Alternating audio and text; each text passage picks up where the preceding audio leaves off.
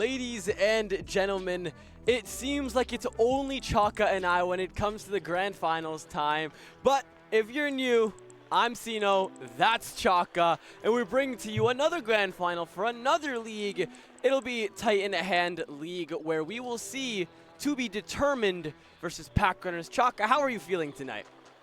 I'm feeling good. It's always nice to get to cast some Siege with you, and I think tonight's grand final will be a banger, if I'm being totally honest. Both of these teams within Titans League have been really dominant in groups and have not dropped a single series, and now they have to play each other in a grand final. So this will be the first time where one of them will have to actually drop a series to the other team. And I feel like with our casting experience, we get absolutely no median. It is either we go the full mile, where OT max 5 maps, or we finish out a quick 3-0 series. And seeing either team fight it out, and they both have had flawless series, kind of makes me excited to see what they have in order for us. Just because, I mean, looking at the playoff bracket here, we see literally a dominated series between both teams, with TBD fighting it out from the bottom side of the quarterfinal and Packrunners from the top. So literally the first seed in the 7th seed go absolutely nuclear, polar opposites, and they have been tearing it up from either side here, and I am so excited to see what they have. So with that being said, I have one idea, one question. What are your predictions? Well, I want to see what type of maps we're going to before I make our predictions, but I kind of like Nyx's team in this favor, which is TBD. I think they have a ton of experience. They also recently went to the DreamHack Atlanta LAN. I mean, although they didn't really make it to playoffs, I mean, you had teams like Akron, and then that Stack T2 roster with Eli, Teddy, Mike W, and I can't remember the other two. Oh, it was Epic from Standby LFO, which is a T1 team. So that was gonna always be like a really hard land for them, no matter what, and especially with how because there were other collegiate teams, and collegiate has been getting a lot more competitive within the tier 3 and tier 2 ranks. Aim key, nah, that's LeBron, and that's all I think about when I hear the words Akron. But I mean, we're focused more here on this matchup. Well, yeah, that was broken against them. I mean, they had to face against these teams that are now finding their primes. I'm excited to see what they bring to us now. And I heard you mention maps. Speaking of maps, it's one of those days where we get to bring 5 of them to the board. Layer will be the first one with, if I'm not mistaken, defense for To Be Determined, and then bank, it'll be Packrunners defending. It's literally just defense, defense, defense. Everybody continues to switch, so To Be Determined gets to defend on Layer Clubhouse, and depending on their round differential, maybe a Chalet, and Packrunners get to do Bank and Cafe Dostoevsky. So to the respective map picks, they get to go on the opposing or unfavored side start, which kind of is going to challenge these teams to see if they can keep their rounds in a cool head, even when they don't get to start on the preferred side to their map. So I mean, with these maps, they're relatively large in size. So who do you think takes it now that you've seen the maps? I'm looking at most of these maps, and I'm trying to look at statistics for both teams.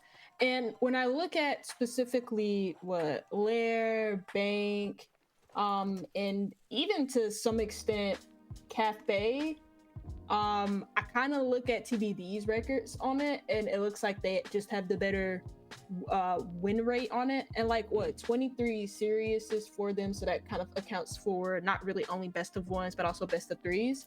2 for TBD. They've had let's see, 12 matches on Lair, for example, for our first map, and they've won 9 of them, 9 maps of Lair out of 3. Whereas for Packrunners, they've had 7 maps on Lair, and they've only won 3 out of 4. The only other map where Packrunners have had decisive serious wins was Border, and that was one of the first maps that TBD banned out. So you don't really have any other map in here that favors Packrunners in any sense. But for TBD, you at least have 2 or 3 maps in this actual map set that favors them. Objectively, I would love to see all 5 maps. Personally, 3-0 so I can go to sleep and go to school in the morning. But I hope we see all 5 maps. I hope to see each team challenge each other out on these maps because you're challenging their ability to play as a unit, get in the building, clear, play the utility. And we've been seeing a consistent trend in Tier 4 where there's not really one staple to how to play. Yesterday, we were just casting Baller Open League, where we saw Glisten versus Outlast Black in a Swiss stage game. And on Chalet, hard reachers weren't being brought for bar sites. And we're seeing so many different setups to the rounds that I'm excited to see what these teams bring to the game. But speaking of teams, for to be determined, we will have Nightmare Nyx lining up alongside with Heidka, Unstoppable, Ryzen, and Slinky. As you can tell, I threw in a little bit of a guess or a little bit of a riddle. Chaka, can you tell what the trend is and who the outlier is? It's a bunch of shields. With? Is that what you're talking about? Like there's one outlier. Who doesn't deserve to be there? Oh, Oryx, yeah. Oh, there you go. See, you see how I put him in the middle? Oh, I was like. I was trying to play. So I was trying to do something fun. Okay, we usually are so serious, but no, we wanted to do something a little bit more fun. And then, lining up on the flip side of the coin, you will have Packrunners, Mookie, Ranks, Logger, Nesta, Artix. I was supposed to have their player pictures because they actually gave it to me, but then my controller decided to absolutely blow up when I tried to load it. So we would have seen Logger with a selfie, Mookie with a very interesting selfie, and Nesta's adorable dog, but we don't get the pleasure of doing so. Those are going to be the two players or the two rosters that will be lining up for the night. And while we wait for them to get into the first map, which will be Layer, you have any additional thoughts while we wait for them to load in? It'll be interesting to see Lair because I think like the last time we saw Lair, it was actually from Packrunners. I can't remember who they played, if I'm being totally honest, but I do remember like watching them play. I know they won and it was an OT. Mm-hmm. When they started off on the attack, I just remember them trying to go like directly for sight most of the time, especially for like Bunk's briefing. And even though they banned Warden, like they left Solus up, and the defense obviously was going to pick Solus most of the time. So I hope that like if they run into like any type of like, I don't know, any type of like puzzles that TBD decide to throw them on Lair, which can be possible because there's a ton of puzzles that you can create on Lair defense that they find like a decent way to work around them. You don't necessarily have to get too creative. It can just be like a simple way of dealing with it, like just going for top 4 instead of just ignoring it and trying to go direct straight into a Solus.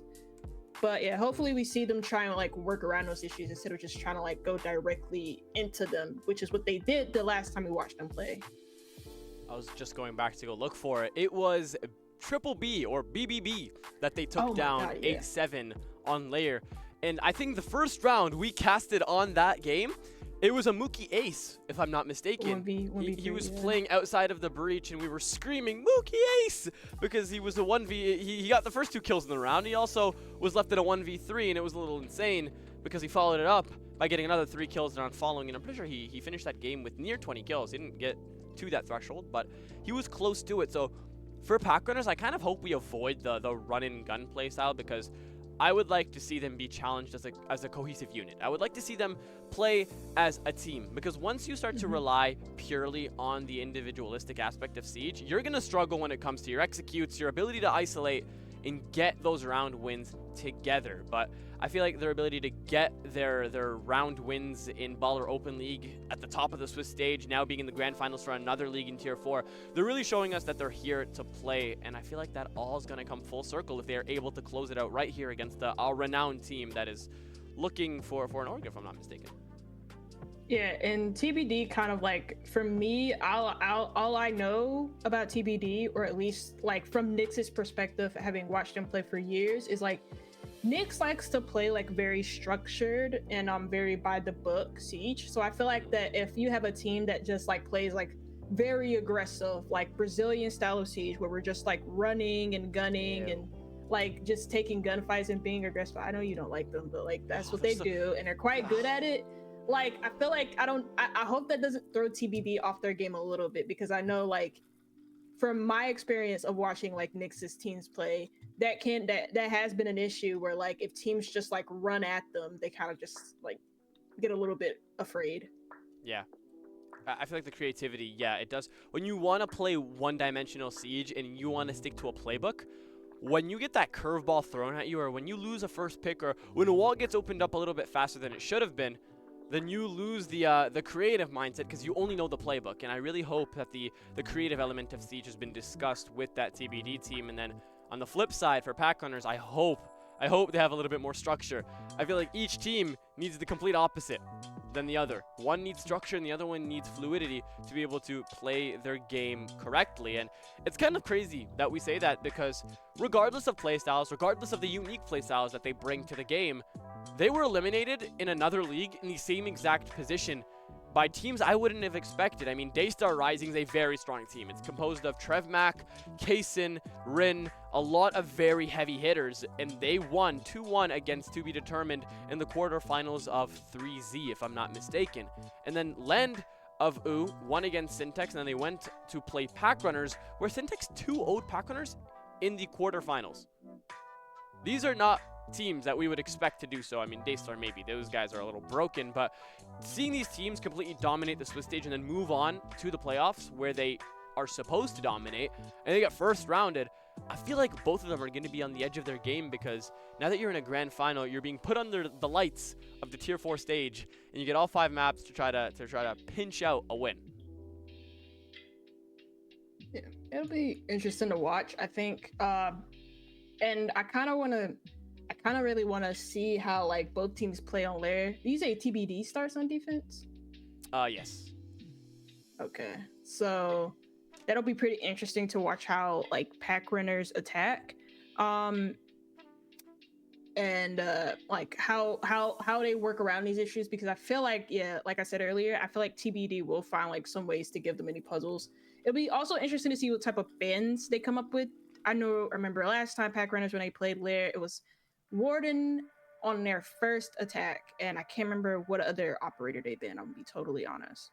And so I wonder, like, if it'll be like a similar sort of ban phase where they ban Warden, but maybe they also ban like Solus as well, if they're gonna plan to do like more direct takes, especially for bunks and briefing, if TBD decides to go there without any of the crucial for ops like a Warden or Solus. Jesus.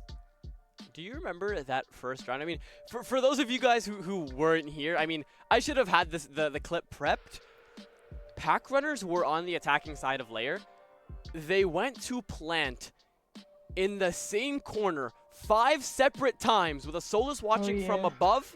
The breach was opened.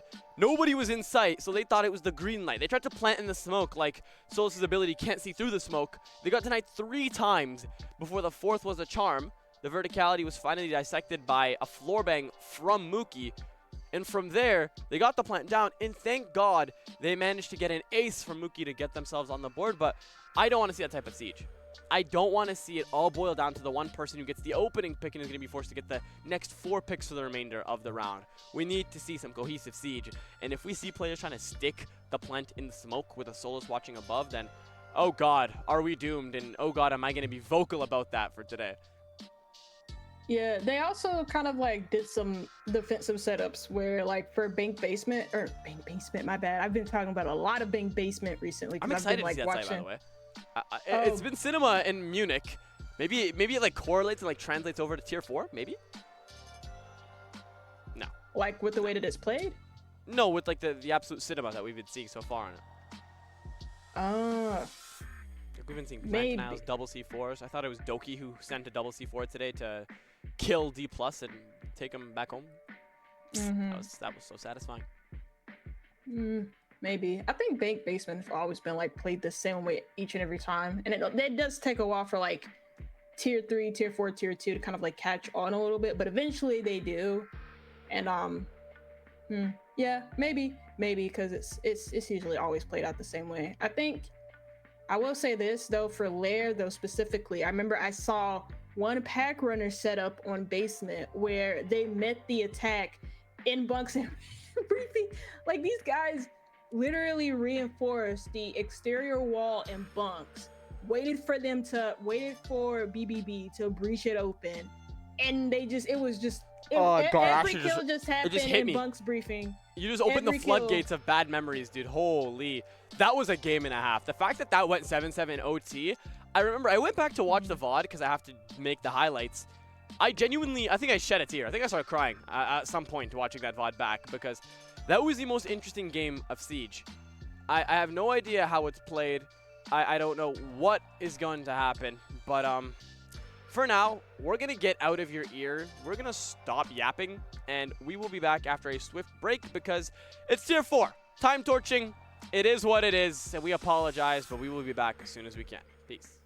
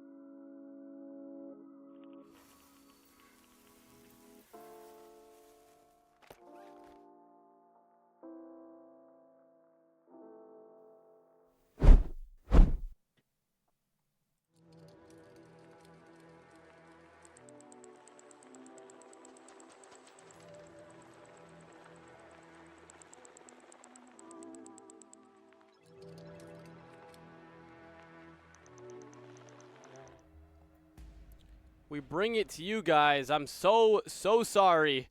But finally, Layer is in our books. While these guys get their bans, then we're going to hope to God. So we're going to send it to a flyover while we wait to see if maybe we are going to have to go to the 4th rehost of the night before we get into the game. Now, I hope it gets underway. But Chaka, how are you feeling for the 30th time this night? I'm still feeling okay. I want the game to get started just so that we can get into some Siege and get the grand final started, if I'm being totally honest. But I'm excited to watch both teams play on there. It's one of my favorite maps in a map pool. It's kind of grown on me a little bit more than I thought it would have, because when it first came out, I didn't really like this map. But I love it a lot more after seeing how it plays out in comp. Oh, the chat says Packrunners should just 21-0, and I could never agree more. I've never started a BO5 at 8 p.m., so I really wonder how far can we really go, Chaka? And with this being our first map, I am excited to see how it goes. You know why? Because if it does go 3-0, we can be tucked in bed very early on, and the youngs can go to sleep. If not, we're here until 1:30 like the previous BO5 we had, and we're going to suffer all night. It'll be up to, I think, TBD. They have a really good win rate on there. I think they're pretty decent on Bang from what I know. Cafe and Club are, I think Club is going to be really competitive between the two just based on statistics. But Cafe, I think, also favors Nyx's team. So it'll be very interesting to see how the best of 3 plays out. Packrunners starting off on the attack for the very first 6 rounds of Lair, and TBD with the Bandit and the Kaid ban are going to be playing the second floor first. And I like how immediately, based off of the Bandit and Kaid ban, they bring Mute and Tuberao as a response.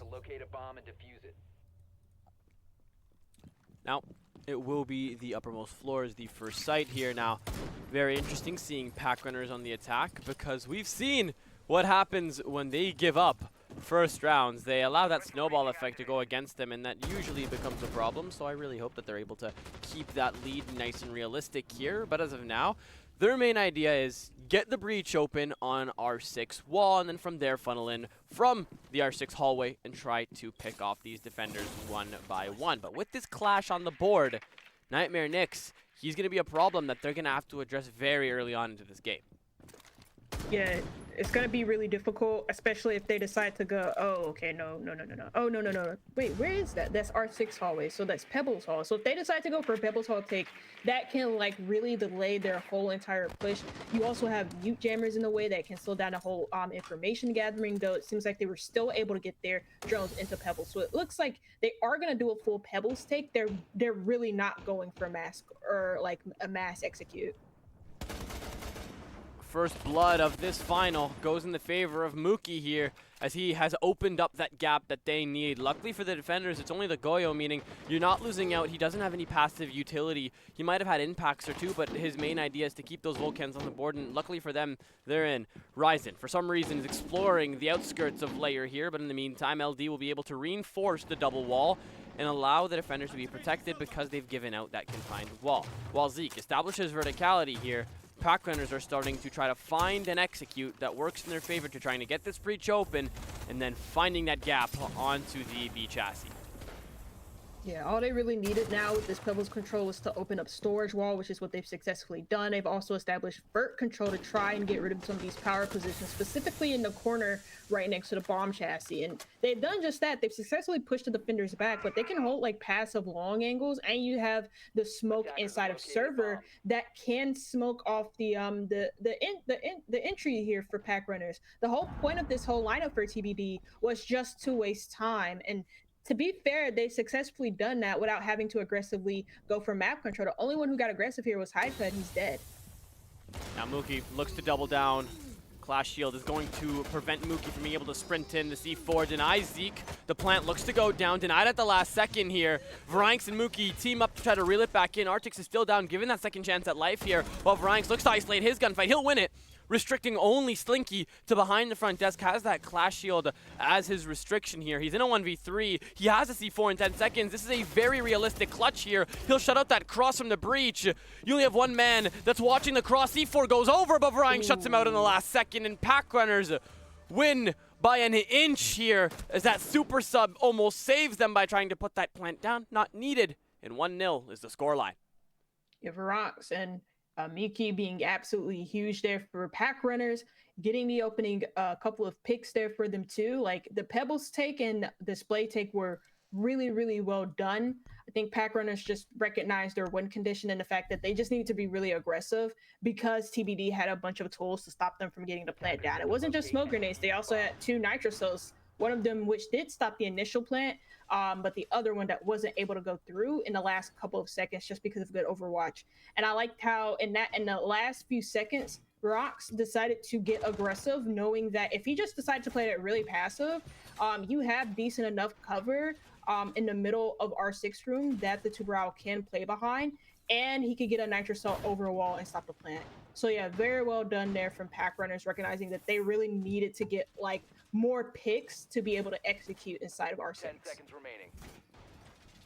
If you guys are unaware as to why we're seeing different players here for Packrunners, more specifically one, Zeke is standing in for Nesta. I think, Chuck, it was the Battle Eye bug, which I have no idea what it is. But I don't know. Yeah, me neither. So apparently he can't join back and he'd have to restart his PC. But it's going to be quite interesting to see how they're going to play with Zeke as their sub here. I mean, able to try to put that plant down, but falling very shortly after was very interesting. But I hope that we can see more of him and more of his utility contribution to his team so they can continue to get themselves on the board for layer, considering this is their map pick.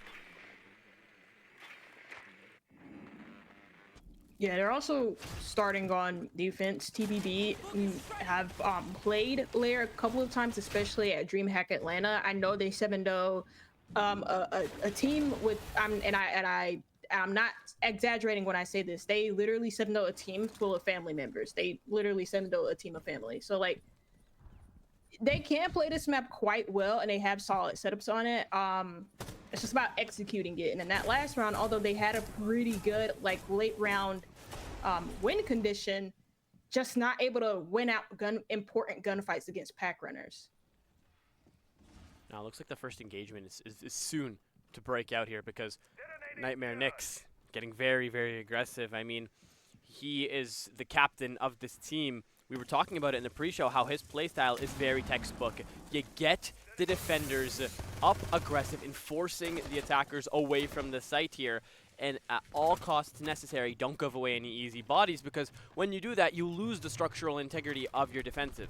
Now, Vrank's being infiltration here puts a pinch onto that smoke, and with Zeke finding first blood here, there is going to be 2 bodies in response, but still there's so much pressure mounting onto this one man who sits on filtration stairs. And now as he runs back down blue, he fried Varianx, and he's going to continue to fight his way out of it, but Slinky is going to continue to build on the advantage for TBD, as it's a 4v2 here, below a minute left, and Packrunners have no gaps to hit and no substance. It seemed like they did find a gap into filtration because the loaf wall was double reinforced there from Packrunner, so you really had nobody holding lower filtration for the smoke. But Hyde could have got his one on top. I don't think Packrunners really coordinated that well, and because of that, they're stuck in a 4v2, and they still don't have filtration stair control. I mean, Hyde could just he just got a double kill from that. I don't know. Would have almost found the triple as well. I mean, look at Zeke's HP. He can't do anything here, Chaka. These only burn for 20 seconds. There's 10 seconds on the board. Do simple math. He's 1 HP. Next shuts it out from the distance. Even with a pea shooter of an SMG, you can always shut him out at that range. That is a response. 1-1 is the score. And to be determined is showing us that they're not here to take round losses, as that's 1 in the chamber for them. Yeah, it was very interesting in that round for TBD. It's a very good mid-round power from both the Smoke and Nyx to activate not only on like top filtration stairs, but also or top blue stairs, but also on filtration itself. I think what Nyx did was he went towards garage side, and there is like a door that you can open that looks directly at the window infiltration, and I think he just killed the Blackbeard from behind. So there was like a really good power from TBD to just like get the kills that they needed to isolate those gunfights. And for Packrunners, like they had like a good gap into filtration. They could have powered onto the smoke together, but they just could not find the correct timings, it seemed, and TBD did like acted before Packrunners could. So yeah, really good bounce back from TBD, and they go right back to the site that they had in the very first round that Packrunners destroyed them on. Attacker's objective is to locate Now, I do hope that we can see more out of the players that have been sitting on Gridlock, because so far it was Zeke 2 rounds in a row. He fell, first pick both times, and then now it'll be Logger, and he currently hasn't been able to find joy in the entirety of this game. Now, the great thing about a BO5 here is you have a lot of maps to prove yourself on. But the downside is you guys are starting on your map, which means if you guys can't get into the groove here, you're going to have to go onto uncharted territories without a groove, with an E-sub that you're not comfortable with. That will become a problem for the later stages of this game and might contribute to a negative start to this BO5, because if you go down 2 maps, it's not the best, but it is possible to come back and win it 3-2. But again, focusing more on this game, they'll be looking to clear out the utility from the R6 Hall. From there, funnel on in, find their first pick, and execute, very identical to their previous setup. It's a different lineup though, or slightly different. Apart from the Goyo, you have Hide Cut on Warden, and I don't remember there being like a ton of flashes that Packrunners used. Oh, it was smoke because they had glass, and they used a ton of smokes to like enable their entry through pebbles. And now that they have them here, you have a way to counter glass. It's not present in the lineup for Packrunners, but a first kill is present for Nightmare Nix, and he takes care of the Grim and operational. Hey, Chaka, I feel like I have a feeling what the next band's going to be for Packrunners. I mean, his name is Nightmare Nix for a reason. He's running around having a great old time, isolating his ones here with a movable shield. Logger finds one back in blood here, but it's an instant down on Tamuki.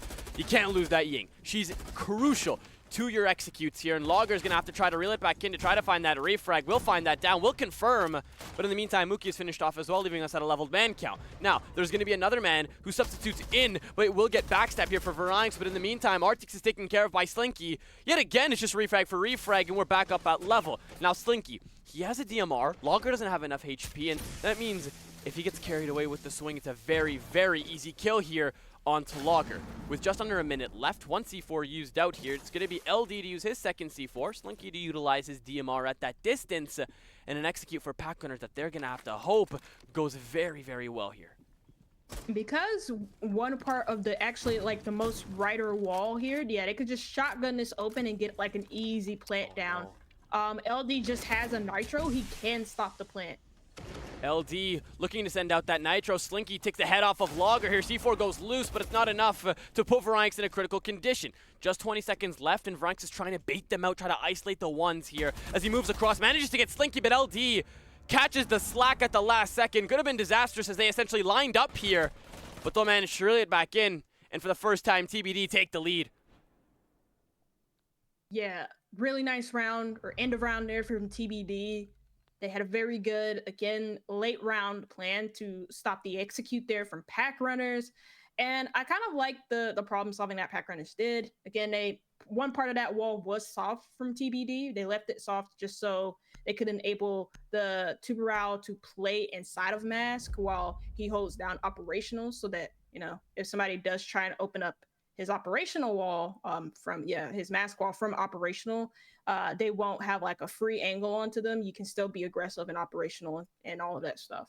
So they try and get a plant down, but by that point, it's like really difficult. Your Overwatch is dead. You also still have a Nitro cell that's in R6 room on the double door. And from that point forward, you know, confirmed 2v1, really easy for TBD to close out. Now mid-floor, Chaka, are you getting PTSD right now?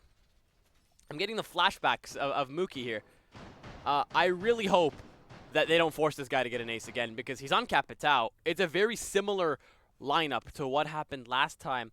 I hope they learned from that BO1 in another league and have now learned that you have to clear upstairs before you go for the plant. Now, yes, in their benefit, Solus is not on the board, but even worse, there's a Pulse with a shotgun going loose, and even worse for you guys, it's Nix. Yeah, Nix is currently starting off on first floor, so maybe at some point he'll go to top floor, because I feel like that would be the win condition here. Is, you know, obviously vertical is like really huge for bunks and briefing, And from every single defense, not almost all, not for some, for every single defense for bunks and briefing, vertical is the win condition. And in some cases, what makes vertical so powerful is that you just have a lot of information that you can get from it, especially if the attackers don't push you off. If you have a Solus, if you have a Pulse, if you have a Warden who can see past smoke plants, on vertical, that's really huge. And also sound is like a really big thing for like a bunk's direct take too. And because there's like a lot of holes that can enable you to hear more, that can be really powerful to use if the attack just does not pressure vert at all. Time ticking down. Boss G to the teeth of G. Mookie. Yeah, it's such a broken gun. Honestly, I feel like when the developers were taking away the ACUX, I feel like that should have been the first on the board. That gun is so annoying to deal with.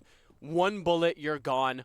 You're eviscerated. It's a slug. It's just so iffy to deal with, and it's a roamer's dream here, because essentially you're given 2 chances, 2 kills per 2 bullets here. But as Arctix is going to be opening up the wall here, the rest of the team is going to be looking for a gap to hit, but as they all look to go in through lift, oh my god, they're going to go for the same play they went for last week. Now, LD lining up a C4, just 90 seconds left. He gets a little carried away, sends it on a little bit loose. Nyx goes down. All of the C4s have been lost. It went from 3 to 1 in a matter of 5 seconds here. Packrunners don't have the deficit. There you go. They'll establish it. They go up a body in a matter of 10 seconds here, and these defenders are left scrambling to come back down to the site. Slinky falls as well. It's Attica and Ryzen to try to find entryway, whether it's through that site door, through the vertical aspect of things, but they're not going to get carried away. They're not going to try to do anything extra. As it's a leveled man count, as this plant goes down, it's temporarily going to be a 1v2, allowing yourselves to isolate the ones here. The plant successfully goes down, which means you're back to full manpower. The sentry gets caught off guard, but still manages to win the gunfight. Varianx needs to isolate while the other man tries to walk into the site, but the super shorty and the SMG-12 take care of him. Oh no! It's a disaster for Packrunners, and they will take the deficit down to 2 rounds. Yeah, TBD, very good retake initiated from the last 2 defenders alive. Vert, not necessarily, I guess not needed. It could have been really, really helpful for them still, but I don't think they really had it prepped, first of all. And then second of all, they don't really have the necessary information because the post died. I did like the attempts from Packrunners. It wasn't just like, oh, we're going to try and rush in and plant. They still had some resolve to wait a little bit and like contest for other areas of the map. For example, the blitz running into green just as soon as what was it? As soon as the smokes came out, because when the smokes came out, TBD had people or had one player rotate to green, and that was Nyx, and he was by himself. And then by that point, you have your blitz in bottom green, you have the mute alone in the middle of sight, and you have breach open with no vertical above it. TBD didn't necessarily have the vert prepped in that round for their late round win condition, but they still win it out because they had a really good retake plan. Interested to see how Packers are going to address this round after losing it in that fashion. I mean, I have to give credit where credit is due, Chaka. They lost a body, and instead of, going back to the drawing board and thinking about what we can do to slow down, they went the complete opposite way and decided to put their foot fully on the gas here to try to catch TBD off guard, and it actually worked temporarily until it was a 2v2 where you had to rely on a blitz to watch the cross. It's not the best of situations. It's more of a 1v1 aspect that kind of lost that round, but still, I'm liking the creative aspect of things, and I feel like that was one of our main talking points in the pre-show was how are the teams going to adapt to each other's playstyle? You have one very textbook form of Siege, and the other one is to consistently adapt to the other team, and I'm kind of excited to see how it continues to go down the road. Yeah, and to be honest, the only reason why that like 2v2 failed the way that it did was because the player watching with the DMR, I can't remember who it was, just like missed his initial gunfight. That was it. I mean, if he gets that gunfight, he's allowed to have a 2v1 with the blitz right to help support him. So that was very close to being run from Packrunners. I'll be totally honest with you, but it was just like one crucial gunfight that didn't go exactly the person who was overwatching the plant, it didn't go his way. I feel like Packrunners are going to be a little bit more paranoid now for these blue stairs, just because the SMG-11 there previously completely terrorized their attack, and they couldn't find any inch, they couldn't find any string to pull on here, as the first shield is going to get fragged out. No Wamais, no ADS to assist the smoke. He's going to continue to burn through his toxic babes like candy, as he only has one left at that 90-second mark. They're going to continue to take the sweet old time to find this clearance, because they learn from their mistakes. Once you give away that one body, especially if it's your Blackbeard, you're going to suffer in the later stages of the round. But if I'm not mistaken, I see somebody upstairs, Chaka. There's a flank going down. The first shotgun shell takes Varanx out, but it's an easy revenge kill as Varanx takes Hideka out. Artix goes down to the flank, and Ryzen has now given up his position. He'll get one kill, and oh my god, Logger doesn't see him! 2 kills, and it's Roamer's Haven here for Ryzen. Mookie gets the refrag, but after what? There's below a minute left. You've lost almost all of the critical execute operators here, and there's no inkling left for you guys to be able to capitalize off of it. And it's going to have to be brute power and brute 1v1s here for Packrunners to be able to put themselves on the board. Yeah, you're totally right. They need to get, they're going to pick up the diffuser and try and get a plant down, but they have no one to watch Vert. Because they just lost 2 people to 1 person, they have nobody extra, no extra body that can watch the Vert. So they're going to have to try and get a plant down and depend on 1 person to get the kills, or even just fake a plant and see if, like, TBD will bite. Mookie taking the initial ticks of damage, and yet again we saw this identical to the previous filtration round where you saw somebody trying to funnel into this focal point, but the coils were burning. You're forced to take these ticks of damage because they only burn for 20 seconds and there's only 10 left on the clock. It's an easy double for LD because his Vulcan canisters are passively taking the damage out, and his gun hot and ready is just going to continue to pick them off one by one, and Packrunners are starting to fall behind, and I'm starting to fear they won't be able to come back from this. Luckily, a timeout is called and they can be able to talk out what is going wrong. The drawing board is so essential in moments like this, because once you allow such a large deficit to be built up against you, the only thing you guys can rely on is your comms to be able to give a positive mindset to the rest of the game. Yeah, and again, it's the mid-round power from TBD that's catching Packrunners off guard. I think they're kind of failing a little bit on the informational front, and I really like how TBD powered in the middle of that round. They used the Echo drone on top blue in order to enable the initial aggression, but they also just had like full info on Packrunners doing that filtration take in the first place. I also liked how they set up with a double reinforcement on top, or an armory that's like facing in blue hall. And the fact that like nobody in armory could really like initiate a gunfight or cut off the Solus that got that double kill in the first place. You know, they had to like run through a doorway, and they had little to no information on where exactly the Solus was. I mean, the first person who goes through the doorway is still looking up the stairs. That's crazy. But yeah, TBD 4-1 up.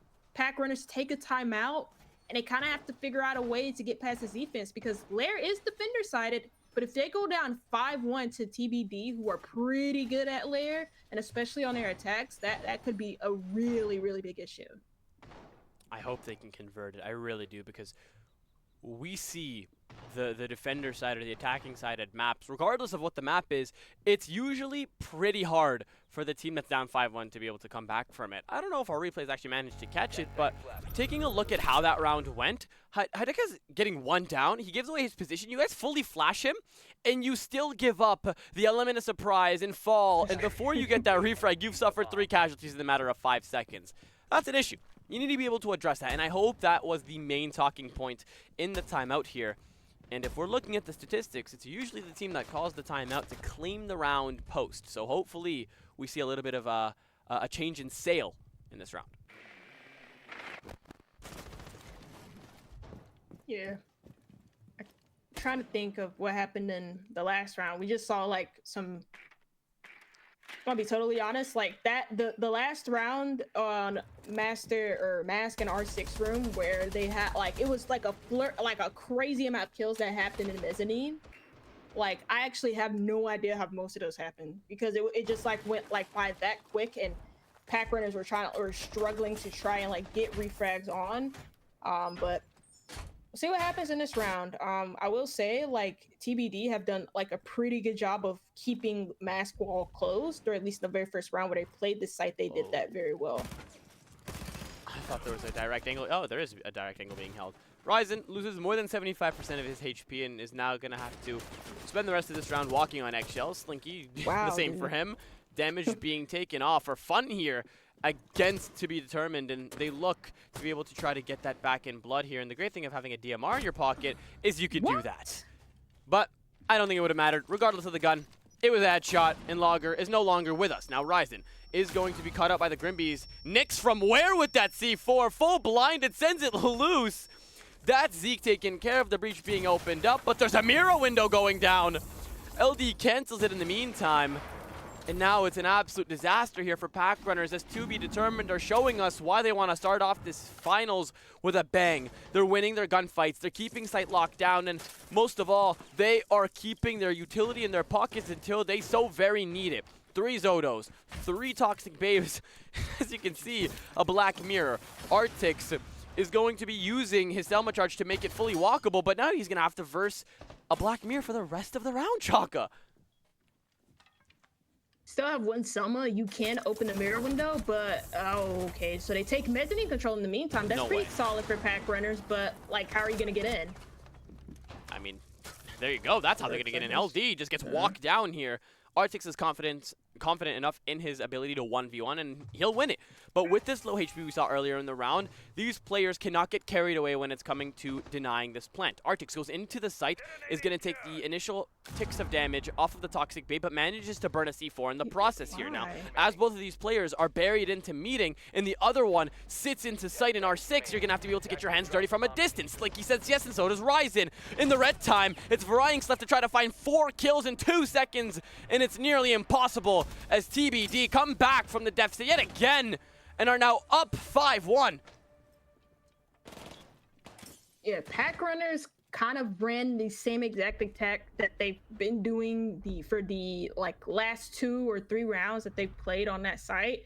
I think TBD just found a way to deal with the extra pressure that Packrunners are trying to do, especially because they make a big emphasis on vert using the buck and to try and clear positions like or late round win condition positions, such as behind the master desk, or even half or the soft wall and mask room as well. They use the vert in order to clear really important positions that can be used to screw them over in the late round. And TBD, what they've just decided to do was they decided to just send 1 player down below, and that was Nix. He has a nitro cell, he's threatening, you have to clear him out, but Buck could not win his 1 gunfight against them. So when Buck goes down, TBD, they have full vert, and they not only just keep Nix down there, but they send another nitro cell down there, another DMR.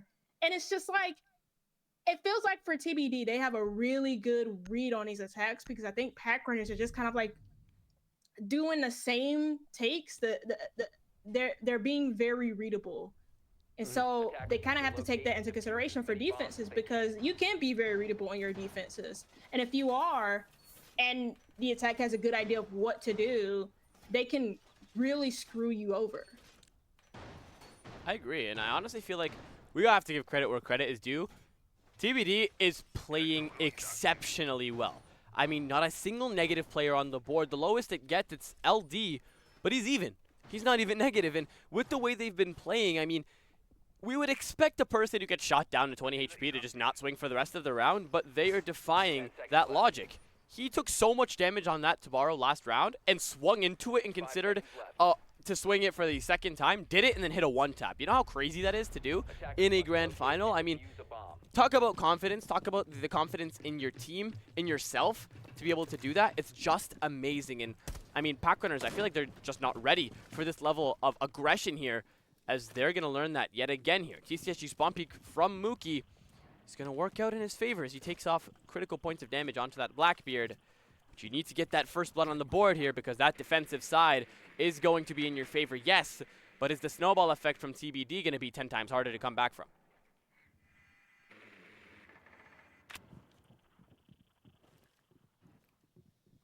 And I'm looking at the bans here too. Buck and Deimos. So they really don't want, what is it, like, oh yeah, master desk or mask desk cleared. They don't want the half wall cleared, especially in the mask room that's like right next to the R6 double door too.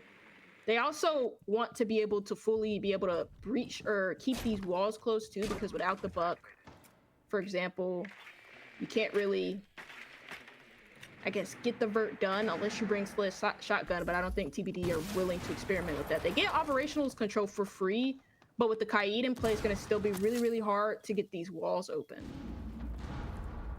Where's he going to throw that at?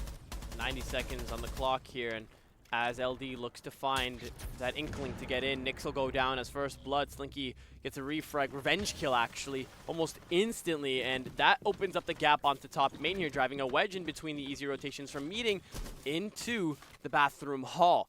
Mookie, now still holding this double cross here, can watch that vault all the way into the opposite side of display room. But from there, you're going to have to be able to isolate your ones on the man who's inoperational, because that is going to become a problem. Ryzen is claiming real estate. Hedeka's going to get a kill onto Zeke here. And with just a minute left, Chocolate's starting to all crumble here for Packrunners as they all continue to fall one by one. It's going to be Mookie to fall next here. The breach being opened up, it doesn't matter because Ryzen's going to backstab Artix. Logger, left by his lonesome in the depths of display, is going to be located out on a drone. There's a cross in bathroom. The plan's going to go down regardless. There's a cross in from the back in depths of operational here. He's going to get closer to try to close out that distance. It's ACOG v ACOG, so distance doesn't even matter here. And Slinky with a triple kill. When do you see a Blackbeard doing that? Actually, nowadays a lot, especially ever since its changes. That was really well done from TBD. Very easy control of mezzanine. It didn't really seem like Packrunners wanted to fight it from that moment forward. Once they got operational, or not mezzanine, once they got mezzanine control, they got mask wall open too. It just seemed like a pretty straightforward execute, and it seemed like Packrunners maybe a little bit too isolated in their gunfights. Most of those gunfights were just by themselves. They had zero trade potential, and TBD just took full advantage. I mean, you have a really good team performance here from TBD, and it's not even just the team performance. Individuals are just hitting their shots more than the players on Packrunners are. I will say they have surprised me. I mean, I know with a heavy hitter like Nyx on your team, you guys are all going to be good. I know I've heard of Hedeka before, but I haven't had the pleasure of casting this team before, so I mean, I kind of didn't know what to expect here, but with the quality that they're producing, it is amazing, and they are the clear dominant team in this series. But the great thing about a PO5 is they have 5 chances to prove themselves. If Packrunners really want, if they can get their sub in by the next map, they can turn it to the go mode. They can get into the game, heads held up high, because every map is a different venue. It's always a different idea per map, and hopefully that narrative is going to resonate with them in between each map, because those intermissions really help with your mental ability to be able to reset from a loss here, because 6-1 is just not a pretty scoreline. It isn't, and it's like the way that they're losing these rounds too. There have been like some competitive rounds that TBD have won, but like Packrunners just haven't had the edge in. But like most of these rounds have been going favorably in favor of TBD, and like in terms of like man count and also the way that they're playing them.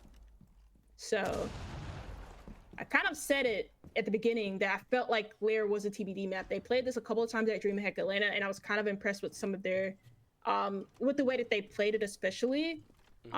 They just also seem very used to the map too, especially when you take into account how many times they played it from September to now, and how consistent they are with winning it. Do you think it's our luck as the casters? We either get all 5 maps max OT, or we get absolutely nothing? This might be, if it continues down the same path, if it's just a linear series, then this might be the fastest series we've ever casted. But hopefully, I'm actually crossing my fingers right now while I say that doesn't happen, because I want to see the full quality between both teams.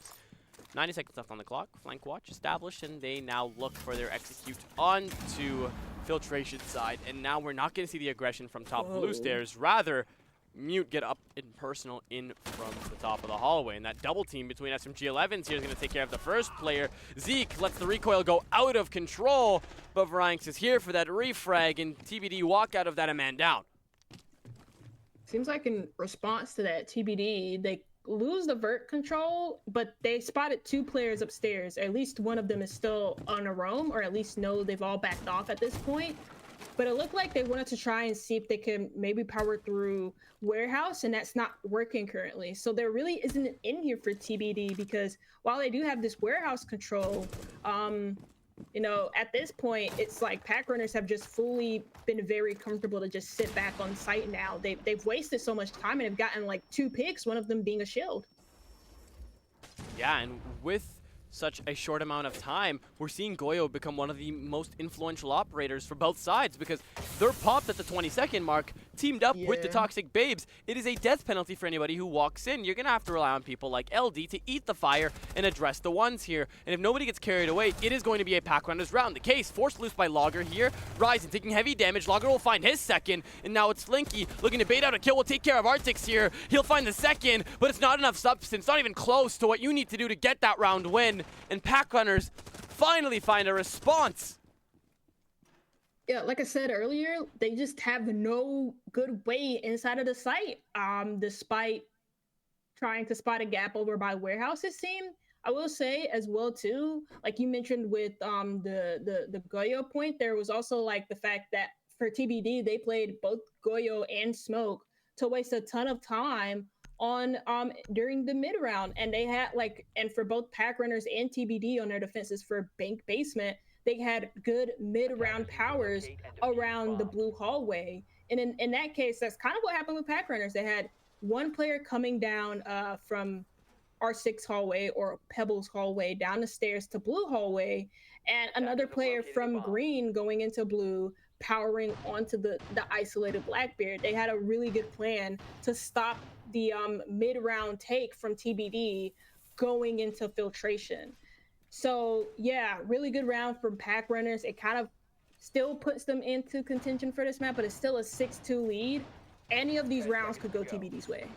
Yeah, and if you make that one mistake, I mean, it's over. You don't get any do-overs. You guys have allowed this margin to be grown against you. Now, you're going to be the ones that have to dig yourself out of that hole. And, I mean, props to TBD. This is not the map you're expecting to be playing on. It's not your home turf. You're on your opponent's turf, the first map of the BO5, and you guys are showing us that you're here for a wonderful show of endurance. And, I mean, it's been beautiful. Slinky's 11-3. Hadika follows that up, and Nyx is negative, but you've seen his presence on a shield operator. Look at how much pressure he establishes when he makes his presence known. I mean, it's all around being dominated by TBD, but with that display of utility use by Packrunners, I hope they can switch the narrative and push for a comeback. Yeah, same, because I would hate to see a dominant first map. That would be really not fun, if I'm being totally honest, in the best of 5. It is going to be Packrunners, though. They start off, or they don't start off. They go bunks and briefings. They bring the warden here. And TBD, they've already opened up Bunk's wall. You can try and smoke plant here, but the warden will make that really difficult. So it's obvious that they're going to be focusing on now the top 4, now that they've done their step 1, which was get Bunk's wall open. Now, as you can tell, they have a lot of go operators here on the board, as I like to call them. I mean, you have a Ying, you have a Blitz, I mean, the passive utility coming in from the frags, the smokes. You can tell that this is a textbook, not a rush, but just an aggressive play here because they want to get up all in your face before you guys have the chance to react. And with no Solus on the board, with no Pulse on the board, they are able to do so. But Ryzen stopped at the first chance as he is shut very easily off that window, but there's a backstab in for Slinky here. Malusi goes off too late. The Banshee is shot out easily as that's a revenge kill here. Hideka taking heavy damage from the verticality. Ryzen still down. It's crumbling for TBD, but they're still managing to stay in the game here as their case carrier is still alive somehow. Now Ryzen is still going to stay down here, and Nightmare is going to be the one who tries to find him. Nyx is going to have to try to isolate whoever is up there to be able to try to get that res down, but as he is outside the building, it'll be very easy to be able to just hop back out that bathroom window and get that easy res. And for the first rush, it will be denied beautifully by Packrunners. Yeah, it was a really calculated rush from TBD. They tried to like pressure into sight almost immediately, and also pressure vert at the same time, but it seemed like Packrunners, they split the angles quite well there, so now it's going to be a top 4 commit from TBD, knowing that they can't just fully half-ass the vert pressure here. Nightmare Nyx going down, Slinky getting a revenge kill yet again. The man has been absolutely amazing on his refrag ability here. A 3-on-3, but HP is in the favor of Packrunners. Somehow, it manages to go into their favor. 2 bodies lost to a man who's on 1 HP, and Arctics is caught off guard. He'll get the trade, but it means absolutely nothing when you lose 7-2. And that is your first map winner. It'll be 7-2 for TBD on Layer. And it felt like for every single round, TBD were on a back foot in, or even when they struggled just slightly, they had a win condition and they had an out for any hole that they could, that Packrunners put them in. In that round, they still didn't really deal with the vert completely. A player was down just outside of the display room. Like it seemed like their direct take didn't necessarily work, but ultimately they did really well in figuring out that we just can't fully ignore vert anymore. Pebbles Hall was like significantly weak because you had one player who quite literally just walked the smoke down from Pebbles Hall in the initial execute. So TBD realized that again. They walked down Pebbles, took an isolated gunfight. The display player also took an isolated gunfight, won both. And TBD, for every single issue that they faced, they had a solution to. And that's all you can ask for from any team.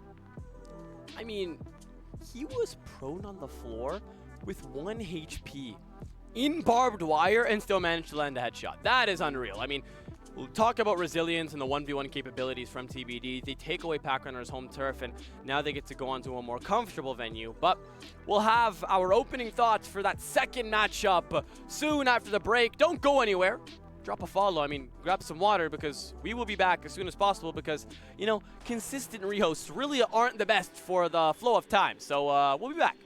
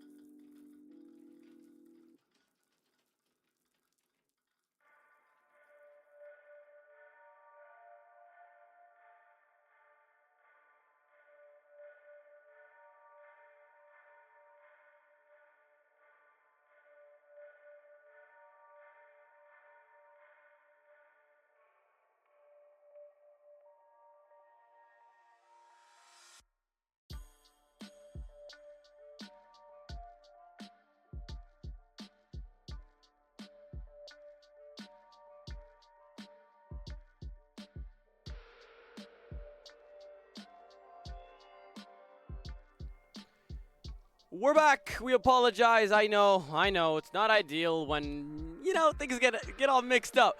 But all that matters is we're back. Bank on the board for the second map of the day. Chaka, how are you feeling about Layer? It was a little bit interesting in my opinion. Yeah, I felt like TBD were just the way better team when looking at it in hindsight. Like I said, at the end of it, it just felt like whenever they faced an issue, they had like a really good way to problem solve around it. And for Packrunners, they just kept running the same strategy that TBD kind of figured out, and again, just had good ways to problem solve around it. It felt like Packrunners on Lair just were fighting a losing battle, especially once we got deeper into TBD's defensive half. Yeah, I feel like you really hit the nail on the head there. Every battle is an uphill battle, or they're really trying to come back instead of being the ones that established that lead. I feel like if we really think, there was that one round that I really liked where Packrunners were really utilizing their utility. They were using their smoke babes, they were using their Vulcan canisters, and then taking the gunfights. But that was one round on the defensive, Chaka, and if you recall correctly, they started on the attack, which means there were 6 rounds of pure one-sided domination. Now, granted, Packrunners were able to get one of those rounds here. Not having your main man decided a large factor of that game. So I hope if Nesta is able to sub back in, that he can really be that deciding factor as we head on over to Bank. Yeah, and for TBD especially, they had, for their basement setups, or even just for really all of their setups, they had really good mid-round powers against Packrunners attacks that seem to more often than not catch Packrunners off guard. If you think back to their TBD's second round on Lair Basement, where for Blue Stairs they had, a ton of information for Blue Stairs, like echo drones. You had Smoke playing aggressively on Blue Stairs 2. You still had a flank on second floor.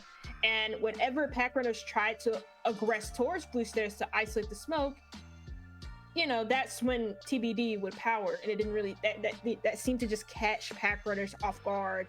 So hopefully going into Bank, they keep that in mind. That's seemingly their map pick though. And TBD have a chance to pick defense if they really want to. I really hope that it changes, because if we get a little bit of action where each team wins the other team's turf, it's going to be cinema for the ending stages, and it's going to force us to see how they go to that full mile, whether it's the 4th or 5th map here, because still, TBD are on the upper hand and are able to shut this out in 3 maps.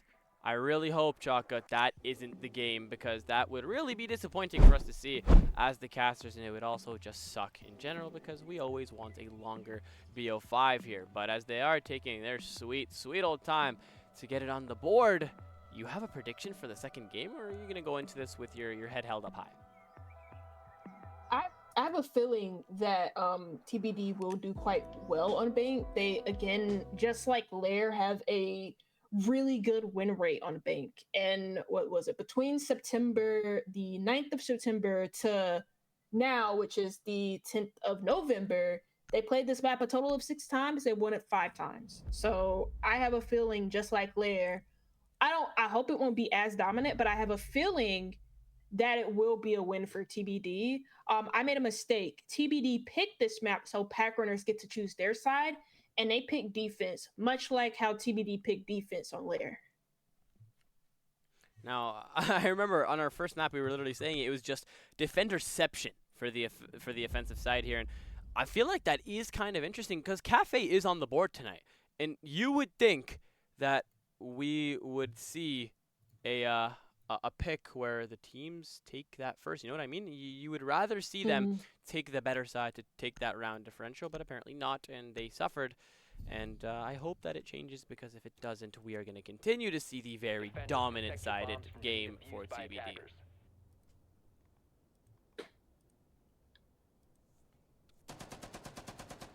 Yeah.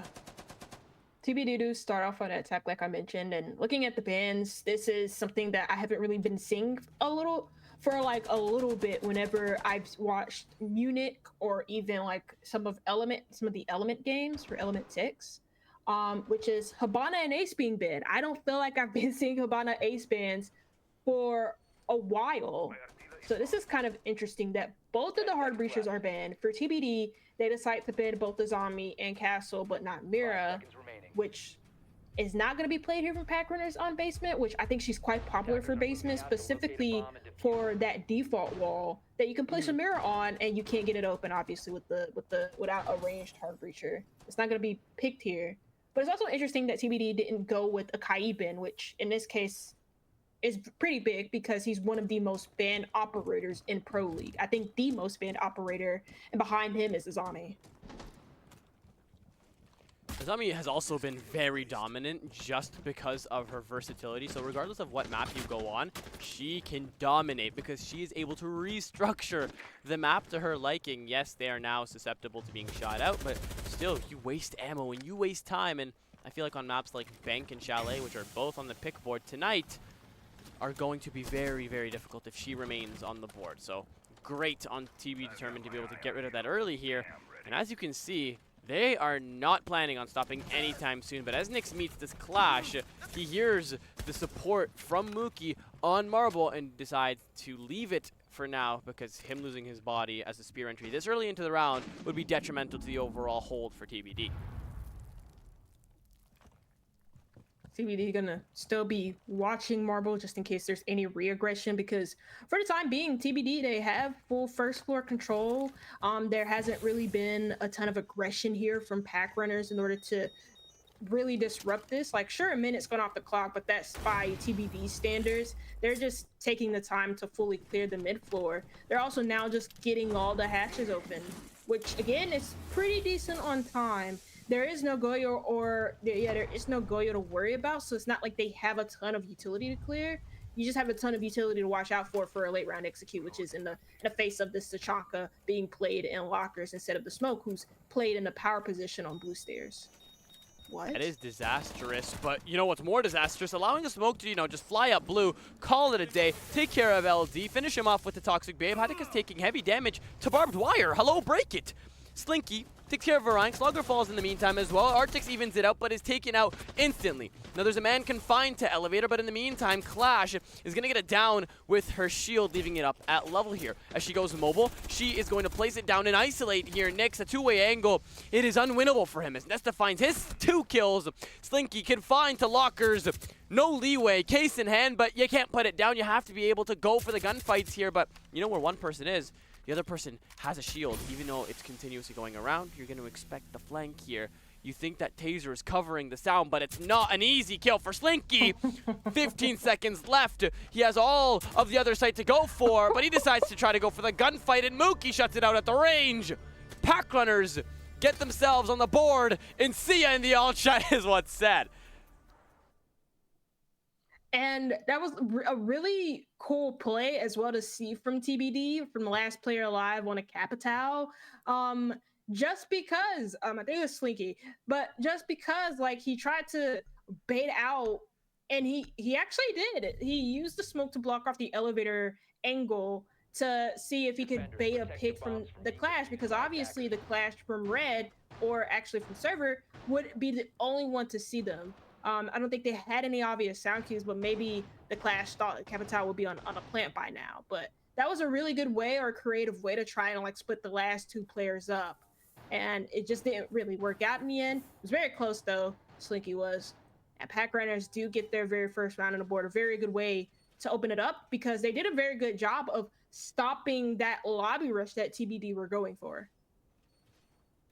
It was pretty refreshing to see a play where we actually see the utility being utilized, and that was kind of surprising, but not at the same time, because that's exactly the type of siege we expect from TBD here. Unfortunately, it doesn't work out, but I mean, what a valiant effort. I did not expect it to be that close.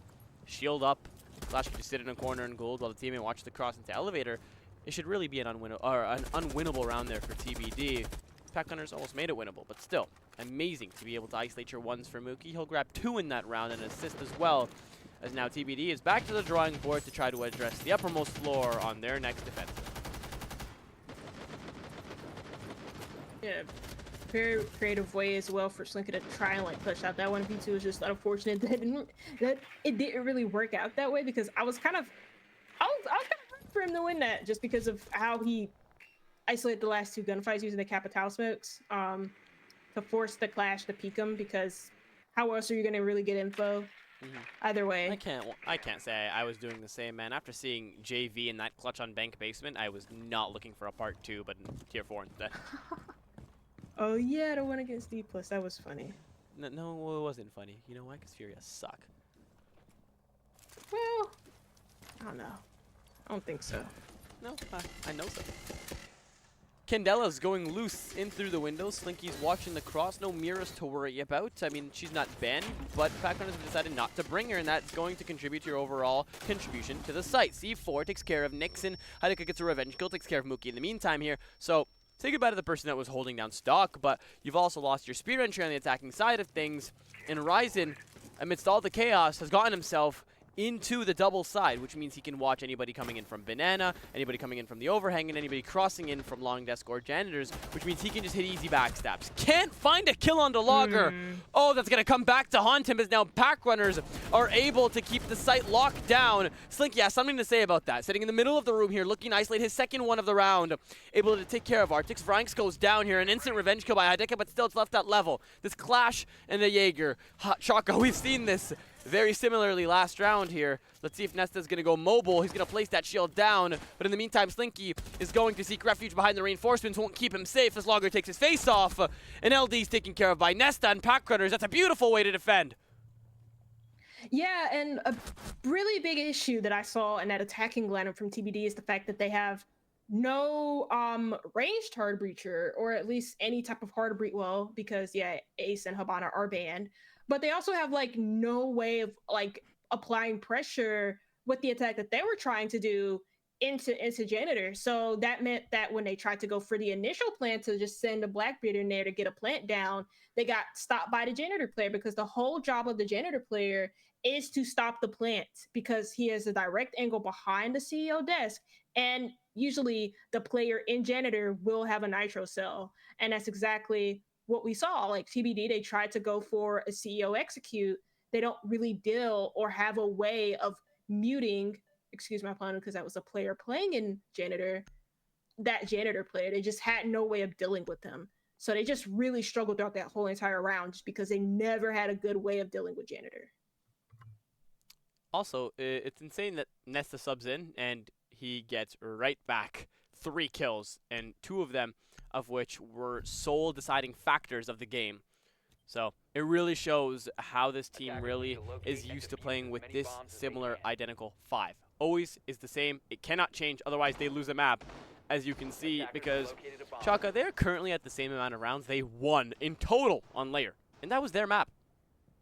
So it goes to show how much Nesta really does contribute, because now you're seeing them be much more vocal in the all chat. They're really trying to get into their heads. Mookie is usually the person that taunts everybody, and we didn't see that on Layer, but now it looks like he's warmed up. They're looking to take TBD's map away from them. 10 seconds to go. Yeah, Mookie's also contributing to the kill feed too. He's 3-1 currently.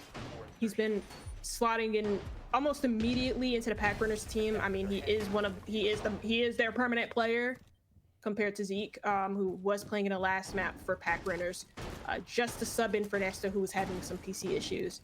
So yeah, like right now, I think TBD are trying to go for kind of like I said Packrunners were going for the last time I saw them play Larry against BBB, which was direct takes where they weren't going for really any control at all. They were just trying to catch BBB off guard. That's kind of what TBB are doing, and I kind of want them to try to just play a little bit more simpler and just just like go for like your defaults, because whatever they're doing is not necessarily working right now. Now, usually we talk about how the super sub or the timeouts are big deciding factors of rounds. I mean, as you can see, Nesta obviously upholds that prophecy, and with this tack timeout here, I mean, depending on this round, we'll see if this really has helped TBD's approach to this game and to the map as well. But as of now, it's really just about not losing first blood here, because when they lose a kill or when they lose a body on their roster, it's not lost at once. It's just collective bodies dropping like flies. 1, 2, 3, and it's just a snowball effect that Packrunners can apply so well here. Haddock being taken care of first. It's going to become a problem here. Now, the defensive from Packrunners isn't too strong on the defensive side of utility, but their ability to individually win their ones here is going to haunt TBD as they're starting to learn that the hard way. Yeah, they also just powered on a guy lobby that was exerting a there's lot 3 of of them. pressure over on E2. Yeah, there was 3 of them. They just did like a 3-man power through lobby, and they completely just deal with Ryzen, who was lurking there to try and get some lobby control. But in doing that, they just dropped off completely from second floor, opening up the vertical opportunities for TBD to exploit. And because of that, you're able to open up vert angles into archives and into tellers and really screw over that extensive hold.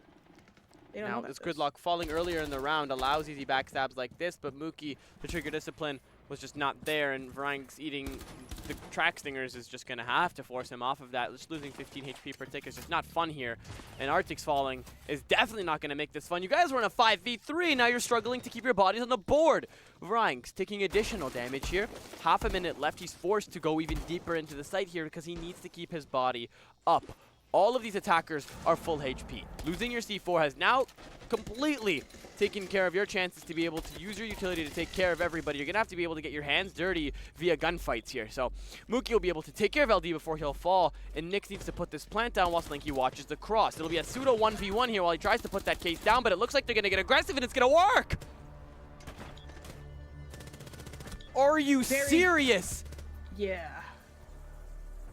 Can't believe that, actually. It's a 5v3 turned into 2v none for TBD, and I kind of like the lobby power that Packrunners did, but maybe they just overcommitted to it just slightly. And the reason why I say they overcommitted was again because they tried to like pull back into archives. They're still trying to fight for archives and tellers control, and they're trying to isolate Nyx on Nyx on a fight into enter lobby, but like you've given a vert by doing that lobby power. And because of that, it's really, really easy to like, I don't know, isolate you, which is exactly what Packrunners did.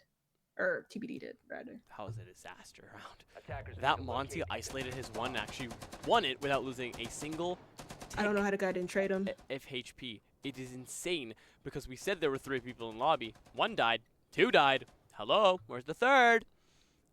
I don't know. That was a very interesting round, and it needs to be a timeout. It needs to be. TBD have gotten themselves back on the board, but we have to remember that they have a map, and we've seen Packrunners' full potential here. They have tied teams. They have went to OT with powerful teams, so we know they have the fundamentals. We know they have the ability to do what is needed to be able to bring it to the next level. But as of now, we're just not seeing that. 5 seconds left. Attackers must locate Yeah. and defuse a bomb. Packrunners do like to play super duper aggressive, and against some teams, and I say against some teams, against TBD it may work sometimes just because again they're a by the book team. You know, maybe aggression will shock them, but you know, if they can actually reset like we saw them do in that last round and properly read what's going on, that can mean trouble for Packrunners. And we'll have to see Packrunners work around that a little bit. It's going to be much of the same hold here for Packrunners on the basement site. Again, they have the smoke not really playing on site. That's totally fine. What you usually see for blue stairs is the smoke playing on blue stairs to waste time, because the whole point for bank basement is to waste time and force the attackers into a late round execute while you have Nitros and Tachaka on the board. Time starting to run out here for TBD, but being on the attacking and having a 5-man count is just beautiful when it comes to the basement site, because there are direct entryways into this site, whether it's taking care of garage and then funneling in and establishing that cross, or getting in the server, winning your gunfight in there and trying to get the cross. But the essential part is getting verticality on the hatches and being able to establish a cohesive cross to be able to walk into that site unscathed, and that's exactly what they're going to be doing. Now, one of the most essential execute operators is going to be having a can opener, and the rest of the players are going to be looking for a gap to hit or roamer to catch off guard, or trying to get themselves in the building without losing a body. That's exactly what they'll do. It'll be Lager to fall first. Oh my gosh. And actually that's the Tubarao. I know at the moment, you know, TBD are getting the hatches open. Tubarao was fighting in garage. And so that's hatches for free now open for Packrunners. And now they kind of are able to progress a little bit through garage. I'm not too sure where Nyx died at. But yeah, because they actually lose that garage player, you can't really hold onto the default plant spot. And more importantly, if a TBD player decides to walk on the smoke, for example, you can't watch that as Packrunners. You can't watch nobody walk in unless you have somebody in red. Might be disastrous as well because they've just done a case handoff at the 38-second mark. And with no Volcans, yes, you will be good if you try to go for a plant in the red time because you won't have to worry about those flames. But yeah, you're still just going to have to worry about the fact that there are 4 bodies strong. One of them has the Shmikas no longer as he's actually taken off the board here. And there's been a gap opened up by TBD. They have to be able to win their ones. That's exactly what they're going to do. Mookie's going to take care of Ryzen, but Hydic is going to open up dirt and eventually server all by his lonesome. Arctics isolates LD, but just can't win it, meaning Mookie has a C4 and has the single task of denying it. C4 goes loose, doesn't take care of Slinky. In the red time, he's going to try to put it down for the second. He'll be able to try to isolate the one, won't be able to deliver that final blow, and the reswing by LD is going to be able to shut him out. Packrunners were gifted the olive branch, the olive tree. And they threw it out the window, and TBD jump on that opportunity and capitalize and tie it up. Yeah, and TBD recognizing again in the 2v, or at least in the 3v1, again, they just kind of really need to play aggressive and kill the guy to red unless their planter dies, because he's in a very exposed spot. Luckily for them, they're able to capitalize and kill the last player alive. At least you have 2 people alive instead of the 1. Otherwise, it could have been a lot fishier. I will say, like, I think that you know, that whole hold lives and dies on like garage. Garage is such an important piece of basement, and if you lose it, it can really throw your whole defense up. I said because you lose the garage player, the guy in server can walk onto the blue stairs player to time waste position. That's kind of what happens. And even though if you have like 2 red players, it doesn't really matter, because if you have a garage player, the garage player immediately counters red. So at that point, it just felt like, you know, once Packrunners lost garage control, it felt like that round was very hard to win from their perspective. And that's why they tried to keep on fighting, but I don't think they knew exactly where to fight. Oh God, I hope that this is going to be a barn burner, because we've only been seeing dominated rounds. We haven't seen anything where both teams are really challenged. I mean, yeah, we went into the red time last round, but still, Mookie is confined to gold with a 3-way cross being held. Went into a temporary 2v1 because Slinky had to put that plant down. He couldn't capitalize by isolating that one. I want to be able to see each team challenge each other. Packrunners did that in the first 2 rounds, but they haven't been able to maintain the lead. And TBD, since calling that timeout, have been a force to reckon with. They are on the play. They find their kills, they isolate, and they are able to sniff out any gap that they can find out every single time. I think the call was to just try and like reset more too for TBD. Like, they're not like completely jumping to guns. Players aren't, you know, immediately dying once they try plan A and they fail. Like, it feels like TBD actually are trying to reset a lot more in the mid rounds, especially when they don't have man advantage. So I'm kind of liking how they're looking past this timeout, and it's not up to Packrunners to try and find a solution to what we're seeing, because I don't think they really have a reset call for them. I don't think there is a reset call, Chaka, because right now TBD just said, this is the green light. We're going to do it whether you like it or not. 3 downs, dude, make it what? 2. Everybody is dead. And yet again, it's just Mookie confined to a small space where he is forced to fight tooth and nail to keep his team in this. I mean, the poor guy, you can't just rely on one person. It's a team-based game. I mean, plenty of time to be able to get in the site and put that bomb down. And Mookie is now forced to try to isolate these ones while this intel is all going against him. I guarantee you Nyx is calling Ice Cream right now, which is his code word to completely reset. And TBD, they take the time to find the last player alive and completely eliminate them. that round was a little bit awkward because I don't really exactly know where to start. It just seemed like it was controlled chaos from TBD. It wasn't just like them attacking from stock. They also had pressure square. They had pressure from lobby. Like they were allowed to set up in that moment and use the Yinkandelas. Defenders, protect your bombs from being defused by attackers. Kills the stock pressure. He's immediately refragged upon by square.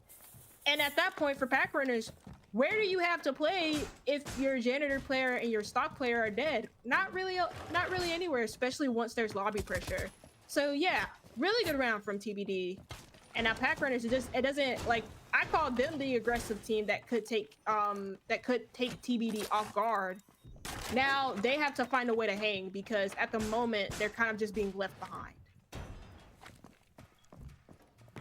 It's inspirational. Like, I haven't seen a round where it is pure controlled chaos ever. I mean, the Candelas were just timed perfectly. The ability to isolate the players and catch them off guard perfectly. We were literally talking about how timeouts affect teams. We blink, we finish our point, it's a 1v4 in 5 seconds. That's beautiful. I mean, we rarely get to see that type of play because it's so controlled. It's not like they're trying to go out of their way to find those gunfights. They're all individually finding their gaps, which is just unprecedented. And TBD are starting to put Packrunners in a hole they can't dig themselves out of because if they continue with this momentum, they'll switch on to the defensive with the upper hand and eventually the third map with a 2-0 lead. Yeah. I kind of sympathize a little bit from Packrunners because I guess in the last 3 rounds, I'm not too sure what they can do or how they can call around it. And I can only imagine how difficult that is because, you know, they're covering everything that could be a gap. But, you know, at that point, it just feels like, you know, they're trying to challenge a little bit too much, maybe giving away some isolated gunfights. Again, it's much of the same here. Lobby pressure isolated here. And they're just gonna, Oh, what a shot by Nyx. The Cyber, what is that loadout? I mean, if it works, it works, but the Cybertruck Hollow at that distance, Varanx, you have to be shutting him out, man. But Nyx has been able to get a kill in revenge for Heidik as you've lost your flank watch for your Fenrir. Now, it is going to be a painful casualty for either side here, but for Nyx it doesn't matter as his go button is just to continue to hit that gap. Nobody knows that he's sticking this. You have a Valk, you have the intel, but apparently nowhere. As now, Nesta's confined to a corner. There's a cross being held on that window. Slinky's watching Arctics. He'll find the second onto Mookie. Finally, we see Nesta come into action here, but the sub is fighting out the trenches here because he is at such a large deficit. It's just going to be continuous 1v1s until you can get to that case here. Now, Logger finally gives his team that fighting chance, and as he gets onto that case, somehow Packrunners managed to win it! And I don't know. Yeah. I have no idea because TBD, they had like everything they could have wanted in that round. They got plant down. You have square control. They isolated the Archives and Tellers player that could have given them a lot of issues. They dealt with the double flank down square. But then in the 2v4, one player gets 3 kills. And that's game. They even killed the smoke who was flanking. That's why there was like no plant denial on the on the initial case, even though like Valkyrie was on printer window. If she throws a nitrocell, she dies immediately. She can't get in a good spot to do anything. So yeah, really odd. I'm gonna be totally honest, but like if Packrunners do it, they tie up the half and now they go on attack. Did you read the all chat? No.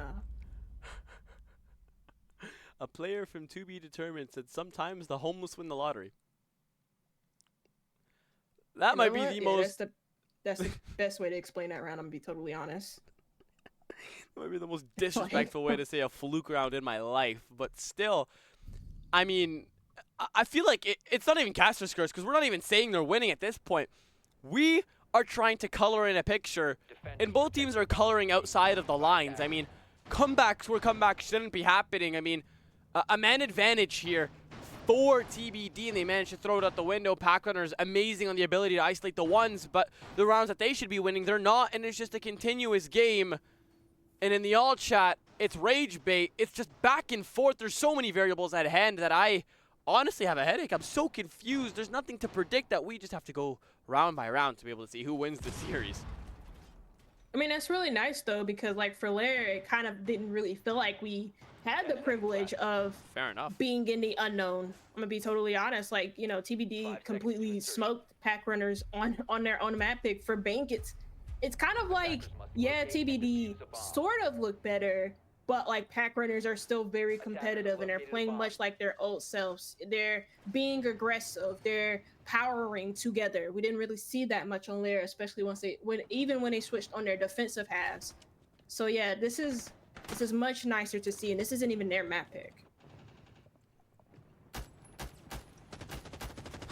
Man, I hope the attacking campaign for Packrunners is better, but looking at this loadout, it just might be. But still, I mean, we saw how heavy TBD brings that denial. I mean, they are really looking to continue to keep you guys out this building. Goyo smoking, pair that up with a pulse, and the Aruni for her gun. It is just so broken to have to deal with, especially on a basement site here. And again, we're seeing a Habana and Ace ban, which kind of raises some questions, but still, I guess it was the default a couple of years ago. Let's see how we'll be able to work with it, but Vrank's more focused on taking care of these Vulcan canisters. Both teams are trying to put themselves in an ideal position for those later stages. Ever since CJX launched, Ace and Habana have kind of been more of a default on Bank. I say more recently though, like, yeah, they kind of fallen out of favor for other operators like Shields, for example, like Monty. I've seen like Rim bans. I've seen even Capital bans. I've seen Sins bans. But yeah, Habana and Ace are pretty normal bans for CJX especially. So range hard breach is a mainstay for Bank, and I'm not too shocked to see them both gone. Okay, he has to go. I mean, at least he recognized it. Usually in the tier of Siege that we are currently casting, we see a lot of teams prefer Pride over Team, and they continue to stay upstairs and try to contest, and they end up losing their life very early on. Now, I hope, white. yeah, I hope we hope we see something here. But for Nyx, he's tracking this Monty through the floor. He's giving out those live pings. Vranx is looking for an active gap here, and with Nesta leading the charge in Archives, I hate to say it, but is one player the difference, Chaka? Because it was a 7-2 on Layer, and it wasn't even close. And Packrunners are now showing us what they have when they have this player on their roster like this. We are never going to see a type of contest from that on Layer, but it'll happen here because they're confident. And guess who gets it? It's Nesta. I mean, you see Logger fall. Your flank watch, yes, essential, but he's already established his track stingers, and you've gotten rid of all of that blue pressure. Now, with those Candelas ready to go, you've taken care of the Warden as well, Chaka.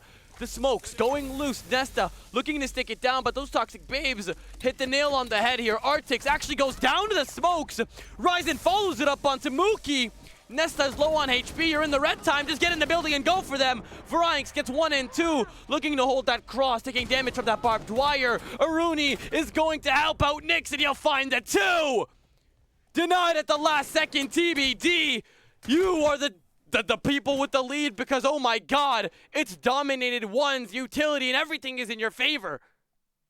Yeah, time was really low for Packrunners despite dealing with the Warden on blue stairs. The whole point, again, for the Warden, just like how if you're playing a smoke on blue stairs, is you just want to waste time. And even if you die, that's totally fine for you, because like, especially if Packrunners got like security hatch open, there's really no way that you should be escaping blue stairs with your life. And I was kind of shocked when he got swung the way that he did, but to be fair, he's also not smoked. So he doesn't have a ton of utility in order to stop Packrunners from double swinging him. Yeah, they kill him. That's cool and all, but you still have to get the plant down. And you have Goyo. They had one Goyo still in the desk that they didn't pop, but you still have full red control. You have a smoke that's still alive and that's still smoking you off your plant spot. So yeah, really difficult round for Packrunners to be able to execute out in the end. And they just kind of fell into the same trap that teams usually fall into when they go bank basement or when they attack it. Time. They fall into that trap of time. Attackers are moving. interested to see how Packrunners respond to that. I feel like that only fuels them more to try to get their heads back in the game here, because last second denial, I mean, that Toxic Babe taking care of your Monty was the deciding factor of that round. I really hope that they're able to come back from it. But TBD taking the lead on their own map on defense. I can only say it leads to one way, but I mean, this game has been known for showing us its twists and turns, so hopefully it reverses, but as this is one of the most open sites, it really just depends on who gets first blood. Some good value from the Aruni Gates. So now you don't really have a full way to keep them completely off of site apart from winning gunfights or using a nitro to stop plant. They're also still holding up top too. I think Packrunners are working top floor. Yep, that's exactly what it is. So this is pretty much an open area. They could try and jump in, but that'd be really difficult because you have a player on top marble who could try and contest. That's exactly what the footholds are for. So if somebody just jumps into stock, they might just die to Heideka, who could run into Janitor. Just 90 seconds left on the clock here. Nyx is located off a drone. Almost gets wallbanged actually, but lives to tell the tale. Slinky is below. I don't know if he has a pre-placed C4 or if he's already used it here, but with Kitchen being the site and all of the time being wasted on the uppermost floor here, the attackers are going to have to find a green light like Nyx did when he was on the attack, and they're going to have to find bodies quick. Otherwise, we're going to be finding a very, very hard level execute here for Packrunners.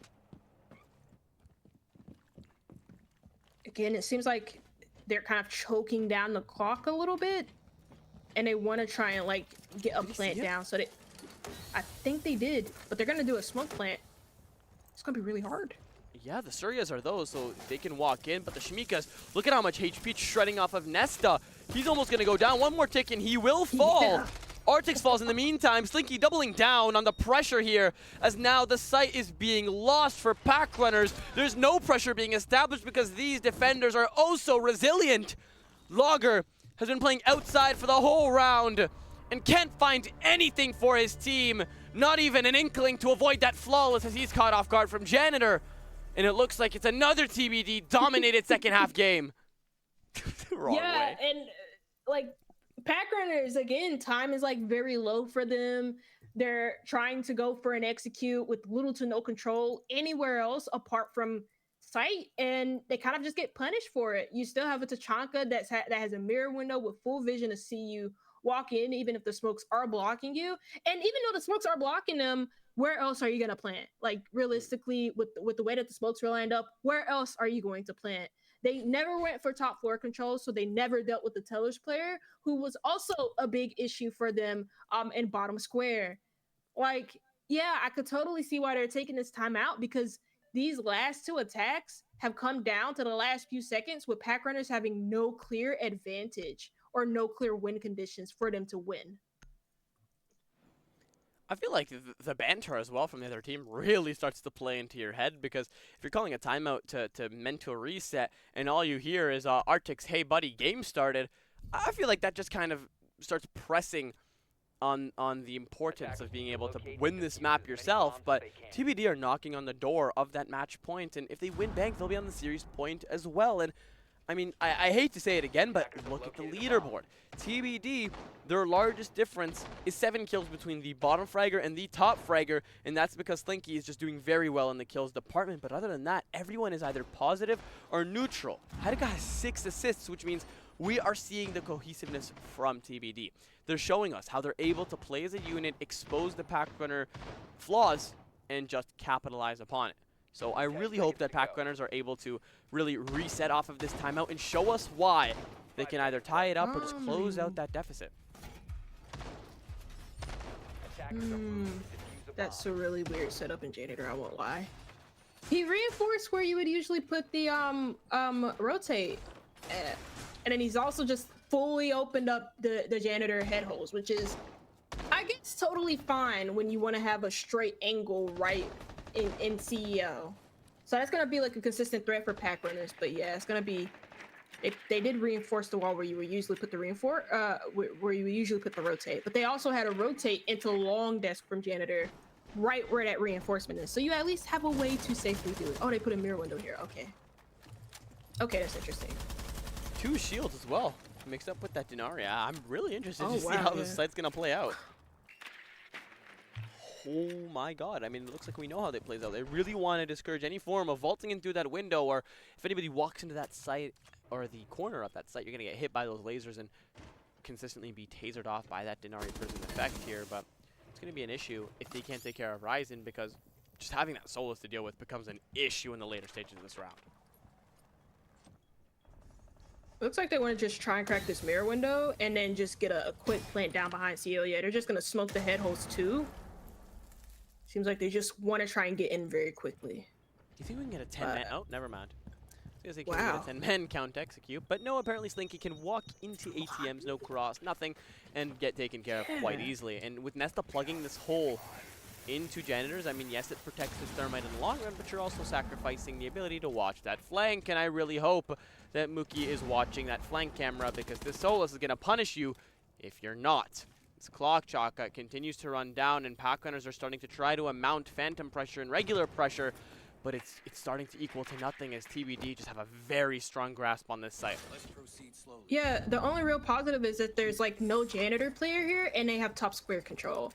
But in saying that, the mirror window, that's exactly what I was going to highlight. The mirror window can like look into janitor. You can also see from that mirror window that's in janitor the head hole. So they can see when you're planting, and Hydeca still has a nitro cell. How are you going to plant? I mean, I was going to say, yeah, the Yokai's making an even larger problem. I mean, oh god. One Yokai's taken care of, but the second one, as you can see, we can see its little blue silhouette on the other side of the CEO desk here. So it looks like it's going to be go mode here. But as they take their sweet old time to walk on in, finally, we're going to utilize the IQ scanner. But I don't think he saw. He didn't see the Yokai. No. 2 players on the flank is going to be disastrous. Logger opens up the killing feed. Slinky responds by 1 and 2. On the 3rd as well. It's Logger and Varianx looking to plug in that gap. We'll shut him out on the distance. A fadeaway shot here in the red time. You're going to be forced to try to stick this, but the Yokai, it's still active. IQ didn't scan it. You're going to get on that table to try to deal with that Solus, but the Yokai gets shot out in the sky, and the plant is going to go down. Verticality completely taken care of. A 1v1 as LD gets that refrag. Varianx versus LD. That shotgun is going to punish you if you get closer than 5 meters. As this clock continues to run down, you have to factor in that counter defuse time. LD, you're on a timer. You've now become the attacker. Can you respond in time as it's ring around a rosy between yourself, the chassis, and Varianx? Can you find him in time? He'll prone behind the desk. He's trying to distract you. It's working, and he'll win it. What?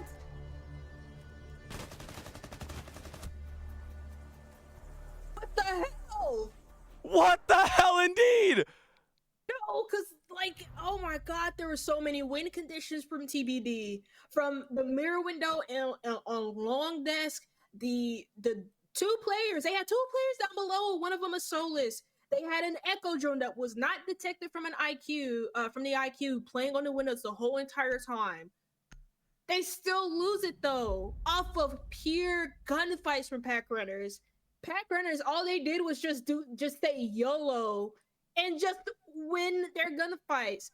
Nice shots from Logger onto onto the one flank player that was holding out on blue, waiting for somebody to still plant on the wall. You had a really nice shot as well onto the mirror behind the mirror window, so that removes one of the win conditions there for TBD. You know, it was just a walk them down. Let's win our gunfights, and that was it. They found their win condition. I can't believe they won that round. I swear to God, I feel like they are purposely trying to win the hardest rounds and lose the easiest ones. They have to be. That round is just not winnable. In I think the rest of my Siege career, I will never see that ever happen. Solus from below with a shotgun, Impact in her pocket, Yokai on the board, and they lost that round. And it's not even their fault. The resilience from Packrunners is just, wow, unremarkable in that round. To be able to come back from a 3-man deficit in that short span is crazy. I just want to know how, like, the mirror died. Too. I am really don't wondering. I know. think she overpeaked. Probably. But you still have a nitro cell. Like, I don't know. I have no idea. Yeah, that's a culture shock, as the kids nowadays would say.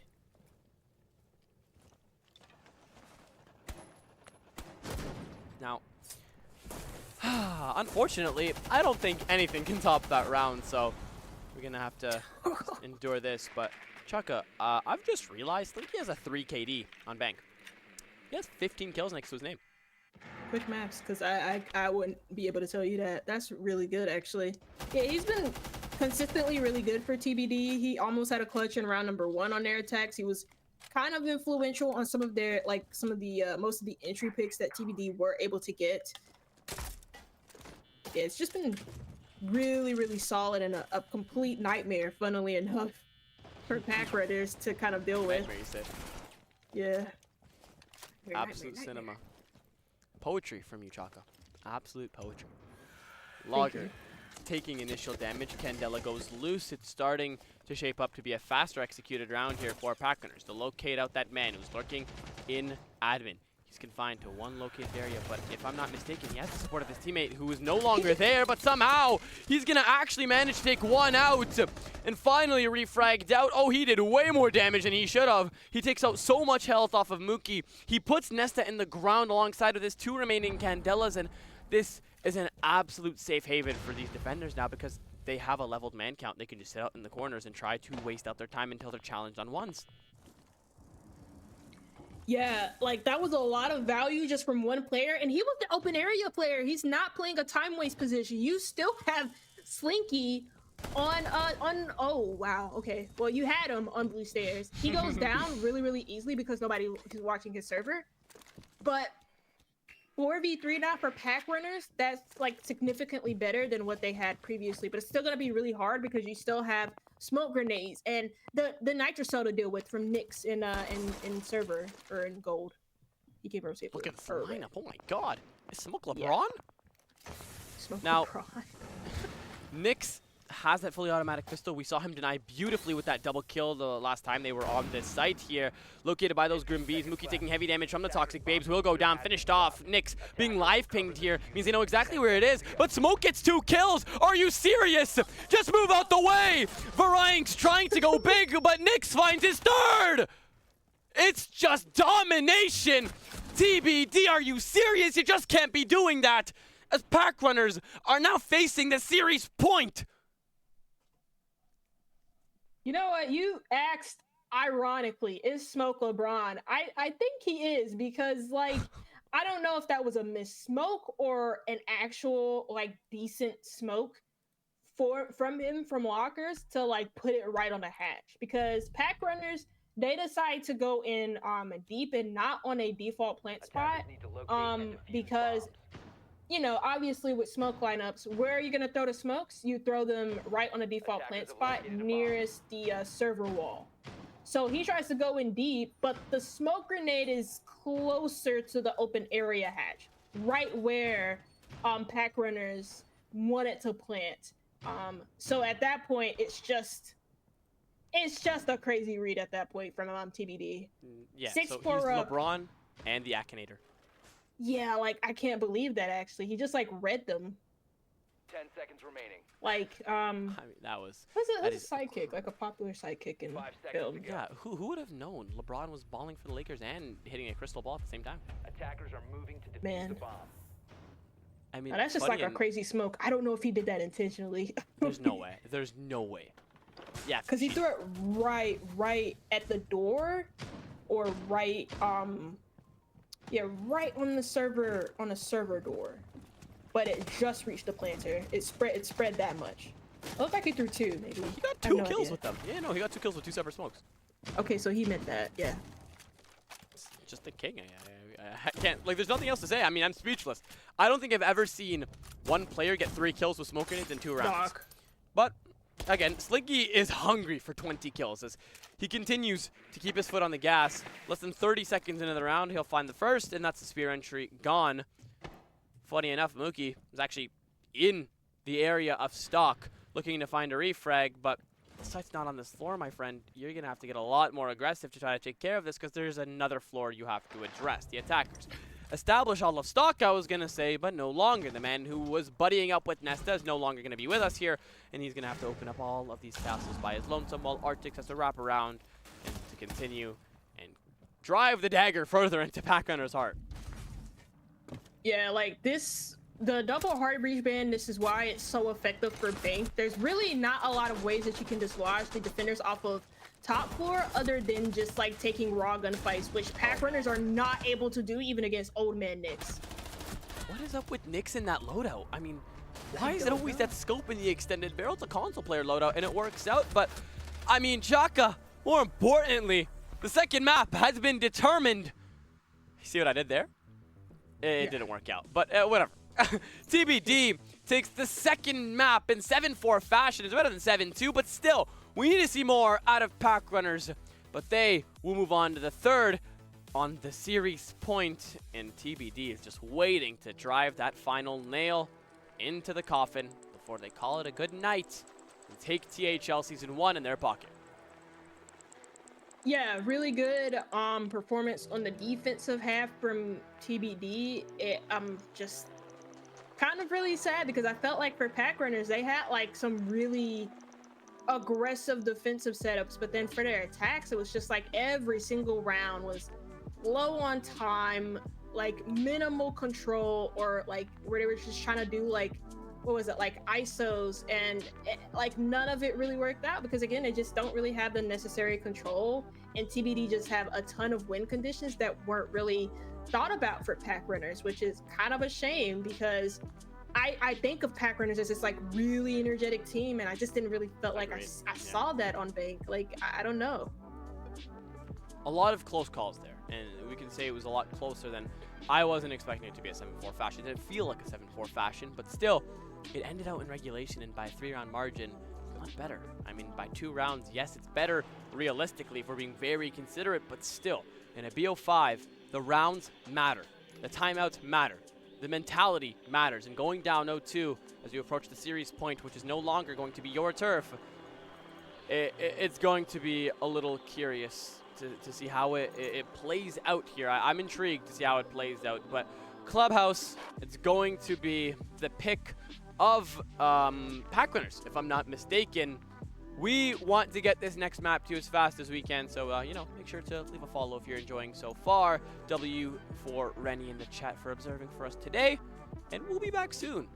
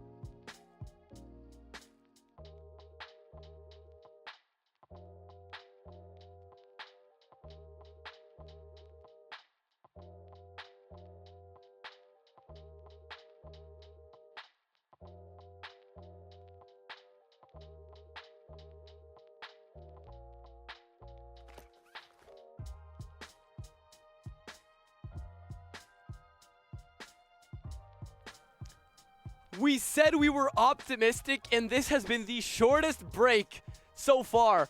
I mean, I'm jumping, I'm excited, but I don't think anything is going to beat that round where the Solus was below, the Pulse was on site, and we still managed to lose that round. Absolutely cinema. But still, there's a third map to be played.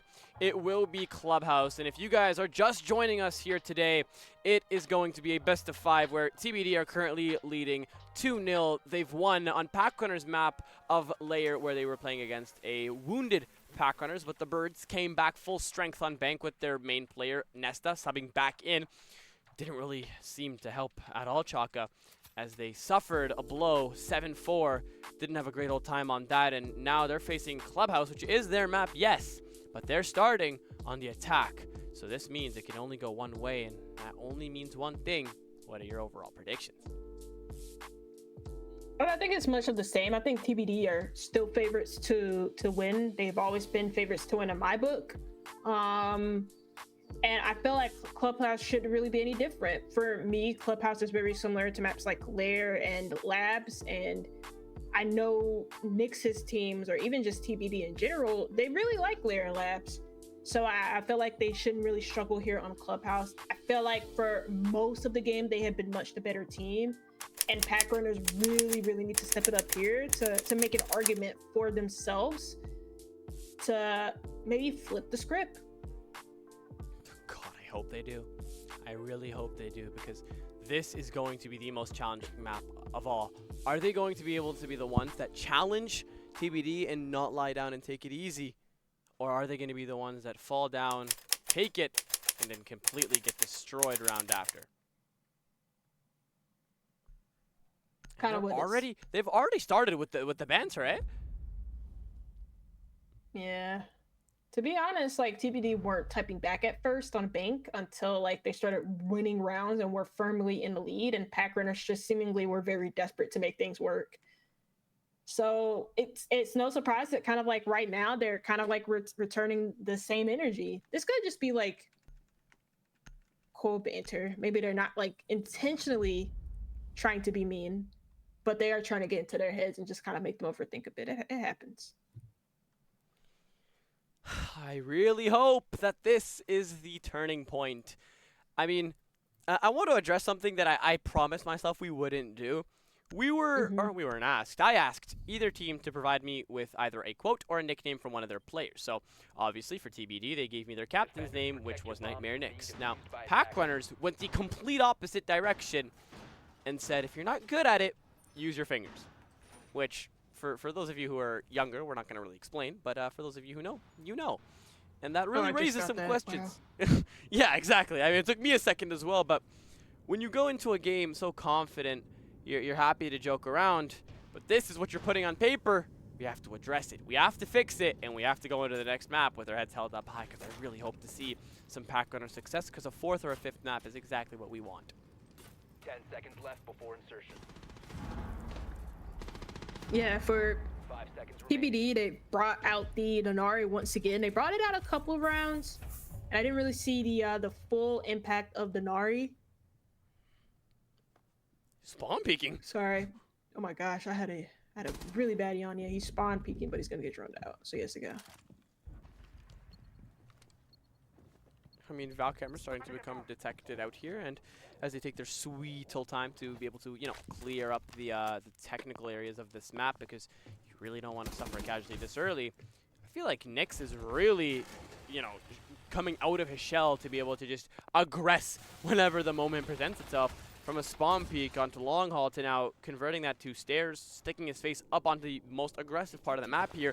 He's looking for something. He's looking to punish whoever walks into his path here, and I feel like the team of Packrunners are going to have to learn this the hard way. Yeah, and he has to get back really, really quickly, because the way that Clubhouse worked, there's a ton of cuts to really like cut the roamers off of the site entirely. He's not going to... Oh...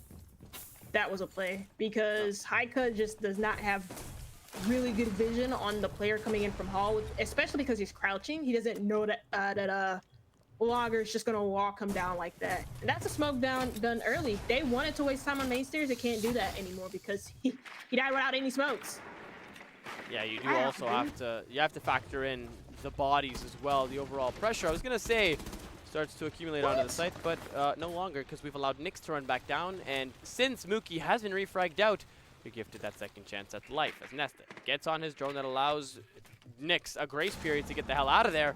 But as he tries to run out of dodge, he's decided to stay. Go for the aggression. He's going to remain on the stairs. In the meantime, Logger takes care of Ryzen here. With just a minute left, Ram is going to be... Oh my god! She's going to be aware that he's there, but it doesn't matter. Nyx's crosshair placement eviscerates Nesta and Logger. And oh my god, they reestablished the lead in the most obnoxious way possible. Yeah, Haika's right. Like, how are they letting Nyx do that? Because, like, Nyx theoretically should have no way to leave. He has Vert above his main. He has to challenge and take gunfights. Packrunners know that, and, like, they could power him together, but they just didn't he's on the do ace, it. Chaka. Oh my god, he's gonna do it again. He's on the ace. This is the first time he's been on the ace, though. Nobody seems to be swinging. You have live pings on both Nyx and Slinky, but with LD's live pings, it's a two-way street. Nyx is looking for that ace. He has more than enough HP to turn that into a real identity. But as he walks into sight, Varyinx is starting to give his team that fighting chance. Nyx is going to give up the time. He's going to run out the clock here. But as Varyinx tries to put that plant down, Pulse is going to catch him off guard. And look at how humble this team is. Even after getting 4 kills on a barn burner, he completely de-engaged to run the clock out, and that is textbook Siege to get yourself on the board. Yeah, and like I kind of run it back to what Heideka said. Like, how are they letting Nyx get to there? Again, he has no way to rotate back into sight. Even when the Valkyrie for TBD tried to help him out bottom main, he got killed from the Vert because it's really hard to challenge Vert for basement on Clubhouse.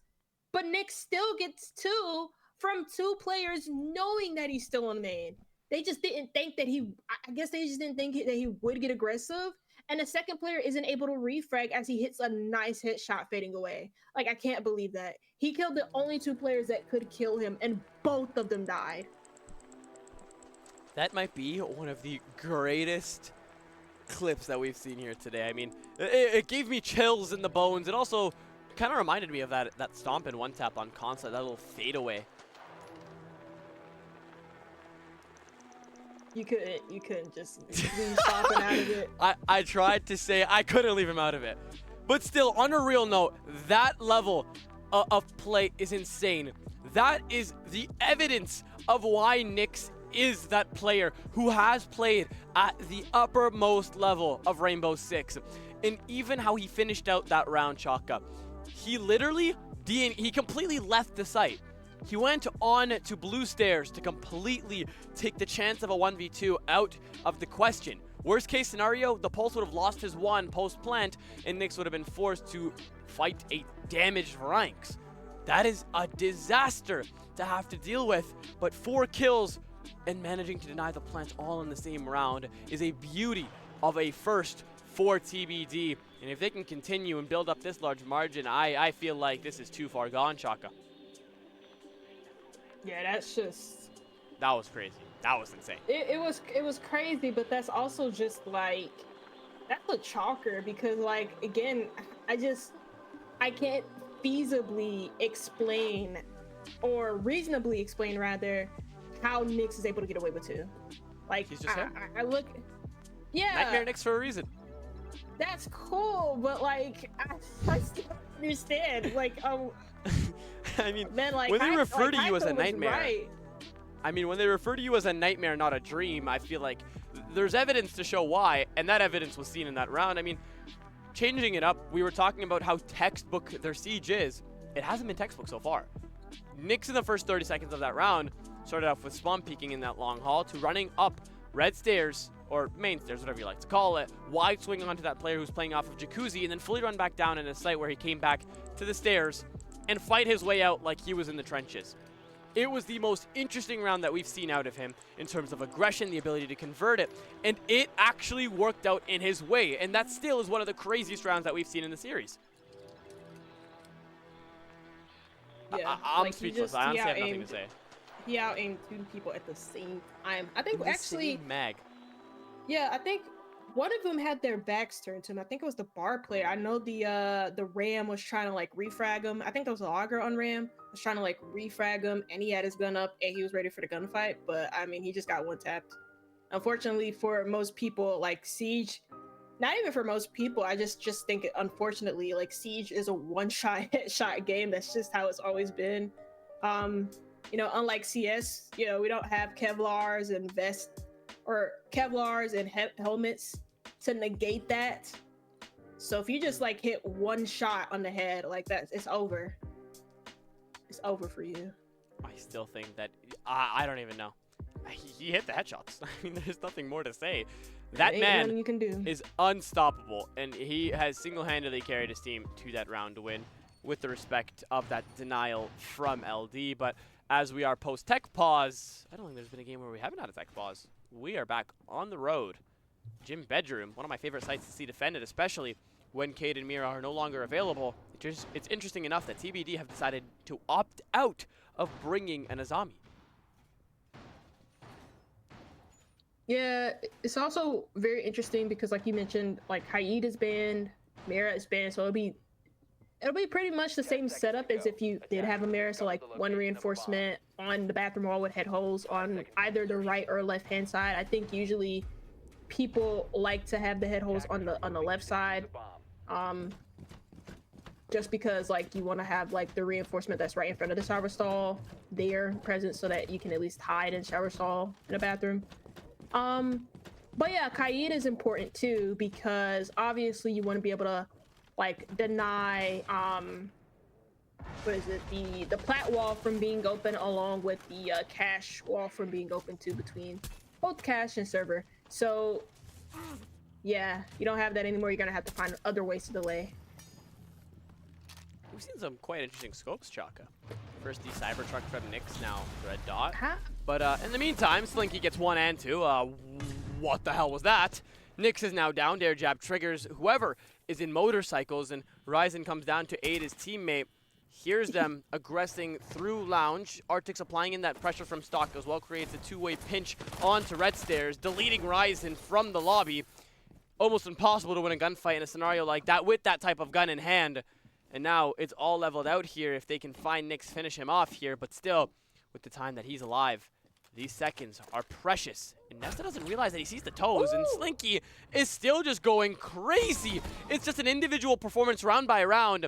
Nesta finally can stop that bleeding, and talking about bleeding, Nightmare, Nyx is finally gonna bleed out as the attackers gain control of all of the cams. Chaka, they haven't even gotten to the site yet.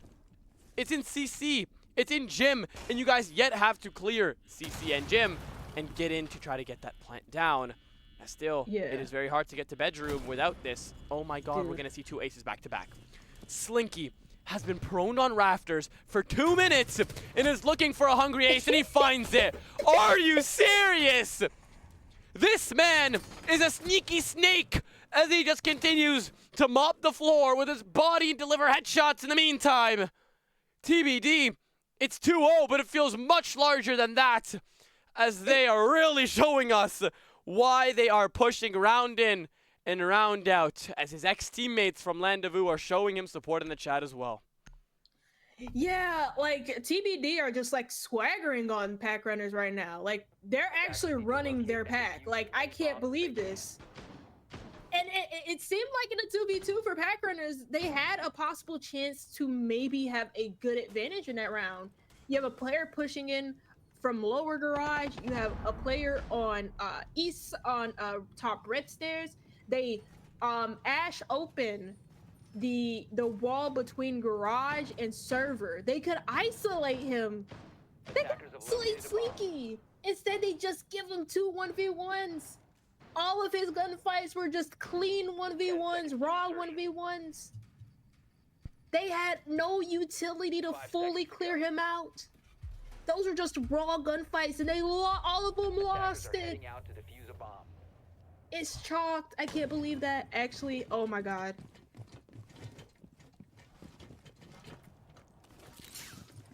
I mean, I don't even know what to say. I'm clueless at this point, Chaka. I mean, have you changed your prediction yet? Do you think Packrunners can bring it back? No. Wait. My Packrunners are my Packrunners. My prediction was always TBD. So I'm not changing it. No. Not doing that.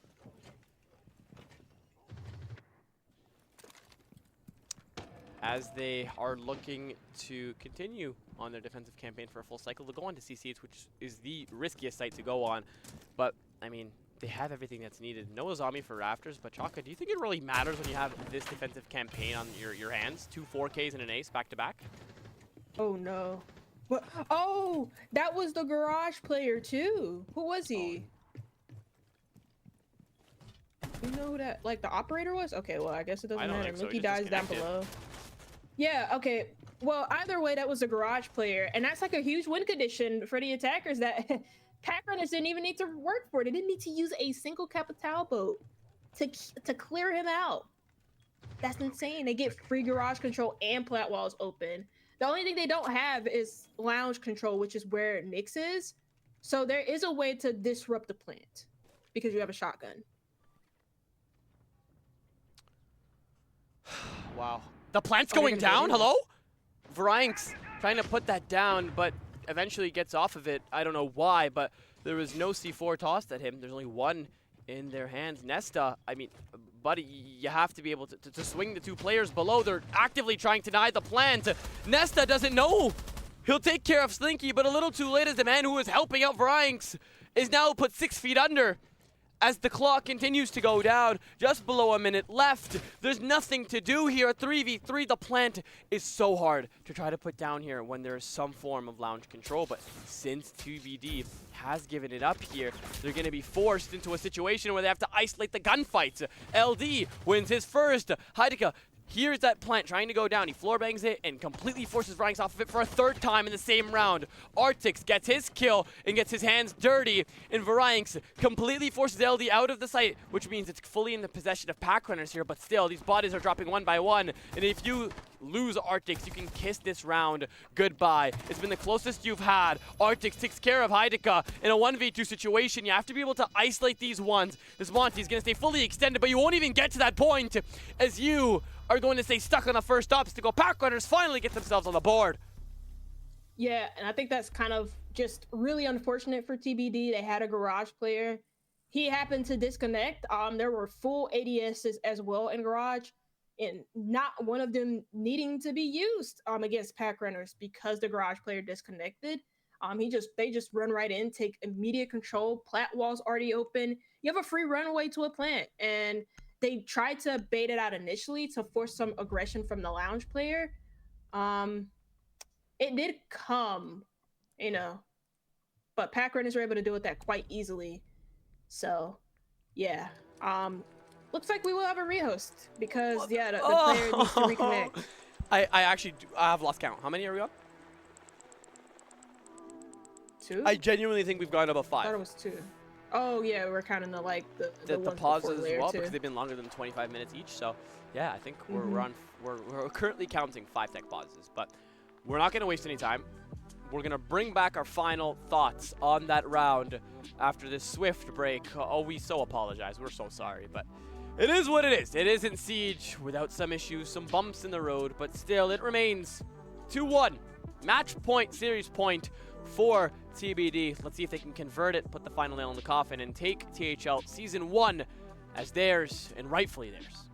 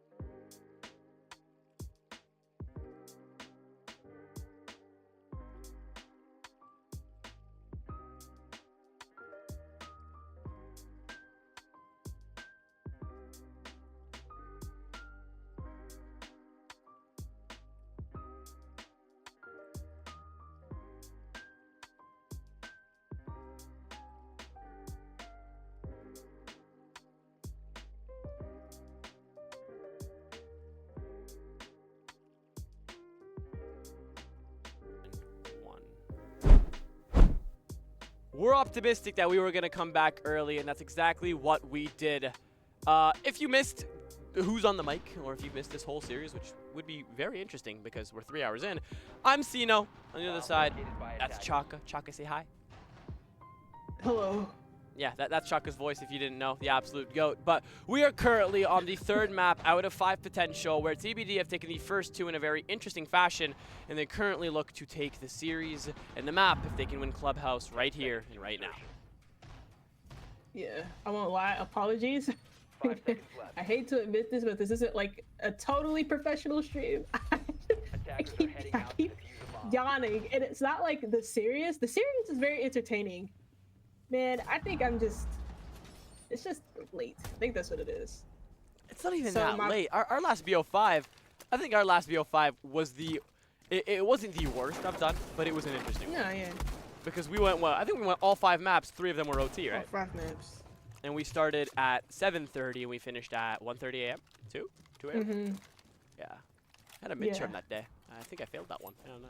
It was an interesting experience. But speaking of, you know, pacing and being able to endure, I hope this pseudo timeout has worked in the favor of Packrunners, because it looks like it's all systems go here.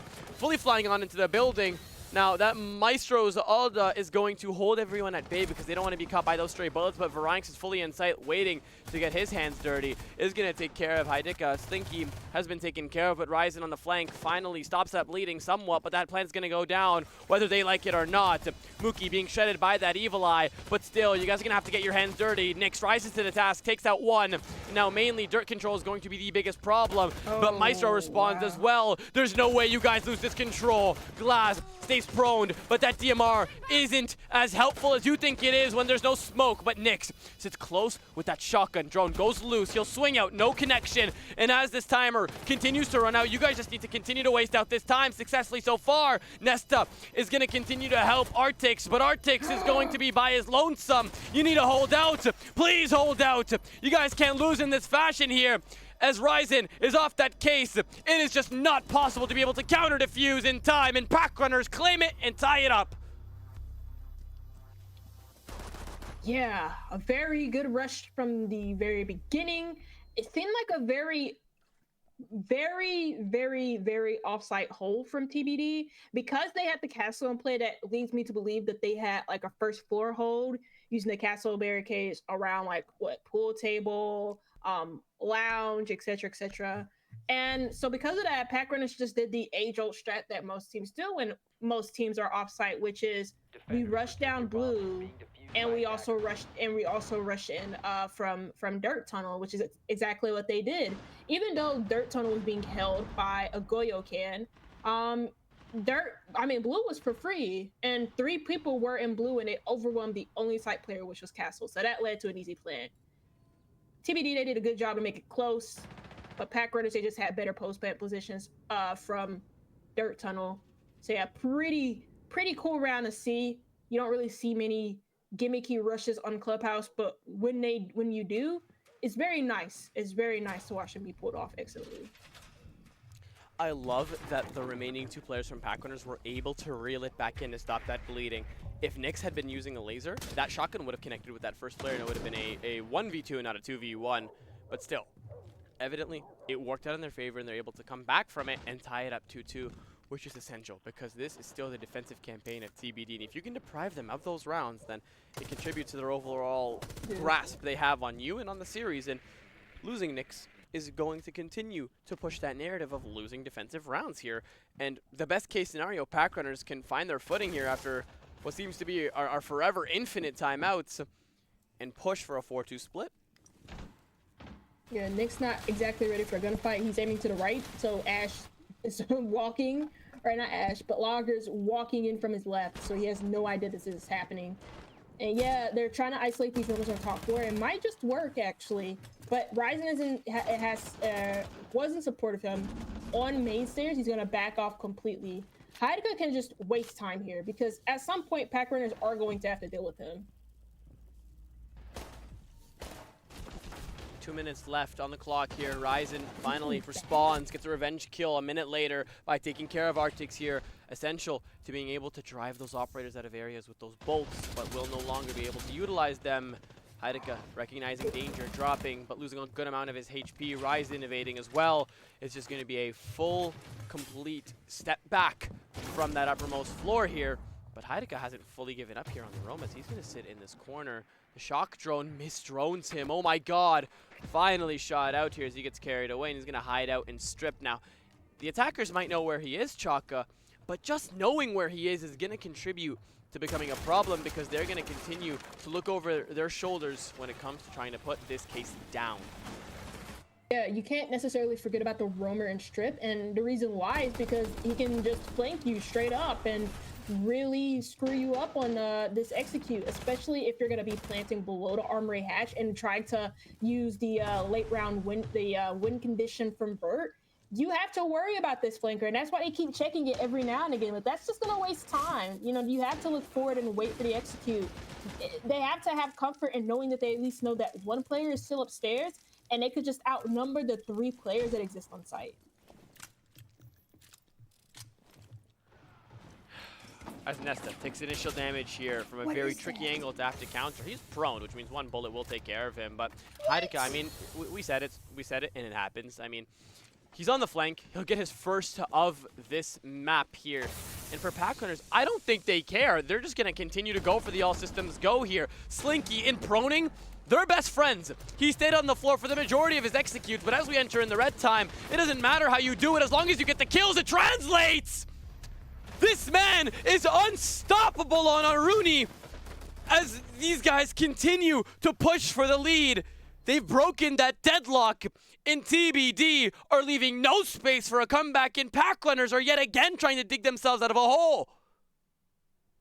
And TBD, again, another good round off of the back of Slinky, just holding his own by AKs. And it's like, it's not even he's like dealing with the hatch execute or anything like that. That's what the smoke's doing.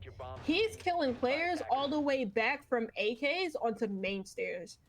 And Packrunners don't have a good way of dealing with him. It's not like they have like a ton of utility, like, I don't know, like Grim or Capita, which they didn't really bring for basement to fully figure out his spot and completely put a ton of pressure on him. They didn't also have dirt pressure neither.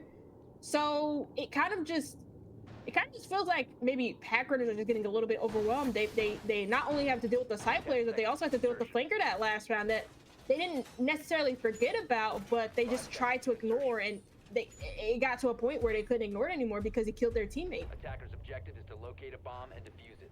I wish we could switch back to the caster cams to just see my reaction, because literally for the last 3 rounds, my hands have just been on my head and I've been standing 5 meters away from my monitor, because genuinely every round we've casted gets better. It genuinely continues to get better. On Bank, we didn't think we were going to see anything after that insane Nyx round on that clutch, and then it followed up by a false denial, and now we're seeing either team challenge each other. But Chaka, I'm concerned because we said this last map where both teams were really fighting out by that halftime of the game, but by the time we saw the switch, it was dominated by TBD. And Nightmare Nyx really lived up to his name because he put on an all-star show and was depriving Packrunners of any room they can get, but still, their ability to keep themselves on the board. I was going to say it so well, but you can't even say that anymore. A double kill in 30 seconds takes care of both your Dokkaebi and your Grim. Say goodbye to any form of roam clearing now. Man, he just didn't. They just weren't ready. You know, because all they wanted to do was just really take space, establish control inside a server, open up cache wall to really deal with this extension here. But they couldn't even get to that part. So what can Packrunners do for the rest of this attack? They open up the cache wall. Heideka can play as dangerously as he wants because they have that good of a man advantage on TBD. He can just waste time and be aggressive. Yet again, these interesting scopes. I feel like we've completed all of the 1.0s. But, I mean, focusing more on current trends, I just think it becomes a problem when you can't control a DCSG's recoil. But yeah. that was pretty bad. Oh my god. Look like me for a I'm just sad because, you know, Packrunners, we've seen what they can do. We're not strangers to their gameplay. We know they can convert, but as of now, it's been too close. It's been interesting, and we need to see their ability of the comeback, they're 2 maps down. They're around down in the current, and they need to be able to translate that into fuel and energy, not demotivation here. But as you're left in the 3v3, you guys have managed to fight your way back to a leveled man count. You've clawed your way back. You deserve to be at this level. You deserve to be at the leveled stage. What are you going to do to be able to put yourselves either up ahead or put that case on the ground? But Chaka, by not droning out Nyx, I feel like the only answer I have isn't very good here, as it looks like Packrunners are changing out the ability. They're changing out the plant. They're going to rotate it over to the B chassis as they go for the all systems go for that reinforcement here. Varyings takes care of Ryzen. No Toxic Babes left for LD, and the Vulcans are no longer in the range to be able to take him off. So you're going to have to be able to get your hands dirty. Nyx looking for that run out onto highway. No one's there. Everybody's on that Jacuzzi side. This is beautiful from Packrunners. Their ability to change up the pacing, go on to a different side of the map. They took a different venue. They took a different way to get into the venue, and they managed to turn it around and force a 3-3 split. Yeah, obvious gap there for for TBD rather. It's the fact that, yeah, I mean, they had really nobody to watch the gym window jump in. I mean, they don't have construction control. And with the way that TBD were playing that round, they were very like passively set up. Like they weren't aggressively challenging for anything. So they had like logic control. There was a player bathroom. And I think the third player was more near Logi as well. And because of that, like Packrunners just like completely flipped the switch. You have Jacuzzi wall open. You could run in on the only reinforced wall inside of gym and get a safe plant down. I think, yeah, like they just had like a really safe avenue to play off of. That goes back to them just getting that earlier control over by Khan. Also, them having highway control helps too, because you have so many angles that you can cut off and so many rotations that you can cut off too as the attackers. So yeah, 3-3 half for Packrunners, even though TBD were on a hot streak. And it seemed like at some points maybe Packrunners could have been chalked, but no, they keep finding the resilience to battle back. That round was like, what do you call them in America? Are they called seesaws or teeter-totters? Seesaw. Oh man. Like where they go back and forth? Yeah, those are called teeter-totters here. But yeah. Anyways. It was such a wide variety of different things happening. It was like a seesaw, but instead of being balanced, it was so many different dynamics throwing off that balance. You had Heideka taking 2 of the most essential operators to the attacking integrity in the matter of 30 seconds, and then in response, 2 kills spaced out from Packrunners put them up that level. And then a little bit of dead space. Then after the dead space, they recognize we cannot push construction because of the amount of utility committed into construction. So we're going to fully rotate out onto Jacuzzi and Highway and put that plant down. That is the resilience we've needed to see from Packrunners for 3 maps now. And the fact that it's now starting to emerging can start to maybe push towards a comeback, because yes, 2 maps have finished Chaka, but there's also 2 maps left to be played. There's also like decent decision making, which is not something I feel like it hasn't really been Packrunners' like strong suit, is like decent like creative decision making that can get them out of holes that, you know, have been dug for them. And I kind of like that. Yeah, like they realize they can't really plant on a bomb chassis because the smoke lineups from bathroom. So that where are you gonna plant? The one area that they don't have good smoke lineups, which is gym. Because you have highway control, you can completely mute the bathroom player, and because Jacuzzi wall's open, again, that cuts off that bathroom player. Is he dead here? I can't see him. There's no way he walks out of the lab, right? I say that like with yeah. No! Oh, we don't drone, guys. Come on! The team that is trying to take the win for the series around in the map are just struggling now. I think they're starting to get carried away, but the rest of the team looks like they've reset with greater ideas. As one player resets on chains, the rest look to open up a gap, whether it's to address the verticality here or get themselves onto that first floor and talk about the next steps. Now, they have 3 can openers, which means they can open up blue, both hatches, and call it a day here. Heideka going up by himself to be able to try to clear out all the roamers. His main concern is to find the Scopos, because she can continue to teleport back and forth, and more essentially, she can transport back and forth in the later stages of the round when you least expect it with no gridlock on the board. Yeah, I have to find the second Scripos drone that is upstairs. Maybe in yeah. No bathroom, maybe. I don't see it. Either way, they have to kind of worry about it because they haven't dealt with the flanker. I don't even think they know that like the flanker has gotten back to site yet because of the way that they were clearing the rest of the top floor. It seems like their information is a little bit delayed. So now with 30 seconds left to go, how else are you gonna win a round besides jump down? Yeah. What? Finally, a revenge kill. TBD through a very refined angle. That's Arctic's to fall. It's just all bodies dropping here. It is all determined by the 2B determines here as Nyx down to 1 HP. The Banshee exposes Heideka's location and LD is on Overwatch. It is almost impossible to put this plant down, Chaka, because of the overall grasp that Packrunners have. But eventually, it's going to go in their favor as they look to isolate. And I told you, it's going to work out in their favor, but apparently not because that plant's going to go down. But Mookie instantly gets on that counter defuse. The wall isn't triple reinforced, but it doesn't matter. That millisecond mattered. And Packrunners, after a round those only dream of, ends out in their favor, and they will break that deadlock in their favor. And yeah, that was just kind of like weird though. I'm surprised that they went for a plant in church, but I think because of where the last two players were, they were all in armory. They felt like they couldn't really get a safe plant down without Nyx taking damage. So they go for the next best thing, which is plant behind bar. But I feel like that would have been a lot better. Maybe if they had like a fuse charge already pre-placed on the wall. Or even if the fuse was just like already there in the first place, since that's where the bomb was planted. But, you know, hindsight is 2020. They just didn't really have like a clear picture for the post plant. And I mean that's because like they didn't really have like a good enough time to set up a really decent execute. The one that they planned for, which was in armory. That's, you know, they're attacking from kitchen. They have all that vert set up. They wanted to do an armory execute, and they could not do that. So now TBD are a round down. Packrunners, they're still in the game.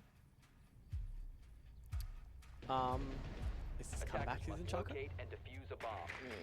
Who would have thought after seeing that Nyx insane 2K, or it wasn't even 2K, I mean 2K to convert into a quad, but who would have thought that was going to translate into Packrunners eventually stealing out the lead? I believed in them, Chaka. I said it was comeback time, and you swiftly just said no.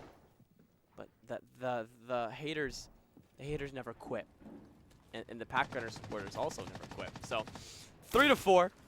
Again, any slip-ups from Packrunners sends them home with nothing in hand, and TBD have all the mistakes to make. I mean, they have a 2-round buffer to make these mistakes, but ideally you guys want to shut it out by the 3rd or 4th map because you're expected to drop a map when it's not your turf, but still, with the rain you've been showing us, it is very realistic to be able to continue to keep your foot on the gas and end it out here on Club.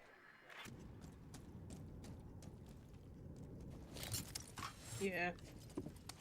And it's really amazing resilience that Packrunners have showed to, again, keep themselves in the series. They've consistently kept hope throughout the whole entire best of 3, even when like TBD were up really well here on Clubhouse, especially when even Nyx got like a quad on first round. Slinky got an ace on round 3, I believe. Like Packrunners have 2 rounds. Yeah, like Packrunners have completely still kept faith in the series. Like right after map 2 ended, Muki said, "Oh, like, you know, the first 2 maps were a fluke. You know, we're now taking it seriously." Like they're gonna still keep. Okay, well, I'm so sorry, Muki. Hey, wow, he's a nightmare for a reason. You get your hopes up, you have a dream, and they will shut it out. And more specifically, Nyx will. He'll find a second of the round. The plant's going down. Nobody can get close to him as there's a cross being held with the sniper. Vranks, you have to fight your way at a con. Flawless, narrowly avoided. But still, that plant is down. A 4-way cross being held. Logistics highway. Everything is in the favor of TBD. They found a gap and they hit it in less than 10 seconds. And it is remarkable as they are the team that's been losing rounds. It is so cool how resilient they are to be able to get themselves back on the board and force a deadlock yet again. Such a heavy hold as well on Cash and CC. Yeah, the only logical option there for TBD is just to walk in Jacuzzi. And Nyx gets 2 kills with the Cali sniper. Like, Callie is played quite a ton or quite a bit on Clubhouse, But not as a but fragger. it's not very common to see her.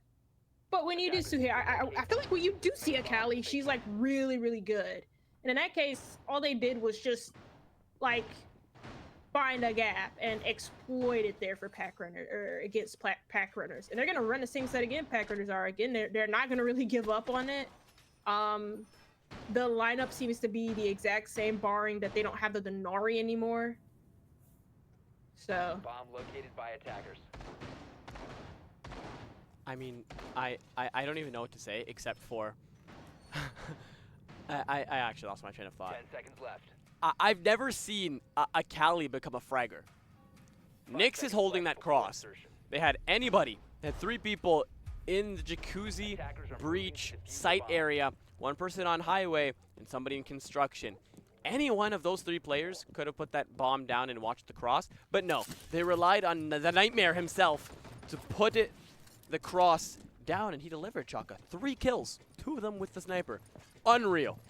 Unreal. And when you guys don't even have a large margin to be able to mess around like this, it also becomes even funnier, because it's not like they're fully messing around, but it's to some form still messing around, because, you know, bringing a Callie as a fragger is just not ideal, but still it's working out here. They're finding gaps to hit, they're learning from their mistakes, and they're actively adapting to how Packrunners played compared to Packrunners' delayed adaptation. yeah, I just think at times TBD have been 2 steps ahead of Packrunners at times. And that's kind of why we're in the case of this series. I think they're going to do the same thing again. Find a gap, hit it.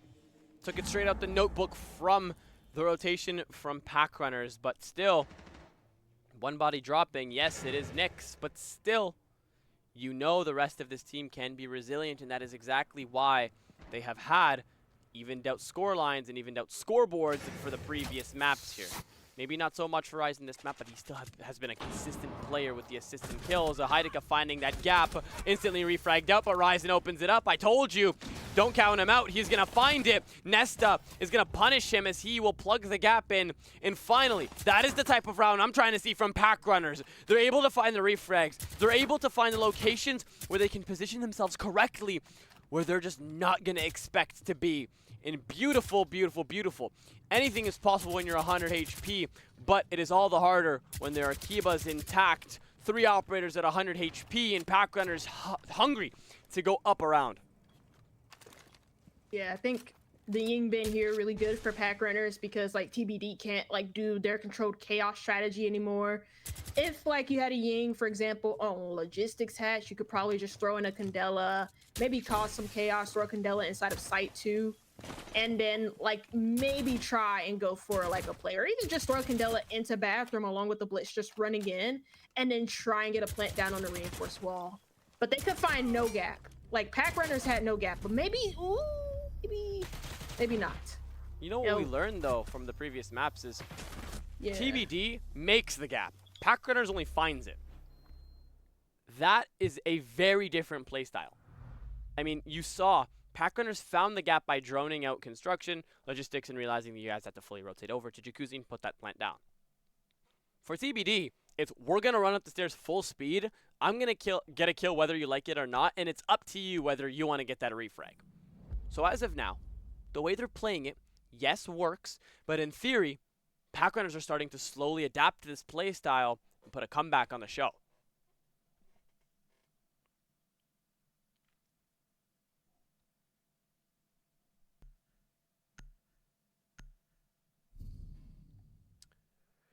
Now, as they head on into the next round, hopefully they are able to win it right here and right now. I mean, Packrunners on match point, that's the first time we've been able to say that.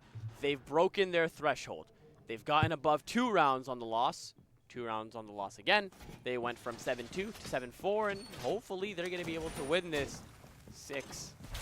I'm not saying 7. You've lost me there. Technically, you already said it. Chaka, we're not doing this, okay? We're No, not doing sorry. this. There's maps to be played. We're not doing it. I think the brainer has already gotten to you. Got it to me. 5 seconds Oh, left. buddy, Yeah. you're far gone. If I go down, everyone Far comes down with me. gone. Hey, buddy, you're coming Oh down my with me. gosh. Must locate and defuse a bomb. Whatever. So for Rome from Packrunners here. We've been I told mean- to look at Varanx's KD. You want to read out his numbers, Chaka?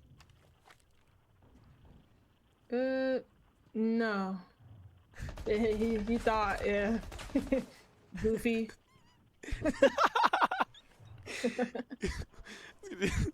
All right, so Chaka's banned. Yeah, you're in timeout.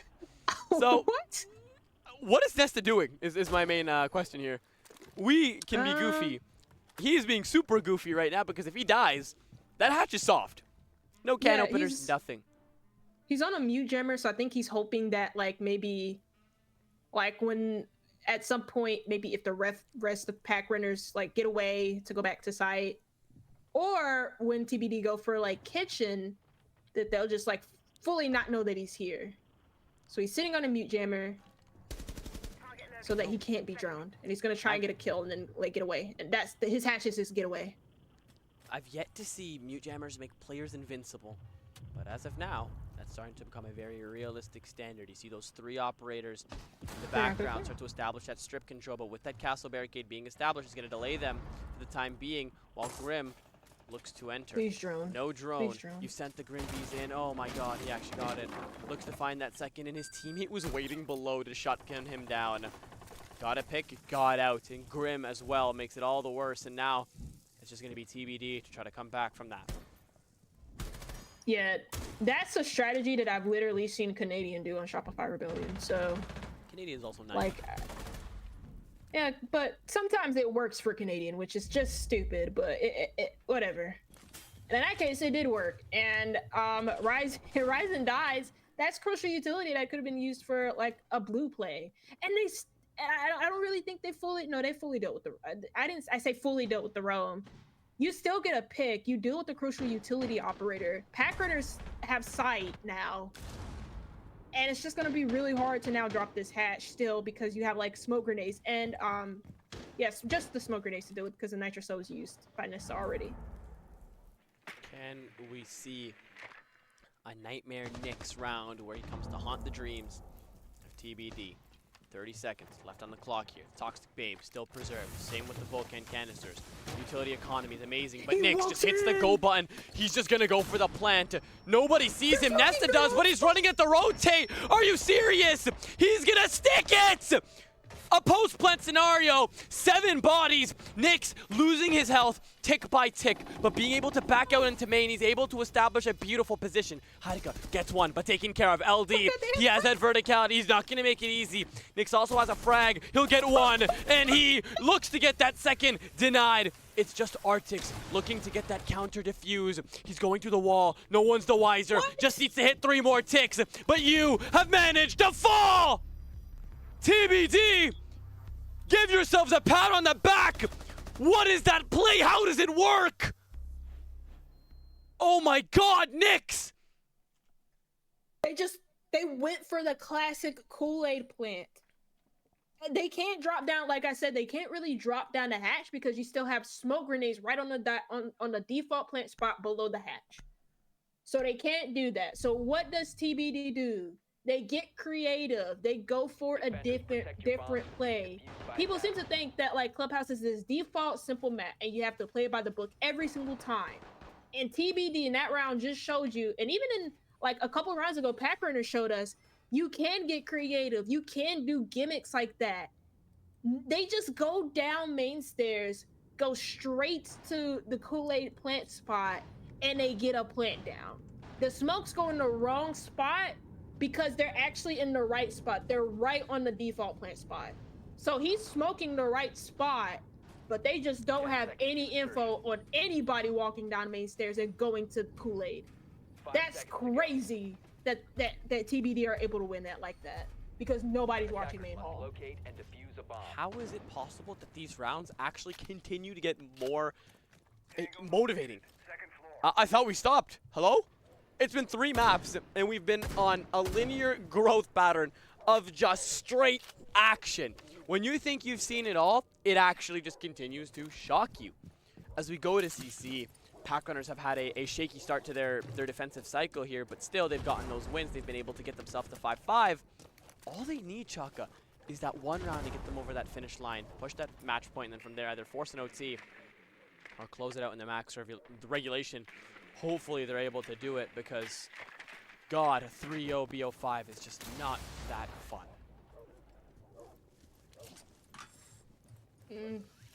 No, it really isn't.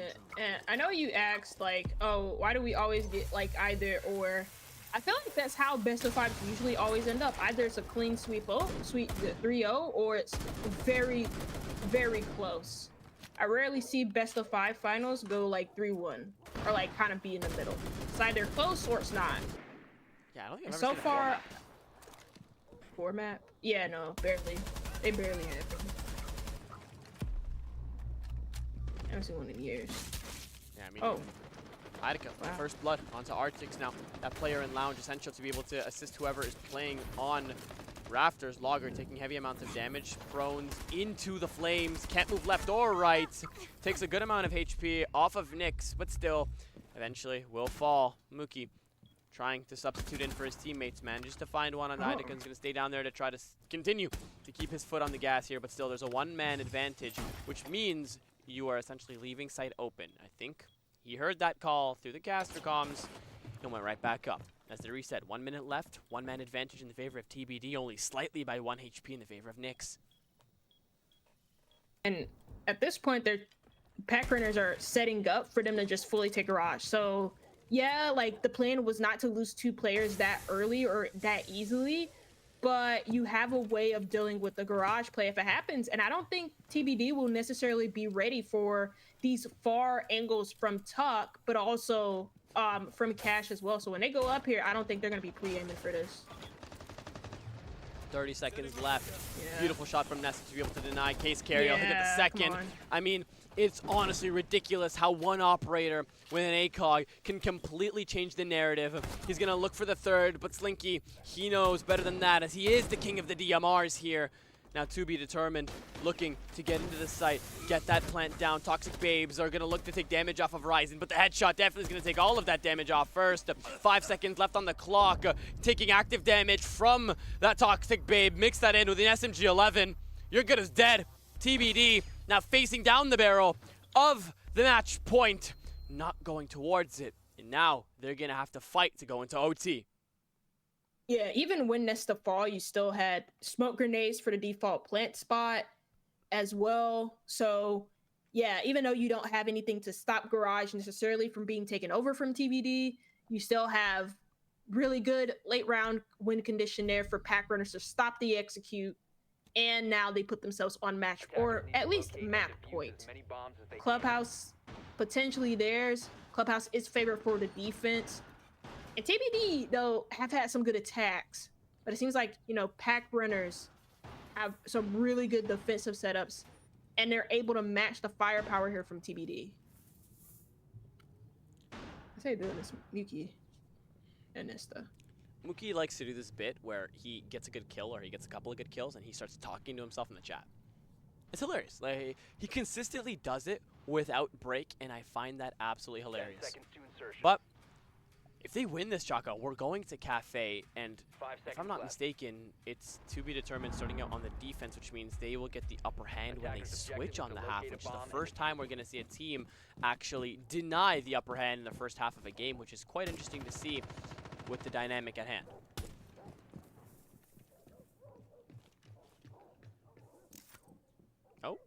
Oh, well, that also helps. Ryzen was also the other player who was like on Raptors that one time when TBD were defending Cash and CC that actually DC'd mid-game. Can't even call that rehost for the timeout as well. They've exhausted all of them, both teams.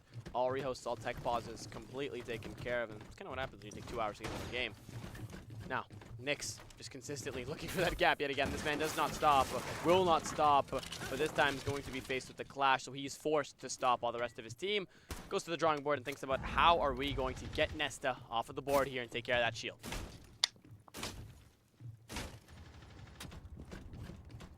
Yeah, the only thing they have to really displace Nesta on this shield is the Zofia, but that requires you to get into a good position. And even then, even if you bring the Sophia for the clash, it's not guaranteed that you'll be able to completely like counter Clash. Even when Callie, even when she has every single counter against her, is always super duper good because you can always pick up the shield, place it back down, pick it up.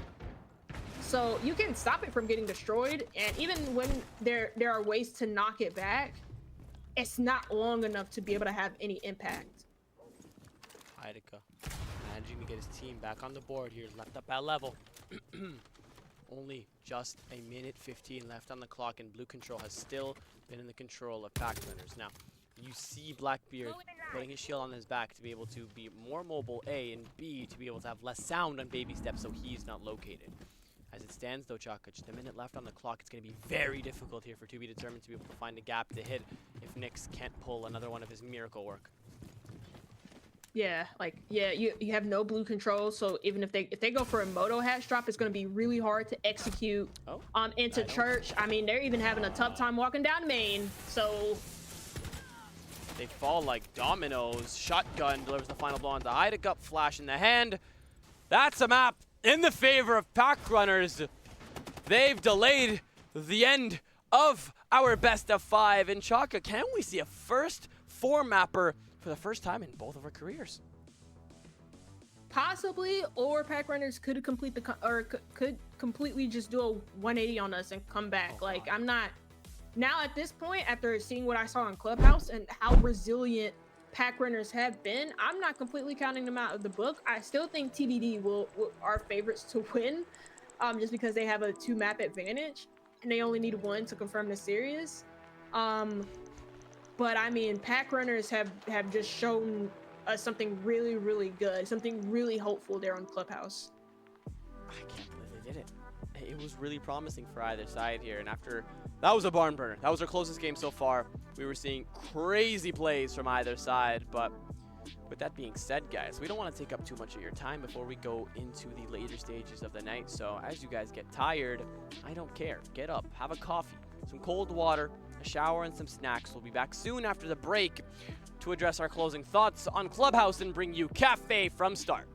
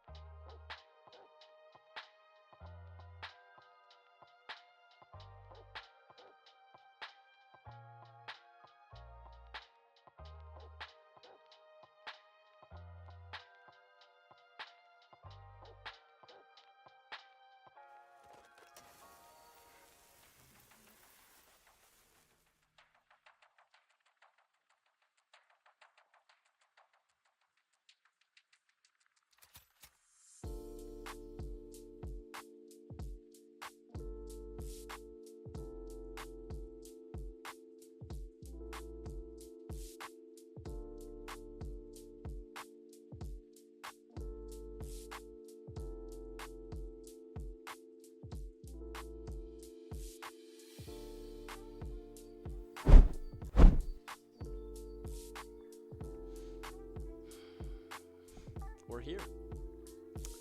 We're here. And if history has ever told us something, we either finish our BO5 3-0 or all 5 maps. And Chaka and I, this is our 3rd or 4th grand final together.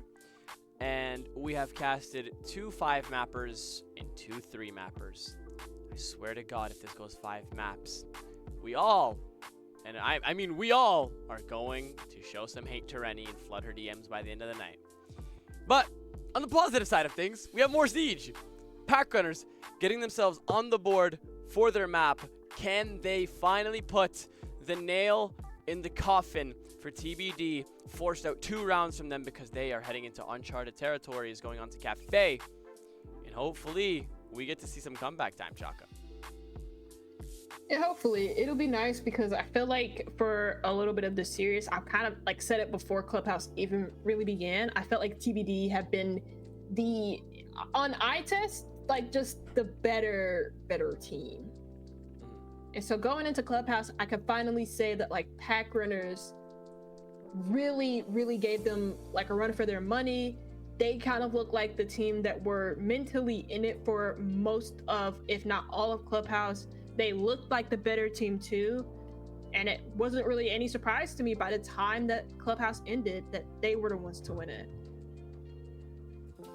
Now, Chuck, I have one honest question. Do you personally want to go to all 5 maps? Oh, all 5 maps. Let me look. Do you want to see it? What's the last map? Chalet. I kind of like Chalet. I do as well. I was like, I don't want to go the full map. I don't want to go the full mile, but it's Chalet, and Chalet is one of my favorite maps in this game. Yeah, and I think it'll be interesting to watch Chalet play out between both teams. Especially with what we've seen so far. Like on Lair, we saw like mid-round powers from both defenses. We've seen attacks try and like do direct takes as well. And like on-site rushes and try and gap spot a lot. I think for Chalet, because of how small Chalet is, I don't know, there's really not, you can gap spot, but it's kind of hard to sometimes. Well, actually, no, it's not. If you don't have like your walks protected, like for example, on like Tetris even, which is like first floor dining hallway, or like even piano hall or anything like that, you could kind of get screwed up. If you like give Solarium away, trophy, blah, blah, blah, blah, you get screwed up. But we're not here to talk about Chalet. I would like to see it ultimately, but that's down to how like Packrunners want to play. They have to win. They have to win Cafe. Attackers have discovered It's funny enough that you say gap hitters or gap spotters. Is for this game, it's been really like the polar opposite. Like one team makes the gaps, the other one hits it, and tries to find it, which is inspirational in its own way because we see that both unique ways of Siege can still show us an enticing BO5. And as of now, 10 seconds. TBD, they are the ones that are under pressure. I mean, for Packrunners, they lose this game, they go home regardless. For DBD, you guys have been given 2 maps as a failure buffer. If you guys fail both of them, go to the 5th and lose, you had better come up with a better excuse than just they came back, because you won the first map very fast. You won it in under 40 minutes. Second one was even worse. And the third, you were just starting to lose. Now, doesn't look like that's what's going to happen as first blood goes in the favor of to be determined. Second one as well, as it looks like Packrunners took that first win as the sign to get all aggressive, and it's just not going to work out, and they're going to learn that the hard way. 5v3 within 30 seconds of the round. Yeah, I mean, from the very beginning, TBD were holding for any like exterior aggression. They literally did not go to the building quite yet because they were just like waiting for Packrunners to peek them from windows.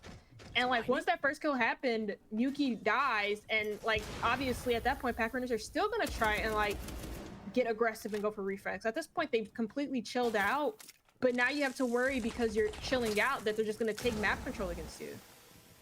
I just realized, Chaka, the site is mining. It is one of the most susceptible sites to verticality if you allow TBD to make it. And as I'm starting to look, they've made a sub. Yarlos is now on the board.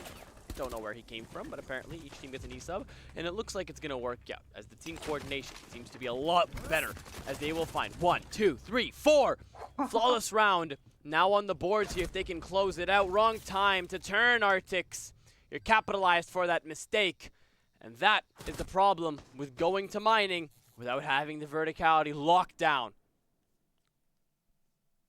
Yeah, I mean, earlier aggression there from Packrunners just kind of like biting them in the butt a little bit because, yeah, they try and do a spawn peek twice, or not even twice. They try to do it the first time. They get opening picked. And because they get opening picked, they feel the need to try and like press for more. They're trying to do another jump out just outside of piano window, or even, sorry, outside of bottom red. And again, immediately just get smoked. And by that point, TBD just hit a reset. They try and drone out the rest of these players. They're using the shield as well for info, knowing that they kind of just dealt with at least one of their top 4 players. So they could just like walk down white, get a bunch of control, and then just completely collapse on them. Going down to this side as well, I mean, Castle's banned and so is Mira. It'll become a problem when it comes to holding the site's integrity down if you want to keep both the whiskey double and the coat double locked out, and then the external into small bakery as well. But what we like to see from these teams is reinforcing the hatch, electrifying it in the single freezer wall right below it, and then right next to it, feed holes and the hold in from VIP. So I'm really excited to see how TBD is going to address this.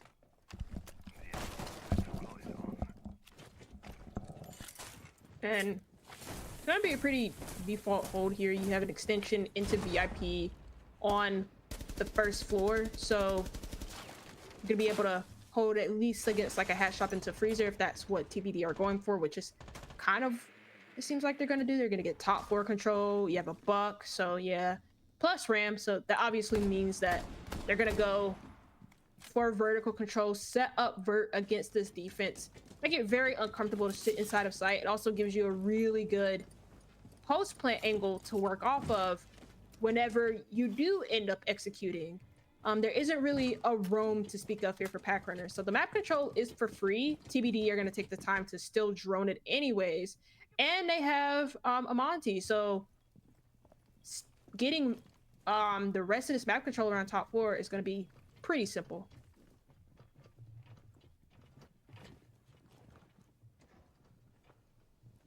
It's even going down to white too, so this is like pretty decent work and pretty decent time. It's not necessarily quick, but yeah, still pretty cool. I don't know if they know about this player. I think I want to call him in a joker position. From Yuki playing on bottom white. I don't think they necessarily know about him unless they drone him out. And we've seen a couple of times, at least on Clubhouse, TBD, they have misdrone people before, and it's kind of bitten them in the butt for the opening pick. Time just ticking on down here. We usually see those players with those DMRs hold down VIP because how easy it is to be able to get 2 bullets off, 2 chest shots, and just down somebody. But apparently the bigger problem is how we didn't drone Mookie prone on boxes, as he looks to play and find another body off of Whiskey. Just cannot do it. Take some damage, but enough to not put him in a critical position. Clock continues to run down here. The go mode for TBDs to find this man in Christmas, force him out, get the easy kill. Mookie's caught off guard, but there's another man in there as well. It's going to be an easy free fire for LD, a big double. Arctics in the meantime takes care of Heideka, but in the meantime, another refrag. Slinky on the revenge kill, very fast. And now, it's starting to all come full circle as TBD have opened up a gap and they're looking to address it. Logger forced to come back in his site, can't play that long angle onto the small bake, and now the ability to be able to do so is crucial. You need to be able to conserve your utility, but the flash is going on loose. The Goyos are going to go loose, so are the Toxic Babes. It allows Rhymes to get into position, leaving Slinky in a 1v2 here. Ringing around the rosy between K1 and the double is going to be very easy for Logger to be able to execute him. 1-all. What a round by Packrunners, from going down a body to getting up a body to going down 2 bodies, and be that resilient bunch to put themselves back on the board and force a deadlock yet again. Yeah, Rox is very big there too for Packrunners to be able to clutch out that round, because ultimately, like, they lost that white, they have no bar control, all smokes were used, So you realistically, you just kind of have to get aggressive with the shotgun. And I don't think TBD were necessarily prepared for the shotgun to be that close. They probably thought Packrunners would have played further back, but that didn't happen. And they just like got smoked in a 2v1 against the shotgun and Rock. So yeah, very solid round there from him. He gets a 2K. It's only 2 kills, but it's very important because one of those kills happened to be on the Monty. And yeah, I mean, it stops TBD from getting a plant down with good post-plant positions on White and also in bar. You also have to factor in that it is essential that Packrunners win their rounds, because we thought that it was going to be a TBD defender side at start here, but apparently not. Now, Cafe is just one of those maps where, depending on the region, if we're talking at the tier 1 and tier 2 level, where it depends on the region if it's attacker or defender sided here, but regardless, I think the default for tier 2 and below, which we are in tier 4, it is going to be attacker dominated. So for TBD to go on their own map and lose attacking rounds is not the best look, but it's only one, and that's exactly why I say this from an objective standpoint. They can really bring this back if they slow it down and try to force that gap. Because once they play that storyline textbook Siege, we see a large margin being built up here, and it's consistent from them, as we saw evidently on Layer. Yeah, but even then, like, Packrunners have also struggled on their own attacks, especially when it comes to, like, what is it? Like, for Bank, it was like time waste-ish. Lair and Clubhouse, it was kind of more, felt like info-based, or even for Clubhouse especially, it was like, okay, Lair was info-based, Bank was time-based, and then for Clubhouse, it was, they were just like running in by themselves and dying with no trade potential. Running in by themselves seems to be the idea. There's no way. There is no way Nyx gets that on the board. Arctics and Logger, though, high efforts, force an advantage for Packrunners. I mean, I see 4 almost taking care of Yarlos, but being able to be wedged into this double here kind of drives a wedge in between anybody trying to rotate in through Bar and Freezer, and LD hitting a gap in from below allows to find an easy gap. Nyx thought he had the silver lining of that play, but gets shut out very easily. Second C4 is going to take damage off of Yarlos, and the DMR is going to deliver that final blow. Well, it's now a 1v4 dominated round here by Packrunners. They're grabbing bodies, they're grabbing real estate. And Chaka, can the comeback be on? I have no idea, but for Packrunners, they're certainly making a case for it. Been able to win all of their gunfights on the top 4 with TBD not getting a single one in their favor apart from 2. I make it 3. And LD, maybe he gets a case here for a clutch, but like they have top 4 control over. There's no way he's getting a plant down. Underestimates how far back the feed holes really are. There's no proper intel. He's just going based off of his own audio, which sometimes under the new engine can be a little bit more distortion than usual. Looks to try to wallbang over the railing, try to get an easy kill, but no bueno. There's verticality into the other side as well. There's just no leniency for this man. He has to be able to try to stick it here, but there's no cross being held into the A chassis, but actually apparently there is. I overlooked Franks as he gets that long angle in from bathroom onto the site. Through 2 walls, Packrunners will claim the lead as they break that deadlock. Yeah, and Packrunners individually have been heating up throughout this whole entire series. I feel like, you know, compared to Lair when Nesta was not there, I feel like individuals have just been slowly heating up. Muki has been having like a better series. I think Nesta, ever since he's came in from Bank, even Clubhouse, has been really good. Ronx has had some really clutch plays. And then around, they just kind of like, again, made it very difficult for TBD to get any clean, easy gunfights. All of those were very difficult for TBD to win. None successful for them. And so now TBD, or Packrunners rather, are going to go Fireplace and Mining, which is the first site that they went to in the very first round. And they lost this in quite overwhelming fashion just because of early round aggression. And to be fair, they've kind of held back on doing any early round aggression, and they've been playing more in the map, which I guess is kind of giving TBD some issues. Like if they're not given any like early gunfights from Packrunners, they kind of struggle to make space within the map, it seems. I've been really thinking, who got subbed out? Was it Ryzen? It was Ryzen, I'm trying to yeah. think back. I think it was Ryzen, seconds because he's left. the only one I don't Ryzen. see anymore. Yeah, Yeah. because, I mean, we saw eSubs actually help out Packrunners, but could losing Ryzen contribute to the downfall of TBD?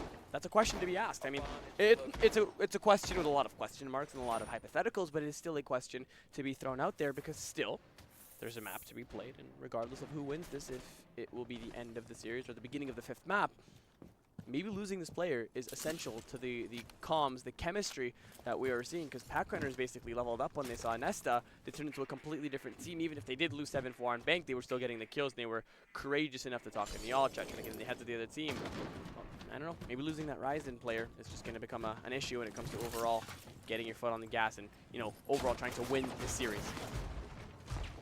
Yeah, it's not too surprising because this has happened before when teams have to sub in a player that's not necessarily in their natural lineup. Rarely does it ever go in their favor, or rarely do they never see any like issues in game. What an angle. What an angle. Wow. That is genuinely just what can you even do about that? I mean, Nesta was dead before he even knew what hit him. Whoa. I mean, he was very good on Clubhouse, but he's looking for gaps that don't exist. And yeah, you guys are the team that makes the gaps, but it becomes an issue when you're losing the man count so early on in the game. Yarlos has been isolated how many rounds previously? I think it's almost every single round. And on the 4th, it'll be 4 out of 4 now. It doesn't matter if you won or lost a round. Isolating is just not the best of ideas. Slinky actually dropped the hatch. I don't know when we got to see that. Varang's actually stopping the bleeding. If he had fallen, it would have definitely been around for TBD to remember. But as of now, it'll all slow down. 2-on-2 with plenty of time to get the plant down or look for the kills. And for both teams, you should be going back to the drawing board and talking about what you can do next to catch the other team off guard. It'd be really hard to go for a reading room plant here, even with the vertical control, because, well, you can't have, the thing is that you can't have one player be on vert and then the other try and get a plant down, because you also need to watch pillar. I think there's just way too many angles to worry about for them to get a plant down and reading. So I think they're probably going to do something a little bit crazier than that. Yarlos just kind of sending it. Maestro's in the basement or on the first floor, or whatever you know, floats your boat, but he'll come back up to join the action here. But depending on where these evil eyes are, it actually might become an issue due to how much pressure that these attackers can establish. No frags in from Yarlos means he can't fry any of the utility that presents with that EMP. Will the flank coming loose? Do they have the intel? Striker doesn't know what hit him. A double flank from Arctics.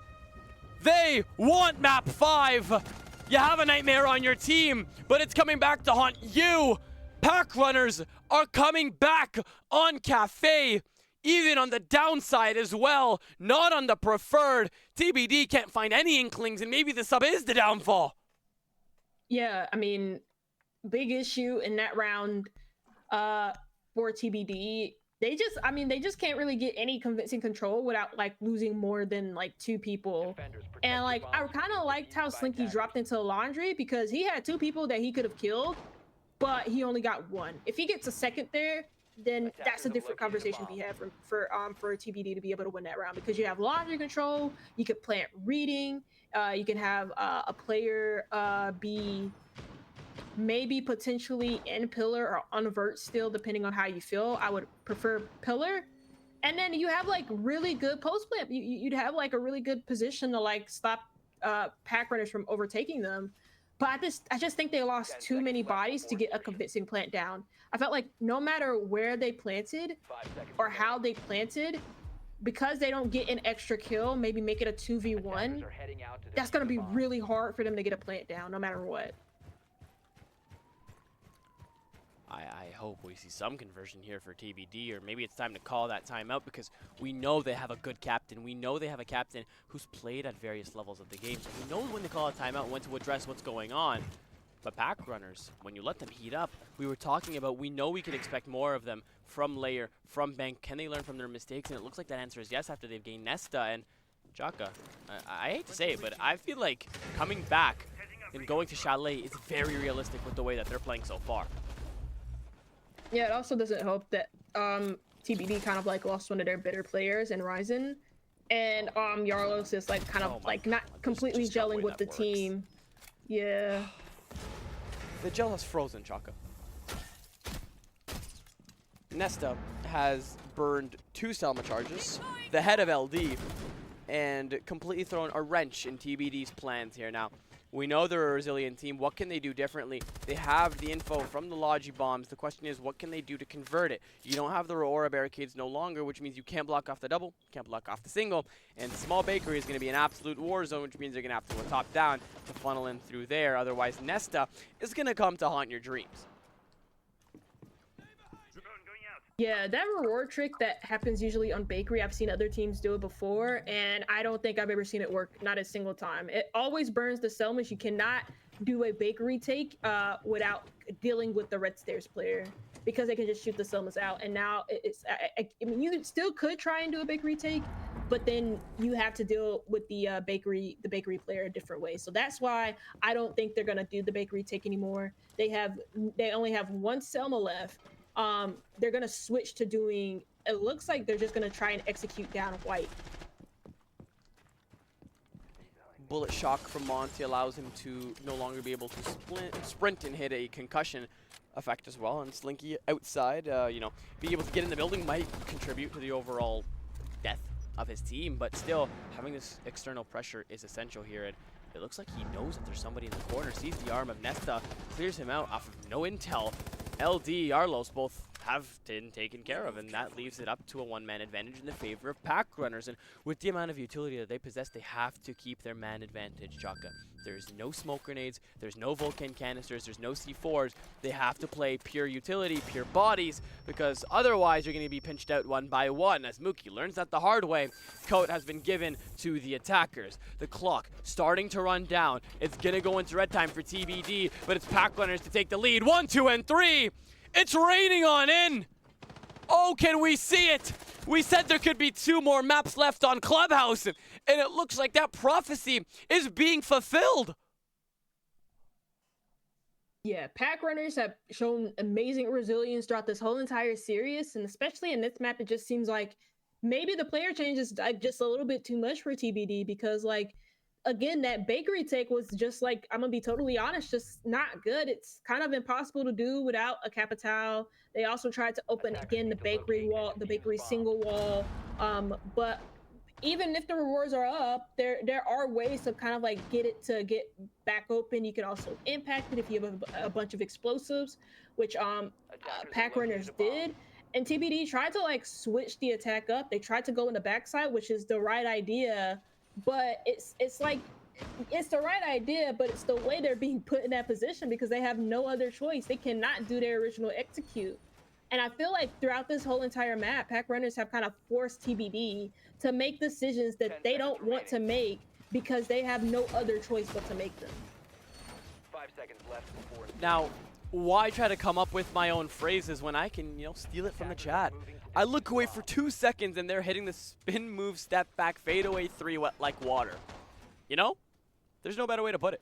Because I don't know what was said in between maps 3 and 4, but a generational comeback is on the rise here, especially with the attack yet to be played by Packrunners.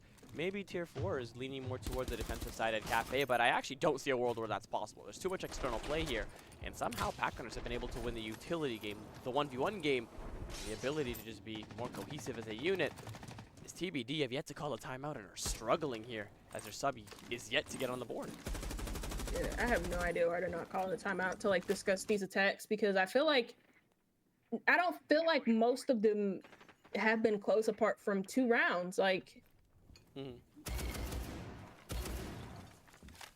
like I feel like they kind of need to have discussion on what they need to do for this one to at least get 2, so they can have a fighting chance in their defenses, even while they're down by 2 rounds, if they get the second one. Oh, wow. Logger being below. Oh god, this has the chance to be an absolute disastrous round here for TBD. If it was the same team we saw on Layer, the same team that we saw on Bank, we know they check their corners and their verticality. As Nesta, though first to fall, Logger is still below and can deal a very heavy C4 if he gets onto that Monty. But luckily for that Monty, he's off of the wood, but not his teammate. C4 goes loose, but his teammate has advanced into Shaiko, but his head is taken off by Mookie, as now that man advantage is left out at level. Less than 90 seconds left, and Packrunners have gotten themselves on the board. They also still have that third floor contained, and they're watching each other's crosses. The only negative aspect is they don't have a castle, which means everything becomes 10 times riskier. Varanx gives up his body after running at a Monty with his gun down. Mookie finished off as well. No C4s for Logger.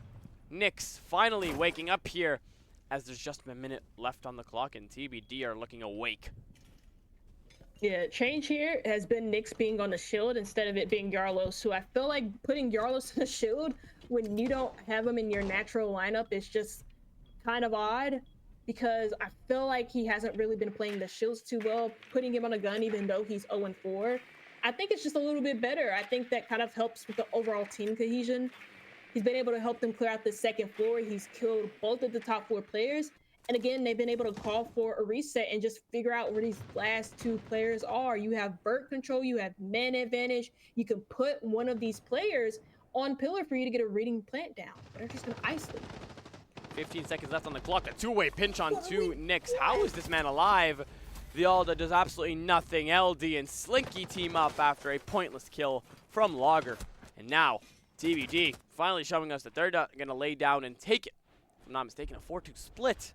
And now the attack from Packrunners is going to determine whether we need a 5th map or if TBD can come back from behind and force the maps to end out in 4. Yeah, like we mentioned before, Packrunners have also struggled on their attacks too.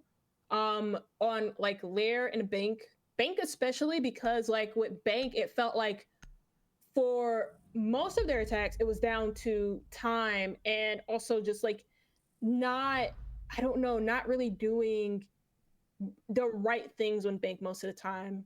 And it sounds very vague, but like, for example, for one of those rounds, remember, like they had like it was an open area staff attack, and they go for a staff execute with no archives or tellers control. And also they're trying to like smoke plant too with staff, but there's a Tachanka with the mirror window, and they didn't do anything with the mirror window. And like, while they did smoke, again, it's very obvious that you're going to be planting behind a counter and staff. So we've seen them struggle on their attacks. We just have to hope that they kind of build off of what they were able to do for the 3 attacks that they got on Clubhouse and carry that over to here, because they have a really good advantage here on Cafe. 4-2 is a really good scoreline. Attackers have located a bomb. I honestly don't think I would mind any result at this point, because we've already gone to the 4th map. The 4th and the 5th, it's basically the same thing. It's mainly the question of TBD's ability to call the plays on the go. Can their substitute integrate into the pressure? Can they talk about what's going on in between the rounds and not to a time out? What can you do on the go? Can you apply it?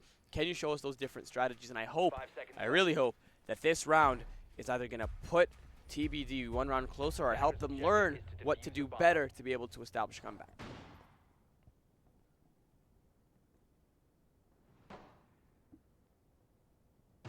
Yeah, it's going to have to start and end with these defenses for TBD if they really want to close out this series and not fall to the choke factors of like starting 2-0 and then having to deal with the pressure of closing out the series. Because like, while teams who do start out 2-0 have a massive advantage for the next 3 maps, it can still be very hard to close them out, especially if you feel like the maps don't really favor you that much, or if you feel like maybe the pressure is a little bit too much.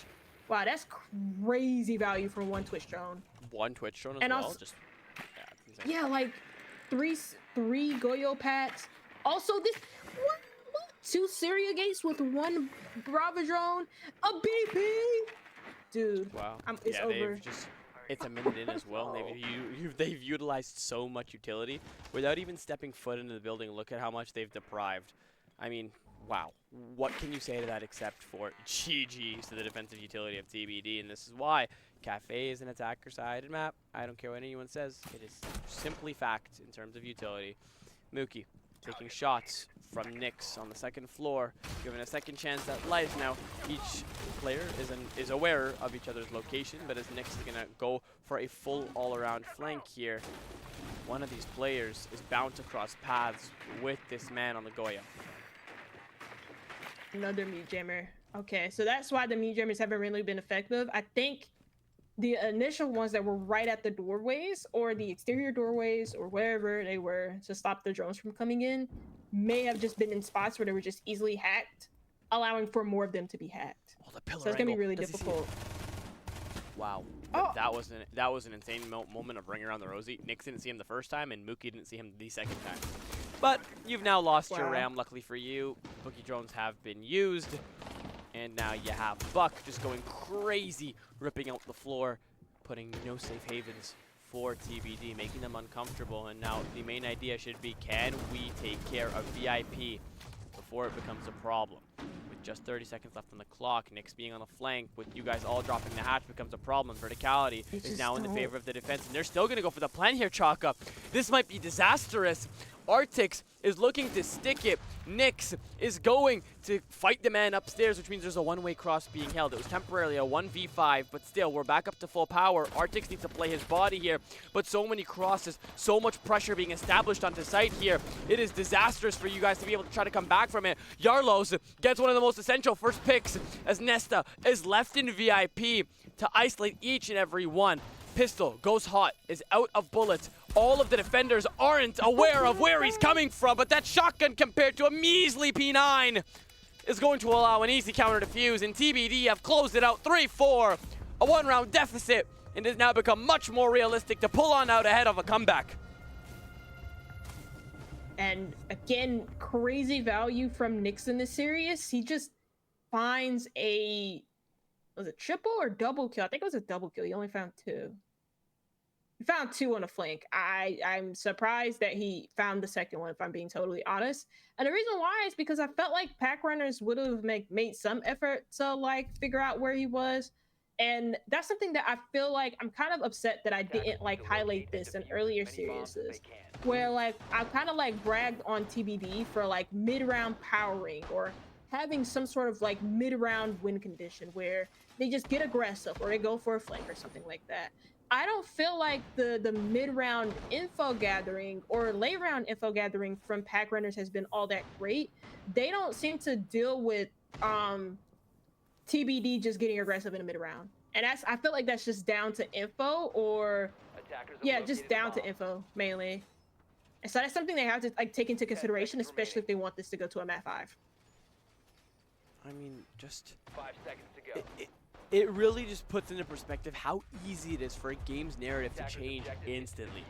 Whether it's to come back or whether it's to adapt to the other team, it has been an absolute cinematic series because we expected a 3-0 after a dominant performance from TBD, but an interesting turn of events allows Packrunners to get a map on the board and then a 4-1 round advantage here. All they have to do is maintain it. They've kind of exceeded their buffer, and that kind of becomes an issue here. But with your guys' ability to stay resilient, stay positive, it'll work out positively. The poor guy Yarlos is going to go down. Not a gun fired. 1 in 7 as first blood is established within the first 40 seconds. And that's why traps are so powerful for Cafe, because it protects you against walks like that. Like, if you had a Malusi, if you had a Fenrir, anything like that, you could protect your walks just like that. Or even, yeah, they have barbed too, so I have no idea where the barbed is. Oh, okay. So they had nothing for white. Yeah, that was just like a crazy walk up. And again, they're just getting so much value from these Twitch and Bravo drones too. Dude. 3v5, Mookie shuts out Heideka. Slinky finally gets something on the board. Nightmare finally gets something to put them back at level. He is truly a nightmare, Chaka. I don't think we've seen him go negative a single map. He has been the problem, the bane of the existence of Packrunners, and now you guys have given up a 5v3. After getting a good first blood, after being able to completely deny any form of utility on that uppermost floor, you guys are going to have to deal with 2 players and 1 on site. And in a 3v3 manner, what are you going to be able to do to show us you're the team that's worthy of taking that lead right back? He misses. LD was Nyx? And Nyx is not even looking at white. I don't know what the communication's like. yeah, Nyx is trying to get his trophies up on Clash Royale. I don't really know what the plan was there, but looking up into the abyss, he's taking out very easily. And Nesta on the external as well, rotating into Hell Door.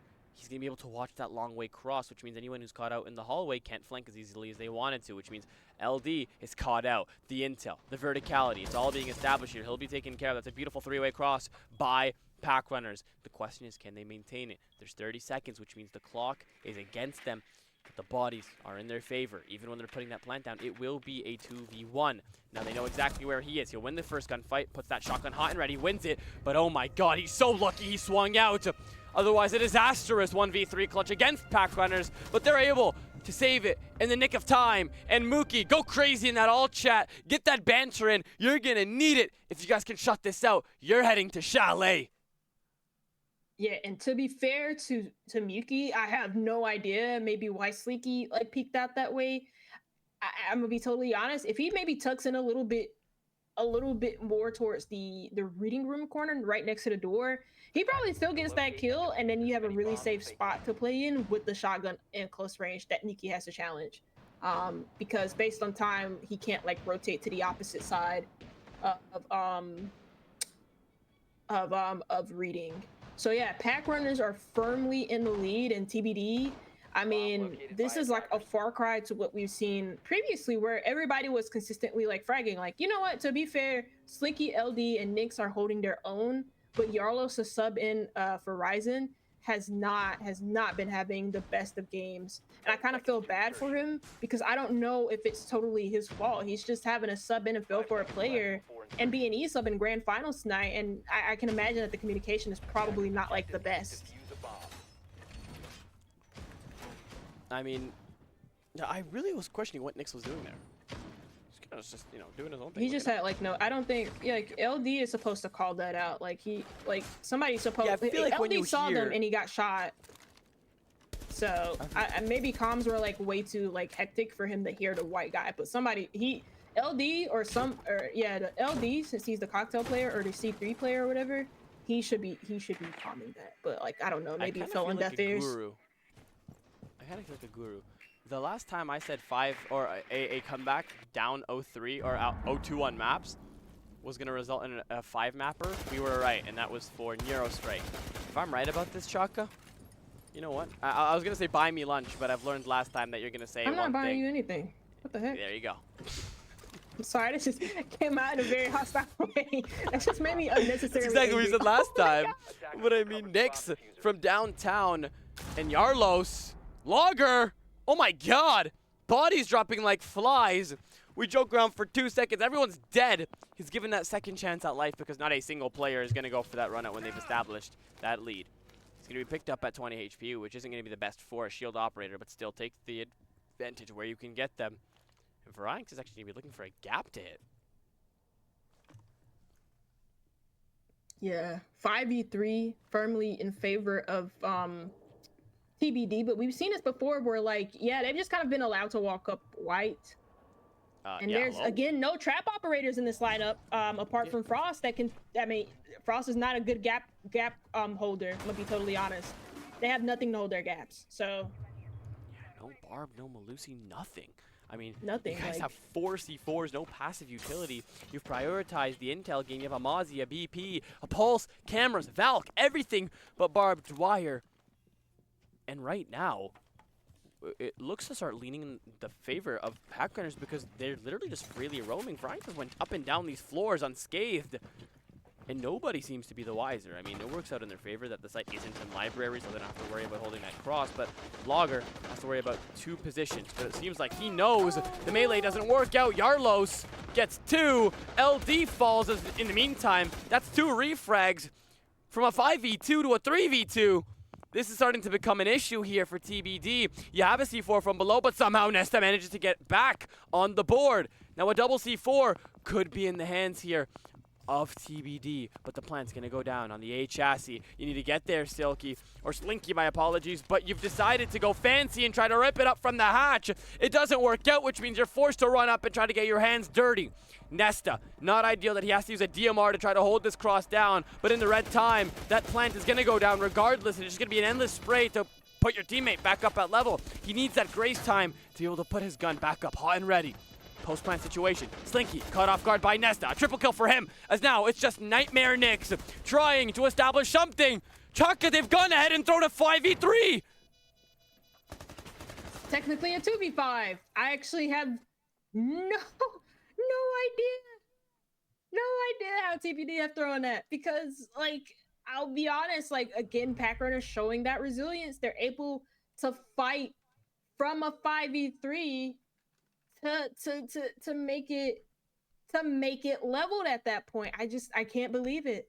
You also had the wind conditions down below, but because the hatch is like completely open, like really obvious sound cues from the nitro cell being ripped, and he just gets off the plants and relocates. And by that point, it's just like I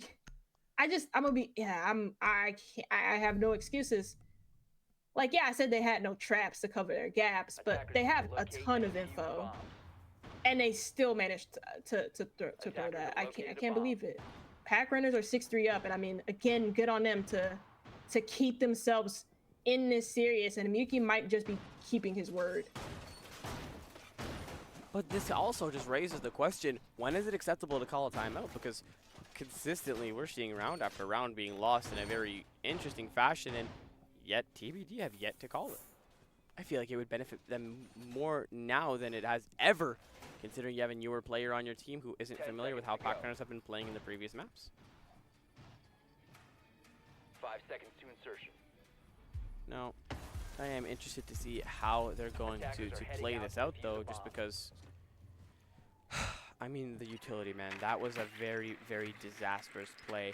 No barbed wire. Looks like they've changed it by going for 4 barbed wires, but now the other problem is going to be your utility game. We've seen previously Packrunners burn through an unholy amount of utility without even having to step foot into the building. It's multifaceted. Now Packrunners are going to have to continue to keep their foot on the gas. That's exactly what they're going to do. A rush failed as TBD take care of the blitz. Still, you guys have that refrag as he's trying to seek refuge in Whiskey, but you've allowed him to go back in the site, and TBD have the upper hand so far.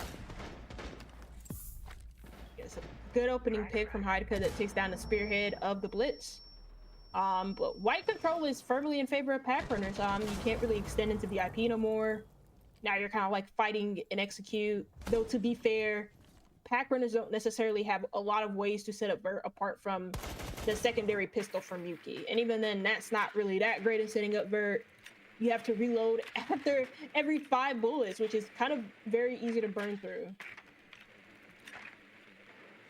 Oh my, I really hope that they can finally find some substance after those disastrous previous defensive rounds. Now, you guys have trying to push it closer, and you're really trying to play that textbook siege, whether it's denying C4 from below, but you guys remember how you won on Banky. It was very simple. You kept changing it up, whether it was getting really aggressive or having Nyx hit your gaps consistently. Now, that doesn't really apply because you are on the defensive, but still, apply the overall ideology.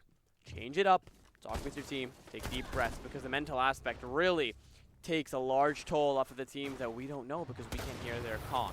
In the meantime, Slinky, the man who's been almost the most consistent of the series, finds his next. Nyx catches Arctics off guard, and now a 5v2. Surely they don't throw this one, as the 2 executing operators are off the board. Deimos is forced to play verticality with his shotgun, and Nesta on half HP is case carrier and looking for a gap to hit, but absolutely nothing is being given by TBD. It's about like 50 seconds left, and again, Packrunners are no stranger in running down this clock. But it's especially prevalent to like now mention this because they're smoking Goyo. So there's no way they're going to be able to get a good play down. They also don't have Twitch in this lineup neither, so they can't really get much value from getting rid of these traps anymore. 4v2, Nesta giving his team that fighting hope. Mookie popping that extinguisher to be able to rotate into position here.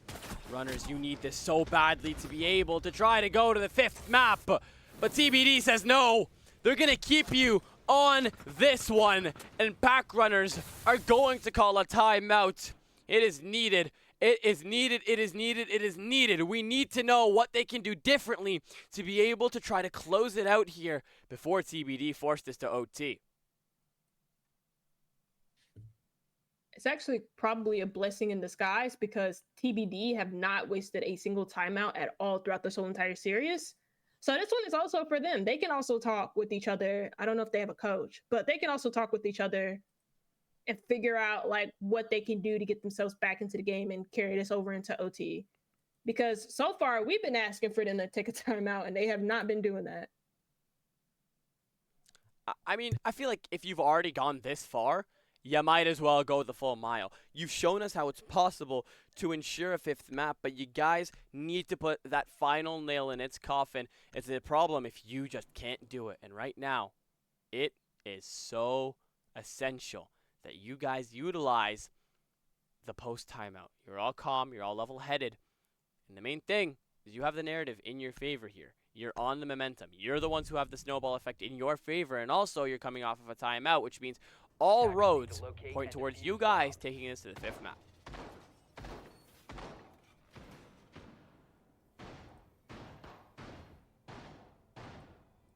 Yeah, and it kind of has been really difficult for TBD. They've dealt with like Ryzen disconnecting, reconnecting, disconnecting fully, having no internet, and now they have to like have a sub in. Attackers have discovered the location of a bomb. But I don't know. I feel like Packrunners have also just like improved massively throughout this whole series.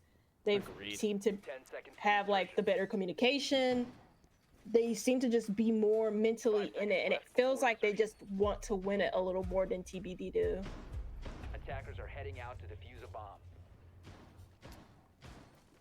Mid-floor site. Wow, they are adamant.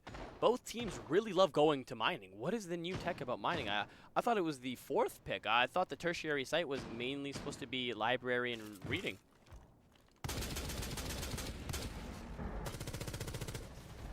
Oh, No way. Oh, That's it's not starting good. to heat up, Chaka.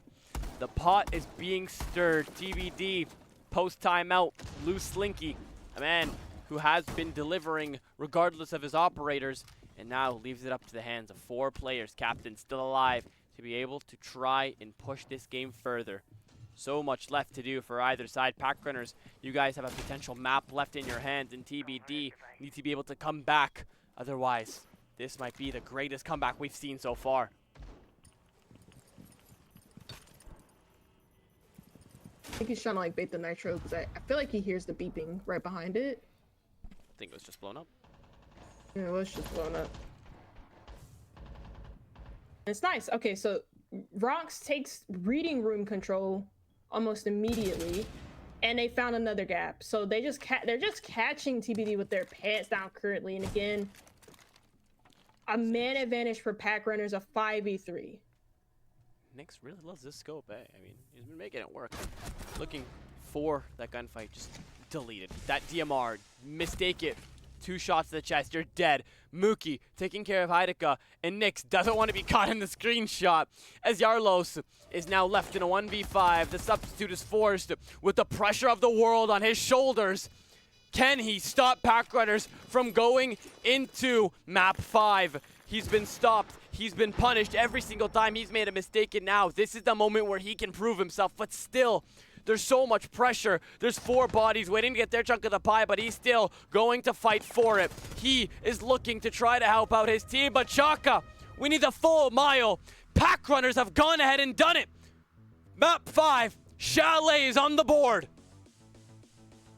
That means we do need to have a map 5 to confirm an actual winner. Even despite TBD being 2-0 up, we still need a map 5. I mean, to be fair to them, TBD have had to bring in a sub mid-game while they were 2-1 up.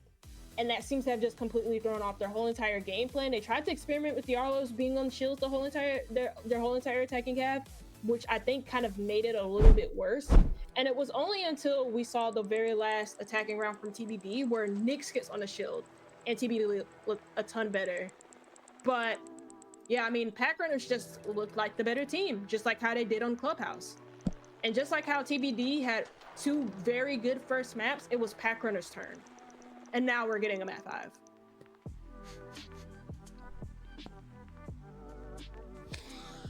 5. You know what? I hate the fact that I actually spoke it into existence. The Gaster's Curse exists. I said it on the second map. Packrunners don't get caught in the past. You still have 2 maps to be played, and they've gone ahead and done it. I'm absolutely ecstatic for the fact that we are going to go to a 5th map where both teams have one venue to prove themselves on. The fair share of mistakes have been done. The credible tech difficulties have been done. Everything has led to us going to Chalet right here, right now, to what was supposed to be a fairly short BO5. But without further being said, Chaka, Chalet next up. Make sure to leave a follow if you guys have been enjoying. We are going to be back after a swift break to show you guys who can take Titan Hand Season 1.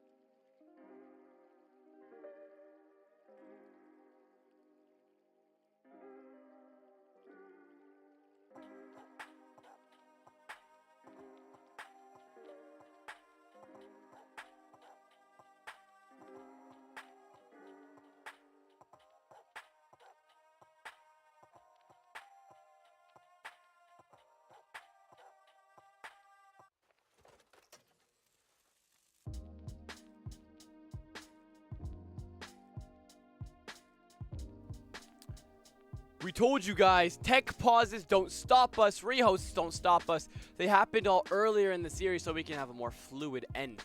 Now, a crazy turn of events.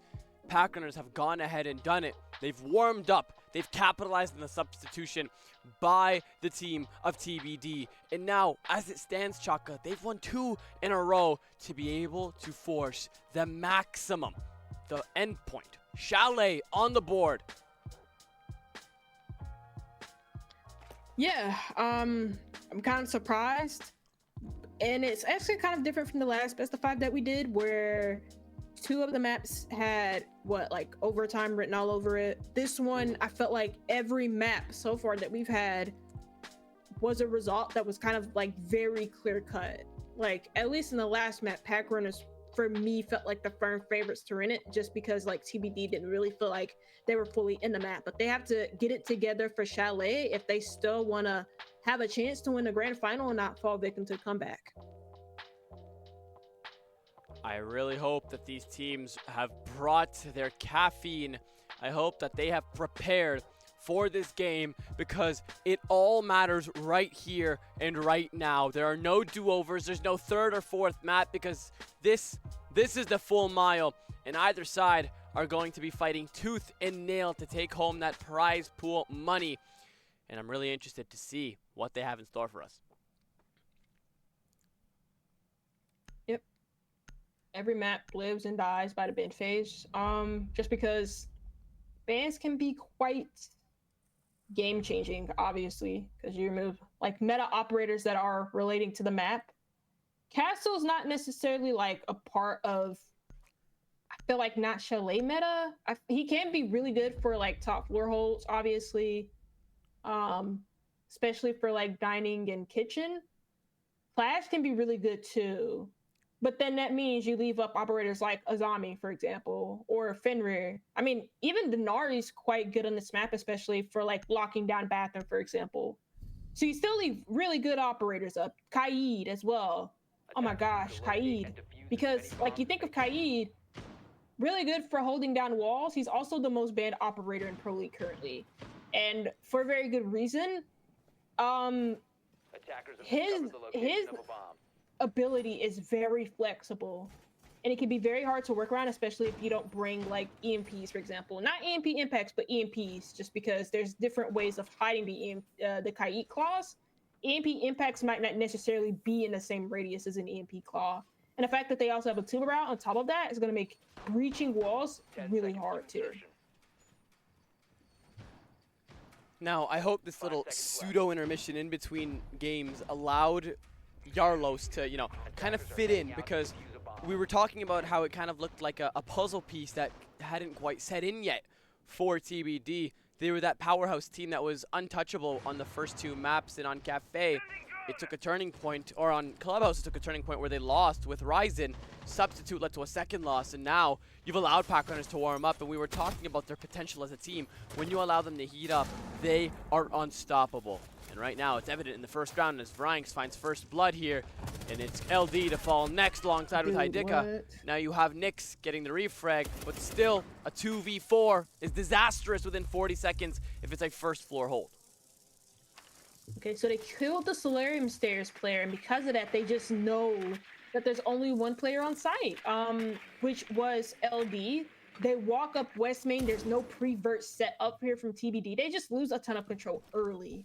And it's not just like, oh, they lost trophy control. It looks like they probably even lost site control. You don't have anybody in the master closet. You could probably just plant here in the kitchen. Oh, what are we doing?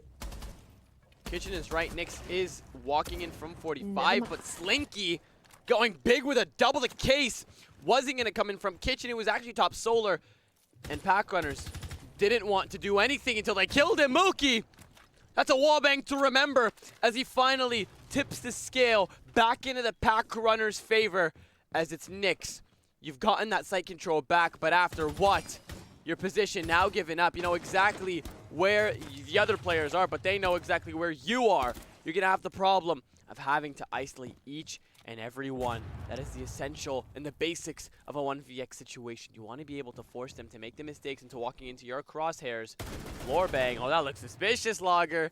looking like you might get a PC check here. But as this clock continues to run down, they're starting to challenge Nyx's ability to be aware of his surroundings, as certain aspects of the map are starting to be opened up as these competitive angles are going to play against this man. But as they realize that he is trying to go for a solar flank, they're going to drop the hatch, establish the pressure, and a two-way is better than a one. As now, it's going to be an easy round for Packrunners. Beautiful first kills, the ability to get into the map. And finally, they are going to win their first round. Yeah, and I kind of liked how Packrunners played that round. They got early trophy control, and they immediately isolated the side player after killing the Solarian player. And like, I kind of liked how their call was, okay, we need to get top floor control. And the reasoning for that is there's two really important angles that you can get to like stop a default play in kitchen. There's the one in Master Closet, which was, I believe, popularized by DZ, like Canadians DZ. And then also you can deny the plant from the hatch. So, you know, Packrunners knew, yeah, okay, we need to clear this top floor player. And although it was a little bit funky at first because Packrunners didn't really have a reset call to drone, despite having 4 drones still in their back pocket and no mute. And the lineup for TBD, you know, eventually they get him. 10 seconds And remaining. so for Packrunners, it's a very good first round, really good problem 5 seconds solving. remaining. And I liked how they at least didn't like isolate themselves Attackers in the are heading 2v out in the to defuse 2v1. the bomb. And now I feel like it translates from skill and coordination at this point to endurance and mentality, because you guys have been playing pure Siege for nearly 5 hours. No breaks, yeah, except for the tech pauses, but no breaks, which means you guys need to be able to continue to make the best decisions as a fatigued collective. You need to be able to continue to try to push for that win. We are going to see the winner of the series eventually become the players who are the most coordinated, the most hungry, and the most awake. First blood in the favor of Packrunners, but Frank loses a good amount of HP. He's barely alive. As Heideka just going crazy upstairs. He's just going to continue to play Ring Around the Rosie here, rotating down onto Ivy, looking to walk down blue stairs. Watch that cross in 2 games. While there is all of these operators looking to clamp onto him, take him off the board, because a 5v3 is essential to taking care of this site.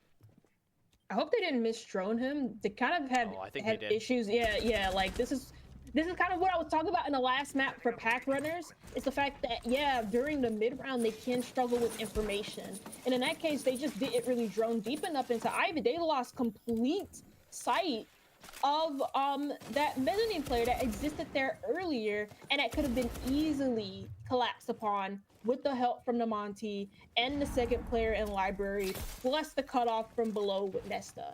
But because they didn't drone him out, they lost him fully. How they have kinda mez like this. control. Yeah, you saw they used that aura to make sure nobody's swung out from piano. Even though if there's no one there, it's better to get into the good habits than being punished. Now, Slinky on a DMR, the man's deadly. He's proved it every single game. Every round you see that man getting a kill, he has gotten the deciding factor. But with a 4-way pinch, I wouldn't be surprised if he went down fighting or taking somebody out. But with the overall pressure that they are applying, it is very hard for him to find anything, as Logger opens up the gap himself, finds 1 and 2, but Heideka finds his second as well to stop the bleeding, but only temporarily, as the pressure amounts, boils over, and now LD is forced to try to isolate. Somehow doesn't find that double, but does take care of Arctics, meaning Frank's on 1 HP. Mookie is going to be the one with the main gun here. He's going to be caught off guard on the flank. With the TCSG as his primary, all he has to do is land 1 bullet on both of these players, and he has a very realistic clutch in his hands here. Very similar to the first round, where there's 1 man isolated, but this time it's all in the favor of TBD because the health is in the favor. The ability is in the favor. And Chaka, most importantly, the time, the scope, it's all in his favor. He just needs to run away. He needs to play the time. He knows exactly where they're coming from. He'll find the first, but he'll get meleeed. And it's Varanx to save it at the last second. Oh, TBD. It was all going your way until the very last second, and Packrunners pull on ahead. A 2-0 lead, as TBD are now fighting for elimination. Yeah, this is exactly why a lot of people really hate the limb damage rework that Ubisoft did at the beginning of Siege X, because while in retrospect, it seems like a good idea because it now depends on you having to aim for the head and actually shoot the head. Especially with like Defenders, what protect your bombs from SMGs being or defused by even the attackers. TCSG, even doesn't Bomb really matter what gun located you by have to attackers. aim for the head. For meaty shields like the Monty, for example, it can be really, really hard to confirm a kill, even, especially when you're shooting straight at them. So it felt like even though the Monty was low health in the 1v1, he was just like super duper close already to the Kaid, could melee him, which he did, and confirm the easy kill. Yeah. Though I will say, Packrunners from the very beginning were already fan favorites because they got like a really strong opening from mezzanine. I honestly, I'm starting to become a fan. I mean, I've always been fond of Packrunners, and I haven't had the pleasure of being able to cast TBD too often. Oh. But I know both teams are able to really hit the nail on the hammer, hit the go mode when it's needed, as Nyx does prove that. I mean, 15 seconds in, he'll take care of Logger. I love how both teams have been challenging each other, but we're seeing how Packrunners are being given that little space, and every single time they're given it, they'll capitalize. But we've also seen, time and time again, Packrunners get carried away, go for a rush plant, and continue to lose their bodies, as it looks like their biggest nemesis is Frost Mats.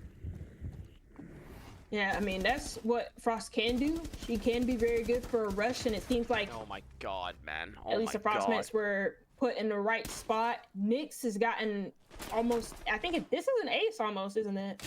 3. No, He's gotten 3 kills. quad. Almost a quad, yeah. LD stealing that Nyx ace preemptively, but still, it becomes an issue when you guys have such a good snowball effect rolling on to TBD, and you trade that in for a rush that might work or it might not work. And that's a gamble you took and lost, as now a 1v5. You either use this as a pseudo timeout, or you just allow Varanx to stat pad for the remainder of the round.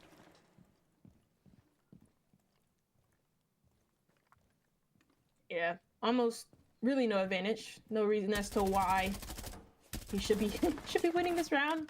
I think that'll say a lot about TBD. But I mean, Varanx has kind of had some crazy clutches. That's a stupid shot.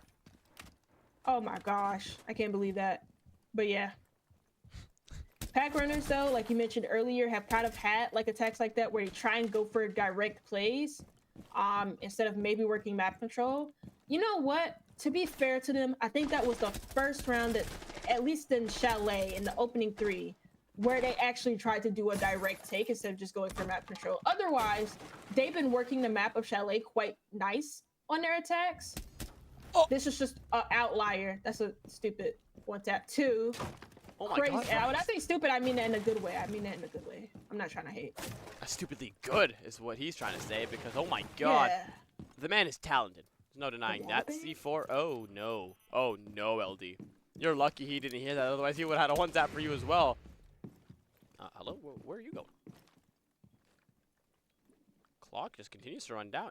He doesn't... There's no way he wins this because that case is completely isolated. It's being held by 2 players now. I think they are now fearing Franks, or it's Nyx calling it, telling them to get away from him. We've seen it time and time again on both Layer and Bank. The main ideology for TBD is get the hell away from that last player and play the case, play the time, because that always leads to a win. And so far, the king, the captain's prophecy has been right, as that gets them their first on the board.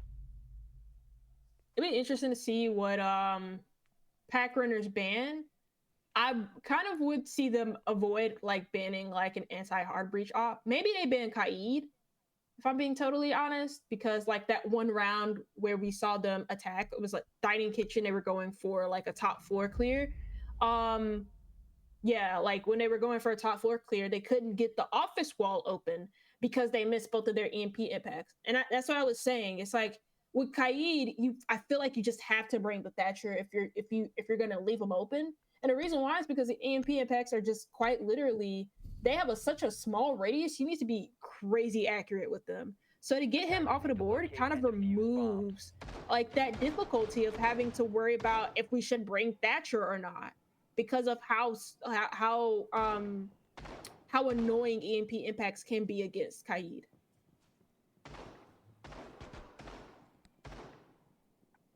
I do hope that a tie is going to be realistic here for TBD, because we've seen a lot of back and forth, and I think it has been like clockwork.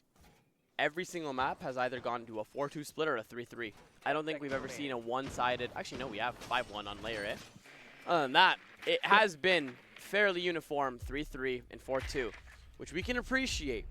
But it still challenges TBD, because if they are the ones who walk out of this down 4-2, then they're going to be going on to the attacking side of a decider map with the lower hand advantage, because this map was a decider. This map was also chosen by round differential, which means TBD got to pick their sides.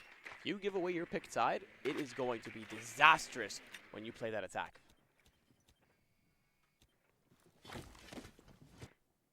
Yeah, especially because for TBD, like their attacks were a really big issue on Cafe, specifically with how they were playing around each other. It just felt like they didn't really have any clean entries or any clean communication.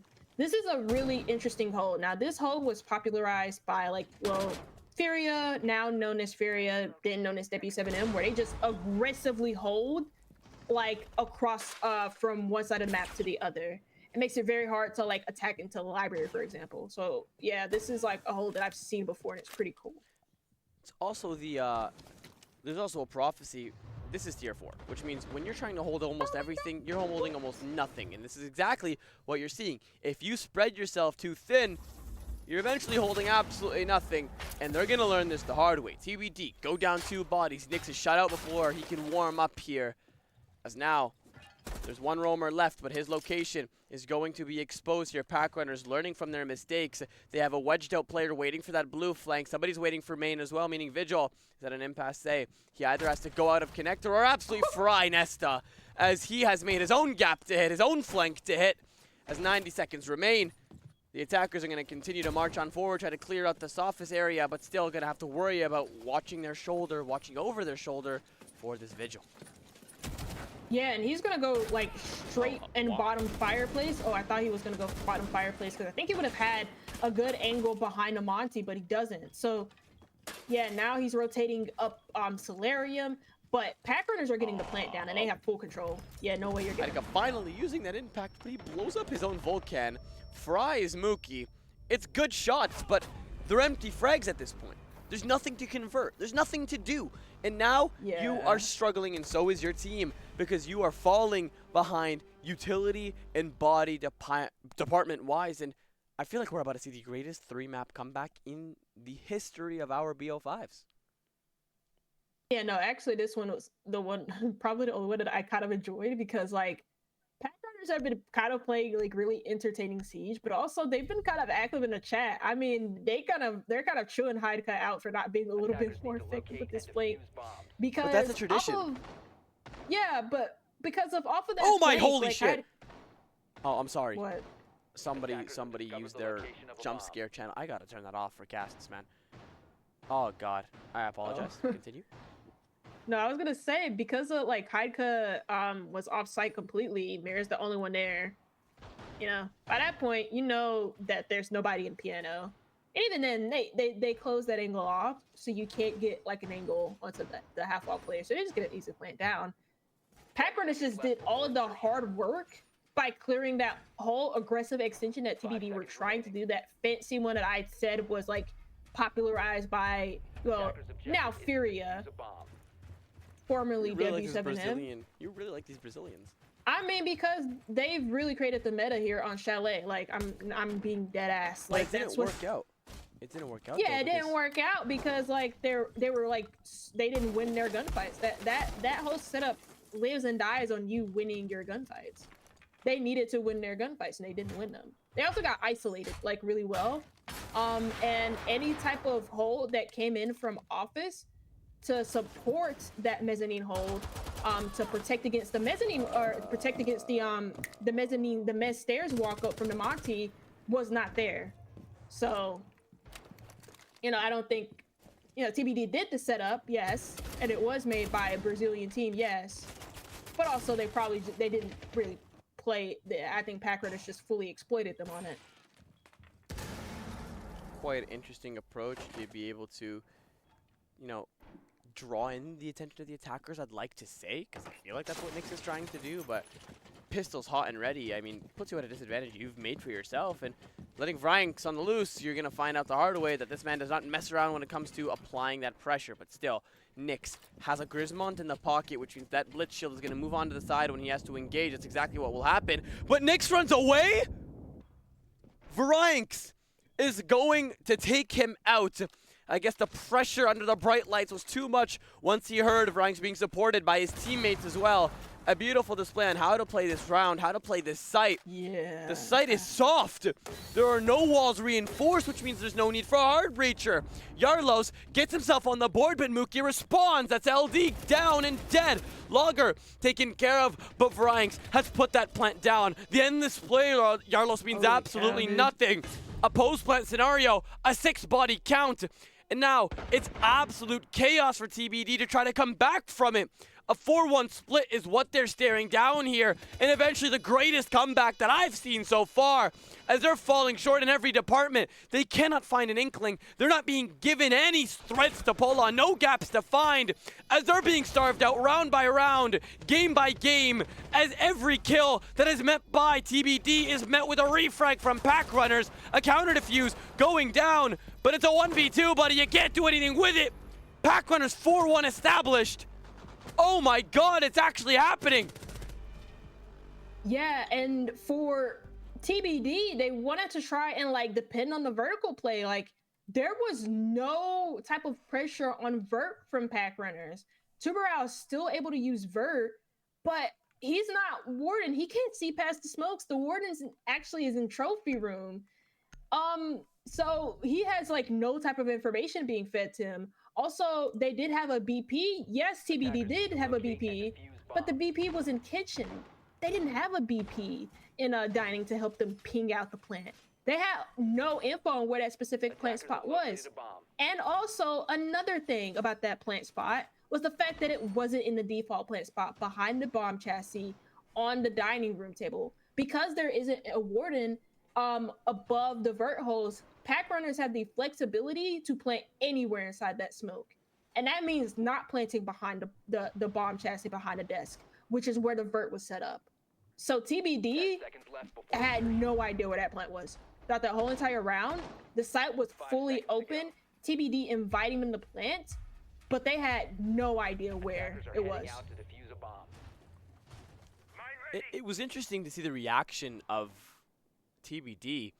The reaction essentially to the plant going down was to endlessly spray out a floor even though they didn't know where that plant was going down.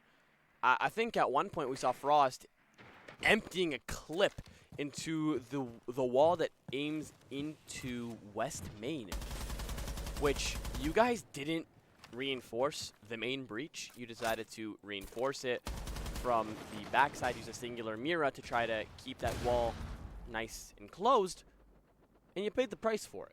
You're trying out different things. You're experimenting after losing 2 maps in a row. Packrunners are hot and ready, and you guys are adapting to having a new sub after Cafe. It's not looking the best. Yarlos still struggling to adapt here, but still, it's not one player. It's the overall contribution from Packrunners for them to be able to find that gap, hit it with everything they got, and their overall passion has continued to increase even with that mentality game as well.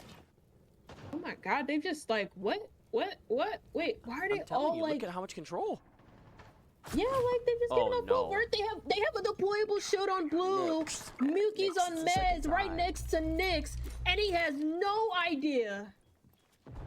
It's the second time we've caught him doing that. First on Cafe, and now on Chalet. Come on, you can't be doing that. You've came the full mile. You might as well finish it out. You guys had the opportunity to finish this out 3 maps to none, but you have to fight out to be able to get this. Now Slinky giving his team that fighting chance by taking care of Mookie. Verticality completely taken care of for now, but as the players vault in from the double and in from Slant as well, they're going to continue to establish this vertical aspect. Now, as they look to just hit the cap to run up blue and go for a flank here, Vrynx finds Yarlos, Hideka onto Nesta, a finish from Hideka onto Vrynx, and somehow top blue is still going to be controlled by TBD. but this allows Logger to be able to shift into bottom 45, now into Fireplace, to be able to isolate the gunfight. So if Warden tries to go back into sight, he'll be caught out. But in the meantime, he's going to drop the hatch and not give any form of play into the favor of Packrunners. Now, it seems like they know there's a man stuck out in mud here. There's also a person sitting on the other side of Jukebox, which means it is going to be a very one-dimensional execute. Yeah, it's going to be pretty difficult to get a plant down here. You still have a Nitro Cell in bar stop. And they have to figure out where they want to plant. Okay, so they're not going to plant default. It looks like they're going to plant through bar.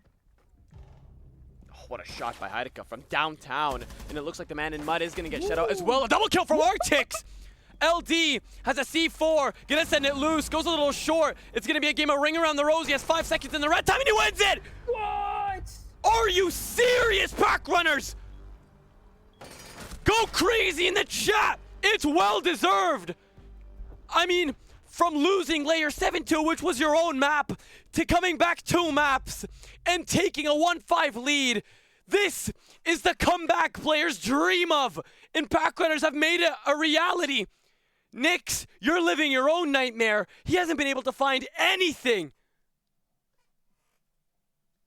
What do you even say? Like, in the TBD comms right now, everything's chalked. I mean, all of these engagements, 1v1 engagements, Fired. And it's like last second. They can't plant default in bar or in games. They have to try and go for an attack on bar. And although it's a 1v3, it still works out in Packrunners' favor. Like, How did he win that? How did he win that? just won all his fights. TBD did not shoot back. I can't believe that, actually. Again, it's another man advantage that TBD throw.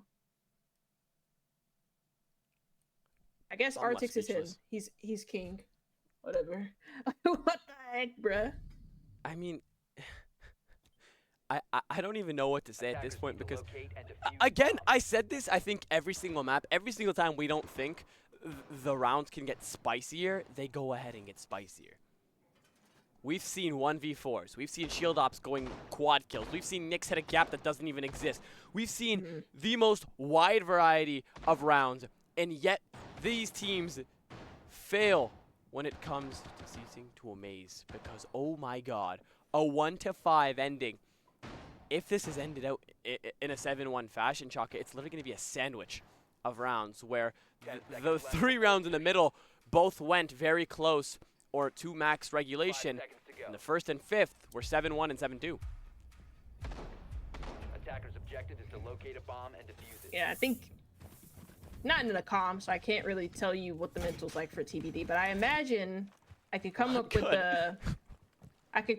the hypothesis. I can hypothesize that it's not good right now.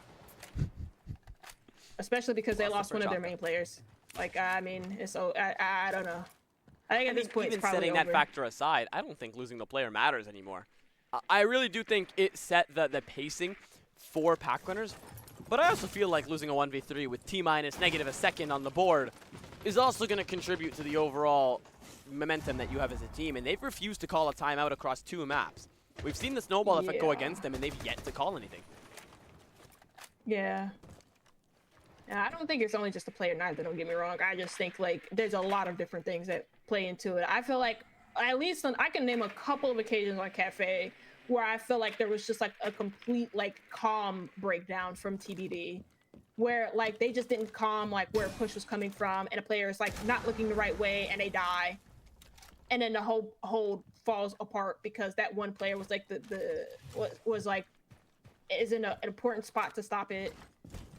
It's just like, I feel like everything has fallen apart here. The swagger that TBD had going into map 3 of Clubhouse has just completely disappeared. I honestly don't know if I can go any more crazy. I don't have a voice. Like, I don't even know what to say anymore. I've seen so many clutch moments, and I only feel like it's going to get better from here on out because one team is fighting to win, and the other one is just trying to keep their comeback nice and linear. Arctics looking to continue and help out his team. He'll take care of Nyx. That'll be the shield operator. Your spear operator is gone, and Heideka following it up by taking care of Arctics, and Yarlos trades out for Inks as well. A man advantage in the favor of Packrunners, but a flank. Yarlos falls. Library is next up on the board here for Mookie, but in the meantime, Haruka falls to Logger, finished off by Nesta, and Slinky in the depths of Library has to find something, but there's no substance. The flank was being held by the player on slant, but she's had to drop onto the highway, get her hands dirty to be able to help out the team, but still, it's Nesta to go crazy with the shield! What is happening? Some rounds just don't need any analysis, and I think that's just one of those rounds because TBD they did semi well into getting into mezzanine and like winning out some important gunfights and getting trades. Like Nyx jumps and fluke window gets traded out Library, so like there are some aspects of that defenses of that aggressive setup for that Library hold that does get punished by TBD. The one thing that doesn't get punished, though, is the flank up blue, which what you commonly see teams do to deal with the blue flank is either they bring Gritlock, which is being brought in this round, to like throw on Ivy stairs. They bring Nomad, which is also not being brought because, you know, you also attack a repick. You can also like Nomad off the blue stairs. You can Claymore it off, or you just have a drone there. I don't think TBD had anything on blue stairs or on Ivy stairs. Nope. So they just get punished for it. And I mean, Nesta around that shield, that's just crazy. I can't believe it. 2 rounds out of the wazoo, dude. Like, there is not a, no, I can't even say a 1 in 10. There's not a 1 in 35 chance of those 2 things happening back to back.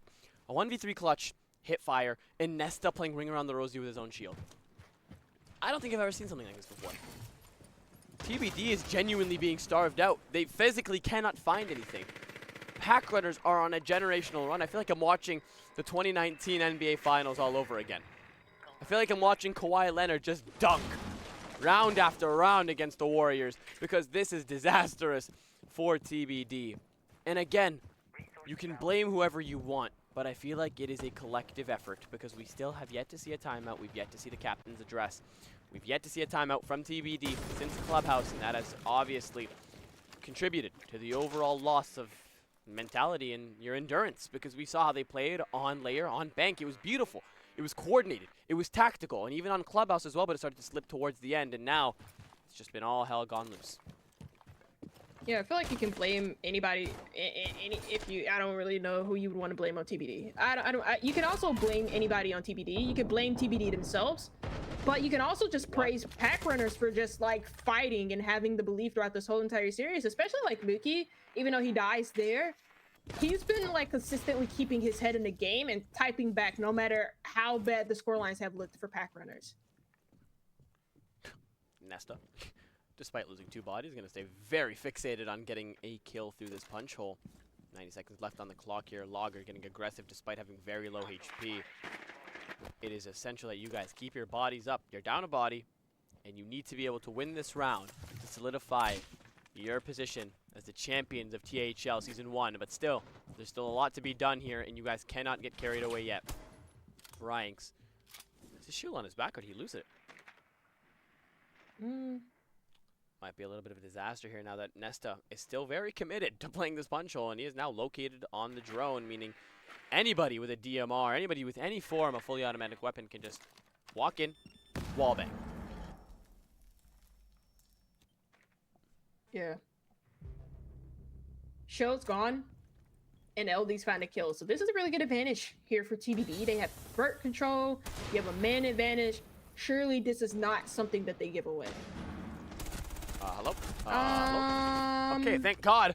At least we don't see Clash go absolutely nuclear. Slinky looking to put that plant down. Logger just sees the toes, cannot confirm a 3-way pinch. 45 connector. It all is crumbling down. The EDD from Nesta gave Packrunners the glimpse of hope, but still, the headshot is enough as they went back up to full strength, and now 2-6 as finally a response from TBD puts them 4 rounds closer into a deficit.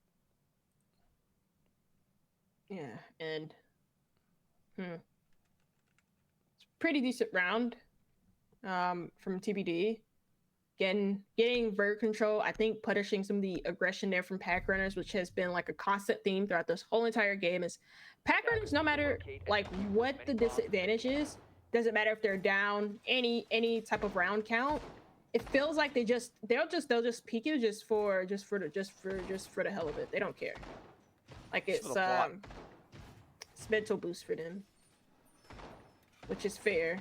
You know, some teams do have plays like that, like SSG, for example. So, where they just like kind of like, well, SSG just do it every single time, much to sometimes their own dismay. But like, Packrunners do it, and it's just like they do it no matter what. And it's funny because it doesn't seem to damage their mental in any way. They just run at you, and it doesn't matter to them. Chaka, do you reckon a comeback? From TBD?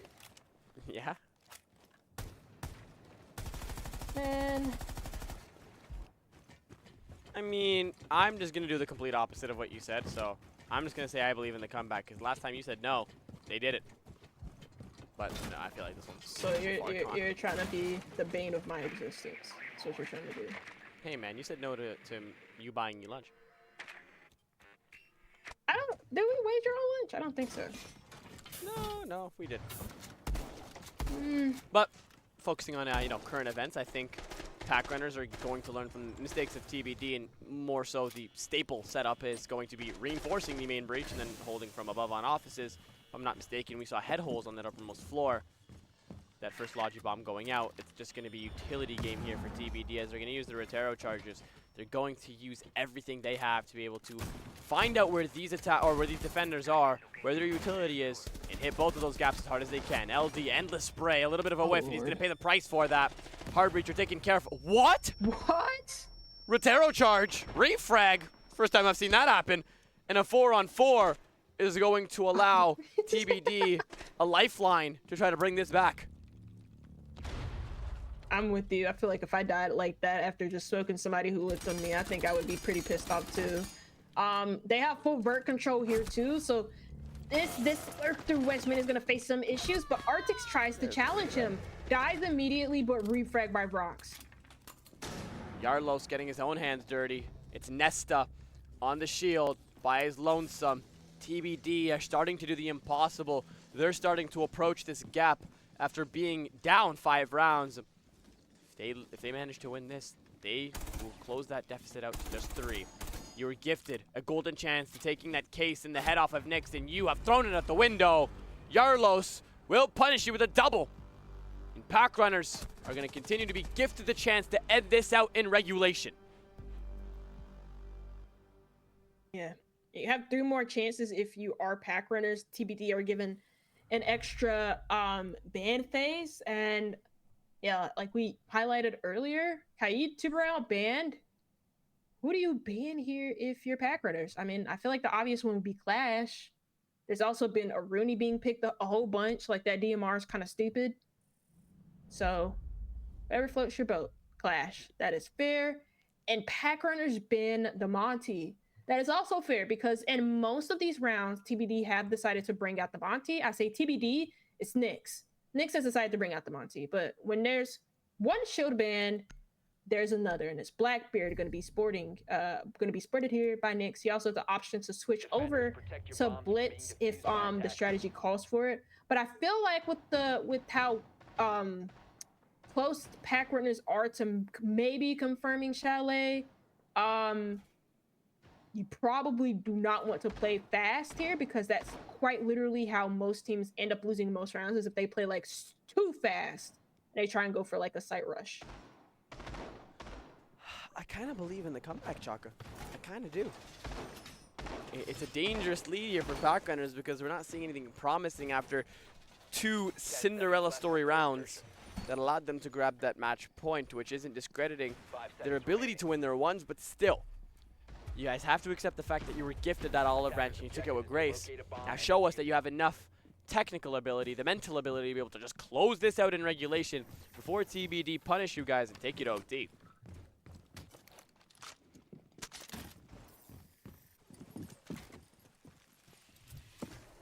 It's gonna be library over clear, and I have no idea if, because like the Clash has been banned here, I wonder if that's gonna change like the whole setup for how aggressively they, oh no, okay, so no, they're still doing the same strategy.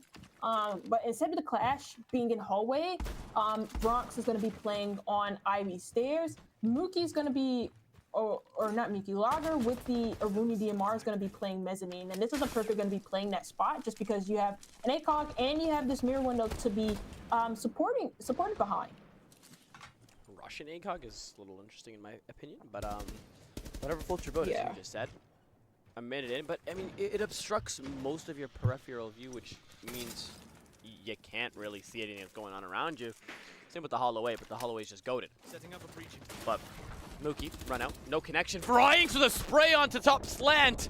Fries 1, Lager Yarlos, Nesta 1 HP. Nyx needs to win this gunfight. You don't have the assistance of your teammates, only from the external side of Library. But apparently LD has actually just hopped in, went for it as well. Vryank's looking to go big, but Mookie is going to be the backstabber. And now it is going to be a round dominated by Packrunners. A 4v2, they reinforce off the areas that they need to consider to lock off. 4v2 has been shut out here as Slinky finds his own kill onto bottom main in a 3v2. Can you say that on stream? Which part? The all chat. Oh, like calling him useless? Is that what he said? He also swore. Not very funny. Oh man, it'd be alright. No, I was gonna say, like, as long as Mookie plays like pretty safe here in kitchen with the Solus gadget, I don't know if he has the shotgun, but that is a really good late round win condition here for Packrunners. You also have a Nitrous on the back pocket of Artix who's playing in piano, and you could get like a really good angle on that plant spot behind half wall, even if LD is going in a little bit deeper. Oh! Ooh. What the heck? I gave him a ring around the rosy. Varyanks, the king who managed to open it up, has been taken down. The plant looks to go down. LD has to cancel it after hearing that flank over the bed from Mookie. It needs to be an isolated 1v1. Mookie's confined himself to this corner. 2 guns fixated on him, and TBD bring it back from a deficit. 2 bodies lost, and somehow they're making a comeback possible. My head hurts. It's a continuous game of back and forth, and they've closed out that deficit to 2. I actually can't believe they actually won that round because Packrunners seemingly had the win conditions. Solus down below, Nitro in piano as well. Like, you have the advantages there if you're Packrunners, but TBD just very determined to push on through and win their gunfights, and that's exactly what happened. They just win all of their gunfights, killing the piano player first. That was not the player with the Nitro cell. He tried to go in a little bit deeper, I think tucked in that bathroom half wall. And I mean, that just kind of means that for Packrunners, they just kind of made themselves a little bit more isolated, and they get punished for it. So yeah, even though TBD, they had like no real control in that round, they're still able to find ways to pull themselves back into it. You know, I just realized I have school in the morning. Attackers are heading out to defuse It's a a great bomb. way. I really was just hit with a hezzy when it came to either establishing if we were going to have a nice easy 3-map or if we were going to go the full mile. And TBD said, haha, you are so mistaken. We're actually going to not do that. Packrunners' continuous abilities to end this out 1-7, and it is now 6-4. 2 more mistakes, and we're looking down the barrel of OT, and it looks like TBD are starting to get tired of being the ones who are in the deficit. Looks like they're looking for a gap to hit here. It might just be the flood utility into library to clear that man up the corner.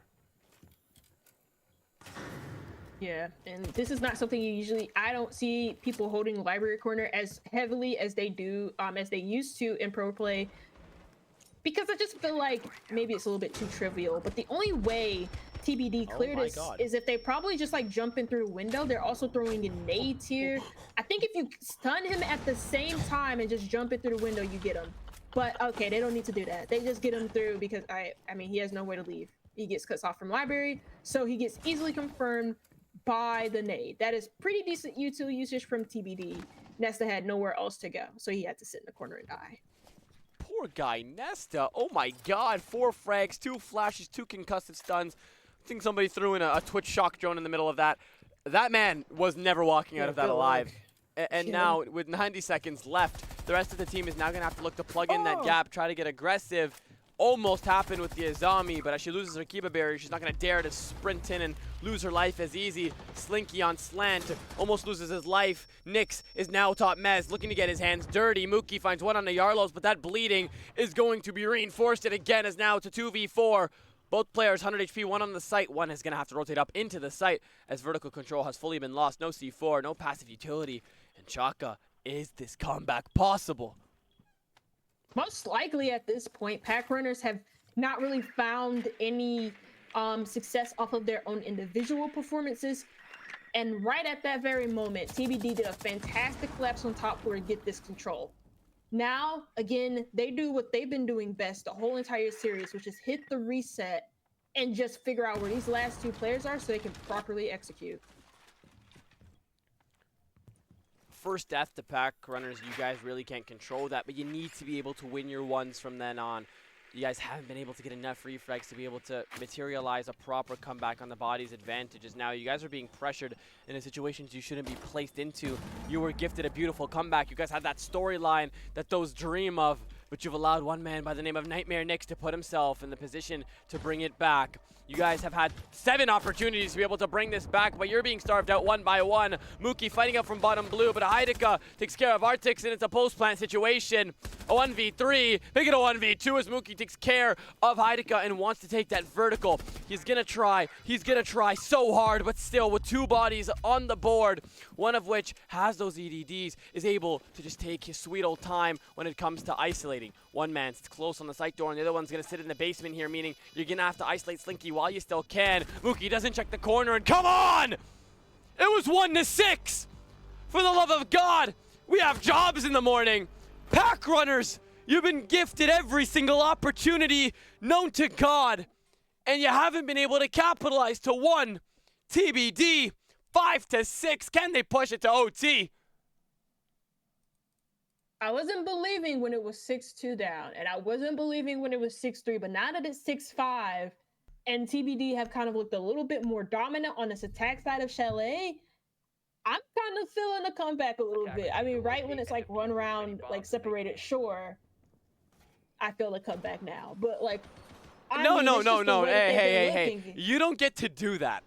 I'm not switching up. I'm just saying I think Packrunner can still close it out, but I said I'm feeling it. I feel like it could happen. I didn't say it could. I said I feel like it could. Such a negative Nancy sometimes. Just say I was right. No, I'm good. You know what? Just because we've been here for 6 hours, I'll give it to you. Nice. Thanks. Attackers have located a bomb. There's just no way. Chuck, it was 6-1. To insertion.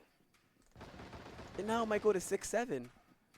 5 seconds Oh remaining. yeah, like just end the stream, brother. Attackers are moving to defuse a bomb. Can you tell I'm tired? Yeah, I can tell because you made that joke. Now, players are being challenged, and we spoke briefly on how endurance is going to play a large role, and it looks like Packrunners are going to get a little too ambitious on their win. They're starting to be challenged. TBD on a barn burner of a comeback. There's no way it goes from comeback to comeback, as they now are the ones that line up as the front runners with the momentum.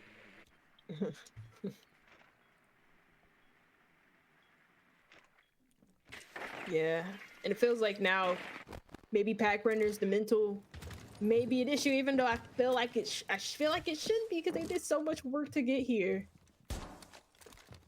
And now I don't know, maybe it's kind of like getting to the back of their minds. Maybe it's a bit close for them. Either way, TBD. They're doing a different attack. This is a different take to what we've seen on the top floor, where it's still like top floor focused, but it's not as centered around library. Instead, they're doing an opposite side overtake, pressure from library double window, to look right at the mezzanine player. Maybe sell that they're heavy library side, but they're gonna explode from like Solarium, I think, based off of the library pressure. This is the calmest we've seen this game. These lineups, 90 seconds in, not a body lost. Hallelujah. We can finally see these teams challenge each other in terms of utility first and then gunfight second here. Now, as the projectiles rain on in from slant, from the double, they really want to get this player off of that shield. They'll cut off that second shield on top Mez by using the Aura charge. One on the library as well, isolating Varying, putting him into a domain expansion. It's a four-way cross. Heideka gets 1 and 2 as they now have unlocked all of blue. Yarlos going down in turn, but that's not enough to stop that bleeding. Nesta finds a double as well. It's just superstar after superstar highlights here as it's almost evened out, but Slinky has a response of his own. The spear entry finally hits the heart of the defense from Packrunners. And with below a minute left, Nesta is the lifeline here as Arctics needs to preserve all of these toxic babes and his ability to play out the time here. Oh no, he goes down. I mean, last player alive, 25 seconds left with 3 smokes. Oh my god, we're going to Oh my god, no. Chaco, we're going to OT.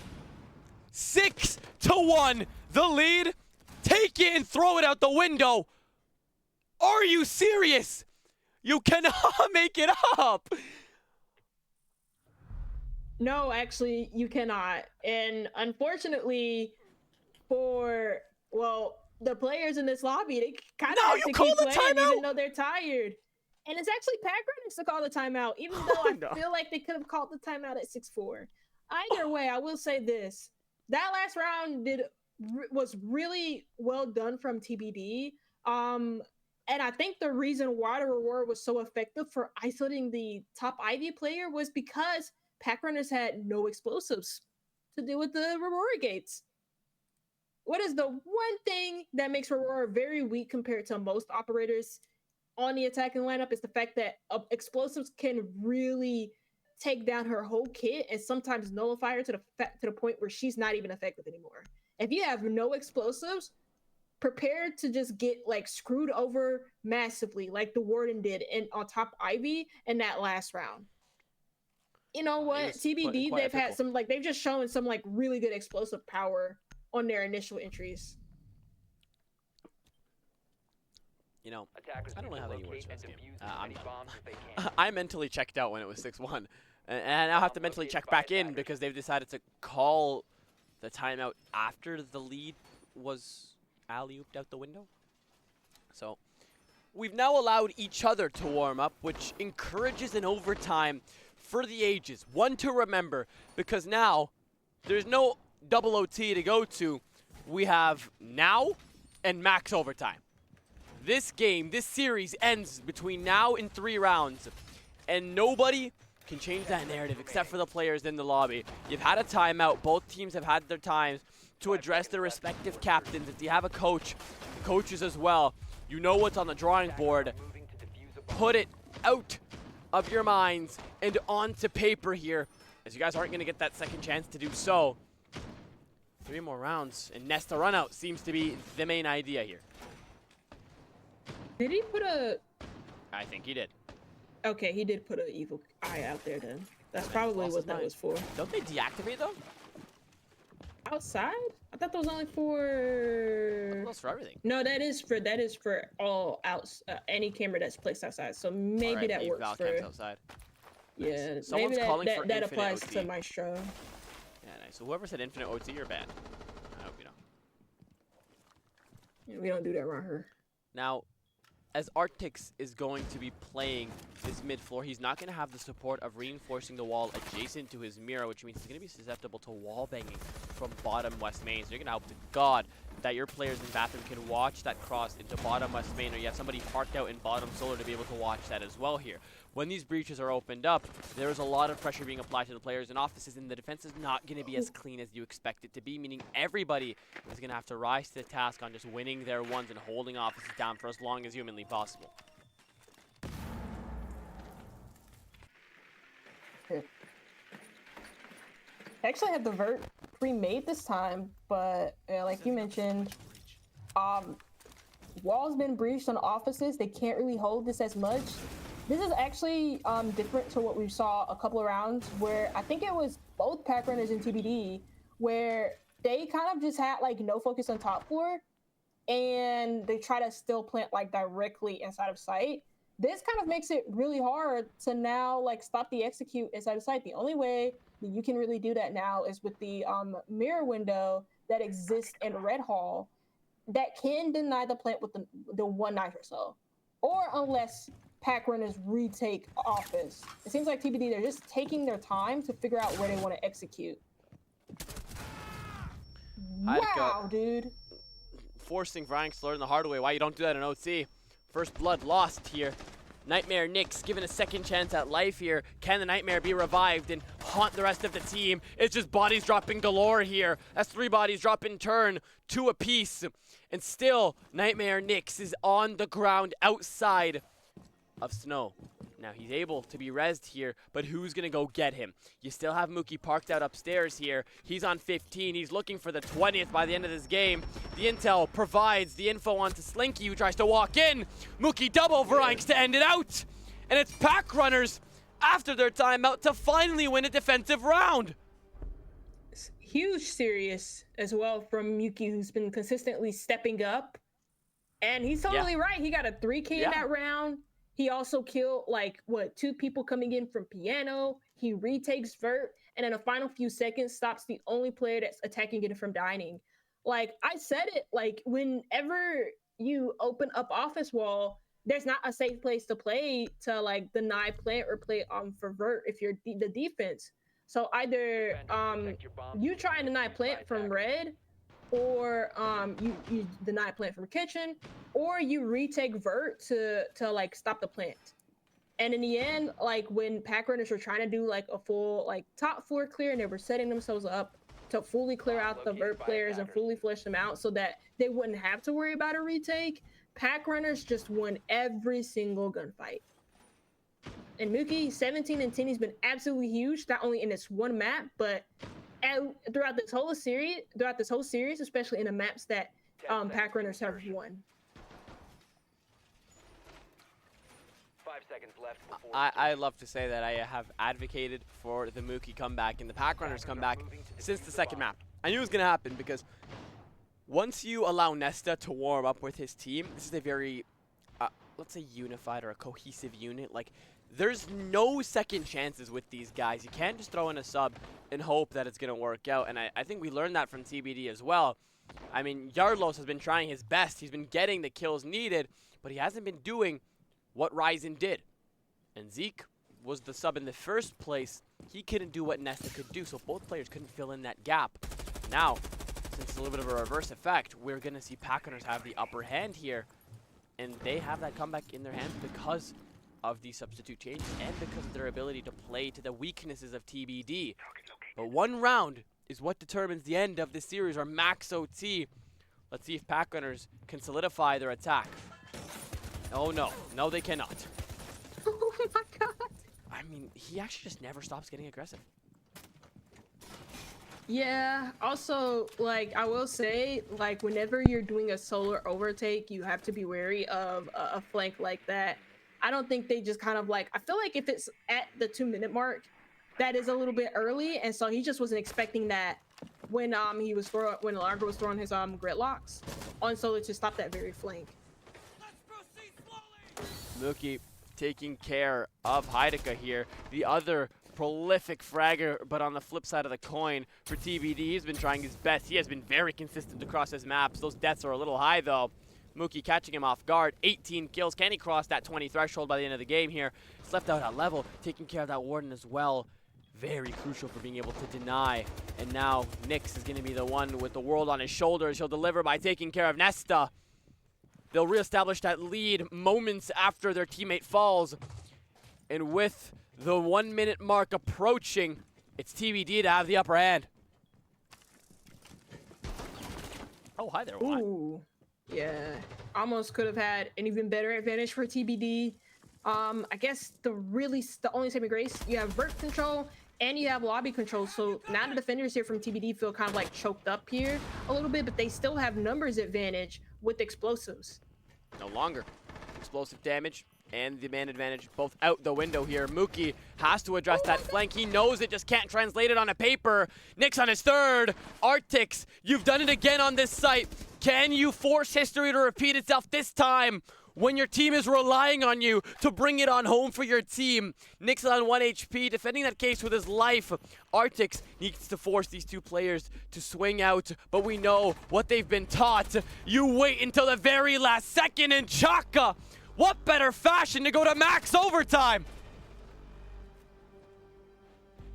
Against Arctics as well, he was the one to kind of make it feel like that this map was confirmed for Packrunners in a way, because his clutch made it 5-1 for Packrunners. He put TBD in that position where it kind of felt like Packrunners could do no wrong. And for the last couple of rounds, that's been proven false. They can do wrong. And I mean, in that round especially, they just didn't really have any good information on like the flank, so they get flanked for it. I also think the flank was a little bit early, so that probably caught Lager off guard when it came to timing issues. Now, as well for Packrunners too, it felt like Nyx just could not lose a gunfight. Every time he challenged somebody to a gunfight, it just felt like he couldn't lose. So they're going to have to keep on depending on Nyx, but also have other players step up too for this final round of OT. 10 seconds to go. I don't even know what to say. I don't even know what to say. Like, if you had paid me to tell me that 2 maps apiece would lead to a 6-1 fifth map that would actually end up in 7-7 OT fashion, I'd lose my mind. I'd lose my mind, because I would honestly call you an idiot. Chaka, we started at 7 p.m. today, and it is currently 1:06 in the morning on Eastern. It has all come down to this moment right here. I've been saying that consistently, but now I genuinely can't drag it anymore. It only comes down to this moment. There is no 18th round. There is no 17th round. There is no 16th round. There's only the 15th, and TBD on the attacking side are going to not have the preferred, but we've seen what they can do once they are facing adversity. Yeah, it's the last chance for both of these teams. Like you mentioned, there are no second chances. So the chance for TBD starts pretty much by Solarium's side. There is no Solarium player to speak of, so they won't really have to waste much resources to clear this side of the map. You could probably just take trophy stairs or trophy. Yeah, Warden's in bathroom, but he's not on solar. So they could take bottom trophy and like go solar and start the attack from there. They can also start to clear the shield in bathroom too. So that means that Mookie kind of has no spot to play in because they have nades. Making Mookie uncomfortable is the main idea here. That man, once you allow him to warm up, you understand how annoying it is to have to deal with him. Wow. And right now, the man who's a self-proclaimed effing king has been taken off the board. Nesta follows it up with an easy refrag onto Yarlos. A 4-on-4 top fragger for bottom. It is not the best of looks here for Packrunners. You guys are going to have to be able to reel it on in without the man who's been leading the charge for the series. With a minute left, the time ticks down, but Solar is starting to fall one by one. Logger has to choose whether he wants to run at West Main or run up Solar and isolate the man. But still, this decision is going to determine the overall pressure onto the map. Nyx continuously going up and down Solar to bait out the audio here. Yeah, and to be fair, Logger's stuck between a rock and a hard spot. They're trying to use nades to clear him, but I think they just need to get aggressive and push him. And eventually, he's just going to do that himself. Logger goes down. Your carry is down, too. And now Packrunners have to depend on the supporting cast here. But even that's starting to fall apart.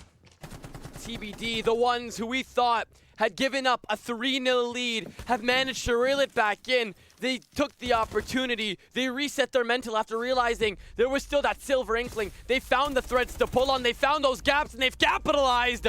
Arctics, you're on a death mark. There are 3 players hunting your head to take this championship home, and Heideke's gonna send it.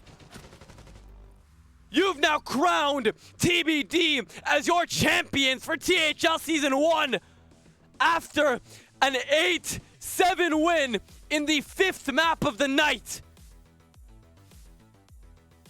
It's heartbreaking as well for Packrunners. All of that hard work they did to essentially just bring it to a map 5, to go 5-1 up, that essentially just doesn't mean anything now because TBD have finally closed out the series.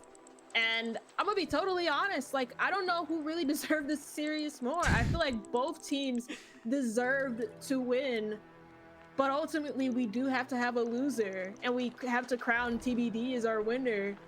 And that's just how the cookie crumbles. And I kind of feel sad for Packrunners because Miyuki put so much energy into making sure that Packrunners had a leg up in this whole game. And it sucks that he was the first kill in that last round to essentially just start the steamroll for TBD. He also was making sure that TBD were very uncomfortable in the alt chat. Every round it was something to be said. Pair that up with the insane clutches from Nesta. A 1v3 in the red time to a 3k with a clash shield on the ground. Unreal siege from those guys, and the ability to bring it back after being down 2-0 in the halfway point of this series is honestly remarkable. These teams are both going very far. They just have to be able to crank out the very refined points, the issues that they have to deal with. At the beginning of the series, we were talking about it. One team plays too much structured siege, so they don't have the adaptability to be able to adapt to the other team's consistently changing playstyle. And for Packrunners, they lack that structure sometimes, which overall contributes to each and every player contributing enough to be able to bring it on home. But for us guys, we're approaching the 6-hour mark, so we're not going to give you a long pre-show. I have been Sino. That's been Chaka. Oh my god, we've managed to bring, hopefully, somewhat relatively good comms for the whole night. 5 maps. My DMs are always open for feedback on our production because we always are looking to improve. On the OBS side of things, we have the GOAT, the absolute GOAT, Rennie. Without her, none of this would be possible, and for that, I am ever so grateful. Other than that, ladies and gentlemen, make sure to leave a follow if you have enjoyed. Oh my god, share your favorite clips from the night because there are plenty to go around. Have a great rest of your night. I'm gonna crash. I'm sure Chuck is gonna crash after he owes me my lunch. And we'll see you guys in the next one. Peace.